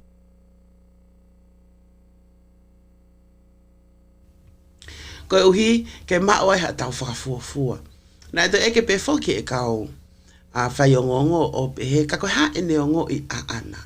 Koe tari ta tau pe une pe neongo e keike tau lava e tau tolo mapule ia na tula. Pea koe ngahi tūkunga whakakaukau pe koe ngahi mea whakamatala o nau o mai ti peni pe me nau savea whakasae nisi. Na e whakahoko ko ia i hunga tonga pe mohunga haapai. Ka koe ka ihe taim te tau pe koe mea pe ukune hanga o tala mai whakatatau ki o lau e savea ai nau tok lave ki ai anenai. Ukune mai ai whakakaukau ke te tau tolo e kumoi kainga o te tau nofo tairiri. O te tau nofo tairiri he koe ni koe whakamatala eni o ko mai e he kau saia nisi o e whanuani. Pe koe kau matao i mala e koe ia na e whakatahataha atu kau ata si apani ko Nusila ko Australia kau atu pe mo Amerikani. Koe pehe e valeti koe fo i motu o e ongo hunga koe taha o ngai matapalahi o e afi he pasiki e vaveni mai e ne kāpui a melt every element a ere maha tau eki he tau si hifo he tau noa kahao. Mea e taha putahama e valeti koe ke ilo he kau scientist ko e valeti pe une ilo i koe a e valeti ko e valeti pe une ilo i ko e ngahi matapalahi ene ke pasiki o e vaveni mai e ne kapu ha melt every element ha ere mai ho tau eki ke eki ha tau si hifo he tolu noa kahao. Mari e mareti. Koe ngai whakakaukau e ia. Ngai whakakaukau e ia o mai hange koe whakaukau koe ne o mai e valeti. Ta mai valeti koe ke ilo e ka sai ni sigo. E koe ia pia o kuni hanga ko ilo i. Kaka ma tau whatoka ngai hange pe o pehepe. Ai hanga koe ia o e tau wakai ki hangai mea o hoko. O kehe pe ngai viu. Wea e whahinga ia. O wea e nau whakakaukau anau tol. O lahi pe e kulotu aku he kai te puna hama unga awhia. Whakaufu o whaau pito. O gai whainga ia o nau pehe ki nau tore ta whaketaha. Fulahe whaianga hala atonga e toi puna pe mo unga awhi. Whakaufu o whaau pito. Ko koe pe ia ke whiri tau ataina. Koe hai whamatala te ke tui ki ai. Koe hai whainga whakamatala koe ia te ke tui ki ai. Pe te ke hangai pe koe o mai o atape. Everybody have a right to express any opinions. Ka koe talano ai o mai me kau scientist. Koe talano ai o mai me evaleti. Koe me ngai talano ke. Ka koe he taim te tau pe o ko tau whatongia ke tuku atu pe tau whakaukau pe tuku atu e tau ngai whakamatala. Mea tau ataina a koe ke whiri ko whee mea teke tui ki ai. O kune mai tau tolu ke tau toinga koe e tau taimi ke whakakaukau ko e niho e kume kainga. O ku mahino mai i e tūkunga koe o e huhu malu i. Tau te whita ke huhu malu i koe ni o e COVID-19. Pako ta anua koe ni whakatoka ngai pake mana tu i pe. O kui kai ko hata hauia o koe ko hata hauia o koe toke tā filosefa i he huhu malu i koe a COVID-19. Pea kui kai ko hata hauia o koe toke tā ke COVID-19. Ka ko whaampe ke o hake mea koe ni. Ke tau mauange ai whakakaukau tūkunga o kui ai he taimini. Koe mea kau mao he taimini i Amerika ni oku lou pe oku toko sii ai kakai oku nau ave e nau whanau ke huhu malui COVID-19, COVID tahiwa. Pe ane whai e whetu taki mai ke te au ke wāke tai wholau me taha ngai kau taha whai o ngongo o iloa ko ethnic media group. Pe lava nai ki whakamatala ange ko hana o hinga o kai ko hinga ko tau tol pe ka tonga pe ko kai ko hinga ni ko pasiki pe kai americani ko to o pe he o maulalo au pito ai toko lahi o whanau o kuhu malu i COVID-19, maka unga me ngai uhinga keke. Sai, ko e ku whehu i lewa ke tau tana noa kei he toe ngā koia o e ahoni. Mo e polo kalamani. Ko e hanai, o kuke pehe, ko e hanai e uhinga, o ku ikai ave ai e mātu a e nau whanau ke huhu malu i COVID-19. For it's a general question. Ko hanai e uhinga o ikai ke ave ai e mātu a e nau whanau ke nau huhu malu i COVID-19. For the tau ke statistics koia pia moe tala noa koe o mai pia me CDC mo puri anga koia whanuani o ku maulalo ia. O toko sii. Ai peseti, o ku kei toko sii e peseti o e whanau o ku huhu malu i.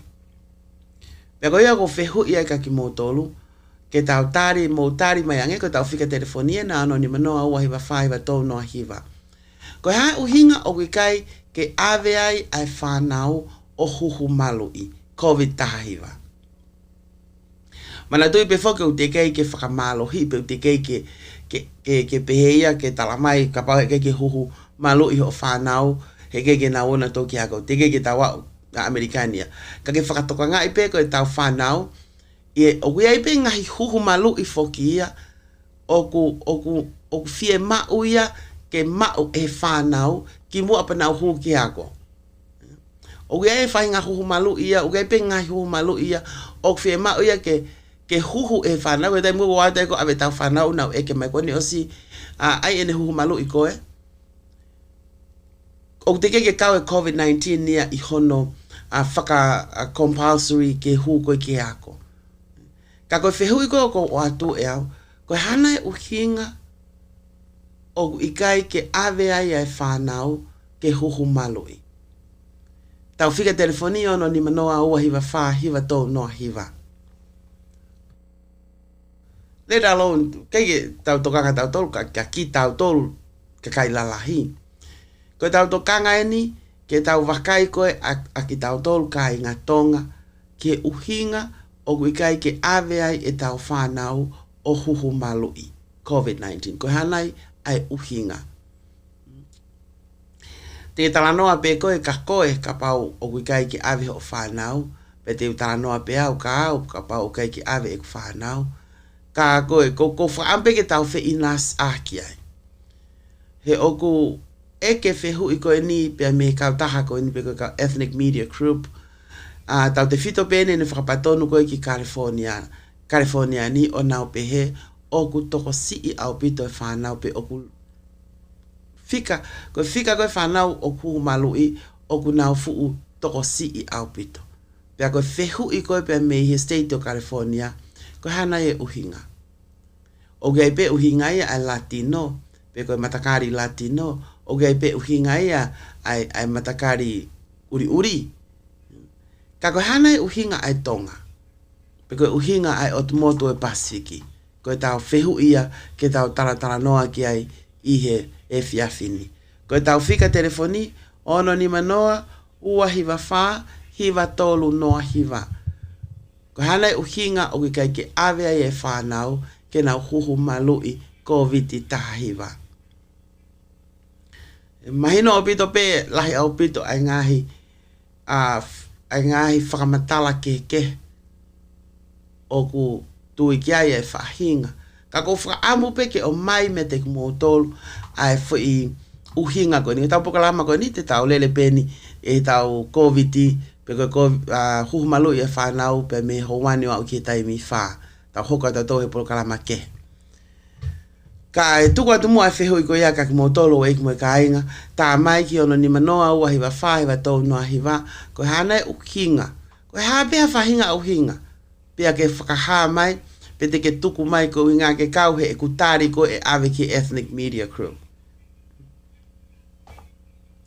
Ko e tau whika telefoni ena, ono ni manoa, ua hiwa wha, hiwa tau noa hiwa. Tau tare rei pe, ka whanau le tio pe me YouTube, ka o mai ka whanau le tio pe Facebook, ka whanau le tio ko ia pe me phone application, whika telefoni, ka o mafok e tau website, tau tare leiki mo tolu ke tau ngai polo kalama. O tui ka pau te ke o mai ho o uhinga, pe ko ho whanongo tala noa ai, pe ko ho wakai ki e Facebook a ki ngai uhinga, o kui kai ke awe ai e tau whanau o huhu maloi. Tuku mai ke tau lave. Pe koe ke uhinga no tuku mai e ke tau tafo ki tau tolo tā palasia, pe a mo whakawhehu ia koe hai uhinga, o uhinga pe he ai a si o ne ia. Ka maho inga pe ke tuku mai ke tau whanongo ki ai. Koe hanai e uhinga. Pe ka pau te tau wakai ke ta whaketā koe hanai uhinga o ke awe ai ho whanau ke huhu maloi. Pe huhu COVID-19, maloi COVID-19. Ka tuku watu. Ai tala noa ko ia ke tau tala noa ki ai. Mana tui, o te peke ose COVID tahiwa mi mamani. Pe kai peto e osia. Ko tala noa he tai min ke COVID tahiwa. O ku mahu inga ia ke tau ako, ke tau lava, o feohi mo e COVID tahiwa.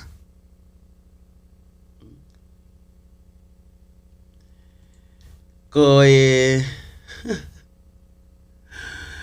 Ko tau fehu ia ki e whiawhini. Ko hanai ai uhinga o ku ikai ke tokolahi ai a hono ave e whanau, ave e matua e nau whanau o huhu malu i.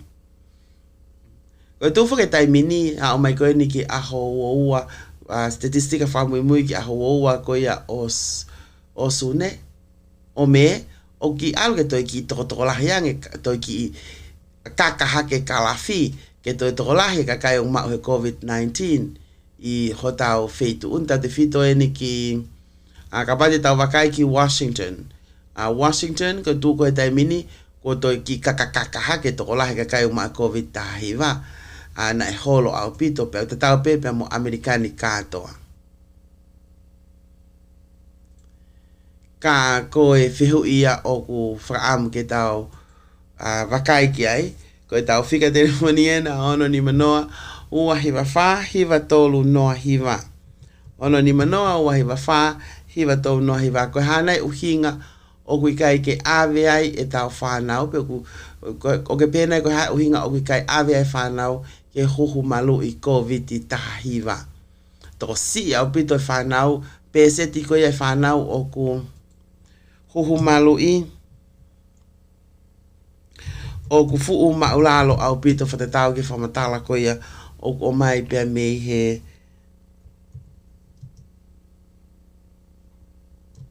CDC. Tatau pepea mo tatau pepea moeni. Koia tuke tau wakai ange ke ngahi. Ko whakaamu au. Tuka nge tau wakai ange ke ngahi talanoa koe te tau whanongo ki ai. Hangi koe pe, koe mea koe nai kamata mai aki koe e valeti. Tano ato ke ngahi whekumi pe koe ngahi whamatala whakasainista mai valeti ka kai koe ia. O koe ai pe e ku whamatala a koe ia.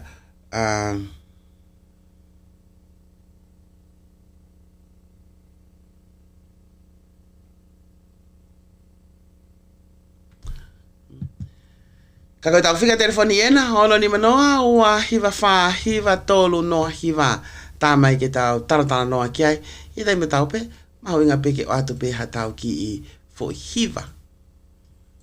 Ki mua pa tau hokoko atu ai pe, atu pe ha tau ki fo hiwa, ke tau ki i, koe ki fo hiwa maa maari, e whima pe ki fo hiwa, o kutoi ki i wawe ange, koe a lele,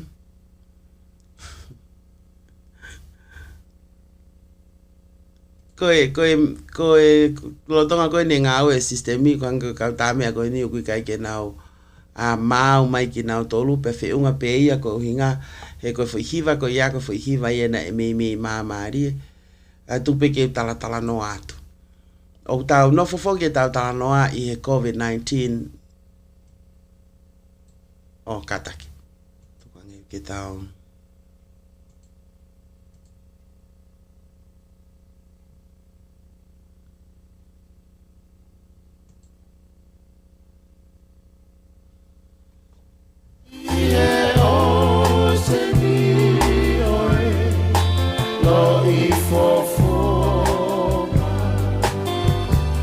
Mona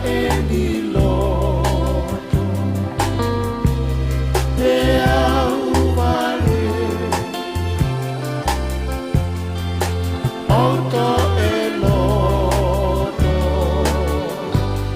mo te takipe he wisa o vai uapo o manatu rema isi o sinona isi ikakala oho kuloto koi uta o e kunofo o iawe te utangi he mama oku o kisi oku atapai o ikai te ulama ke tatala ai ofana ia ta koe mana siwi lota i heve e vai i he o se ni oe o whamama si e te tai amor e ni kuomore ke moukumia ke oku ife o ia we te utangi he mama oku o kisi oku atama ua ikai te lama ke tatala ai ofana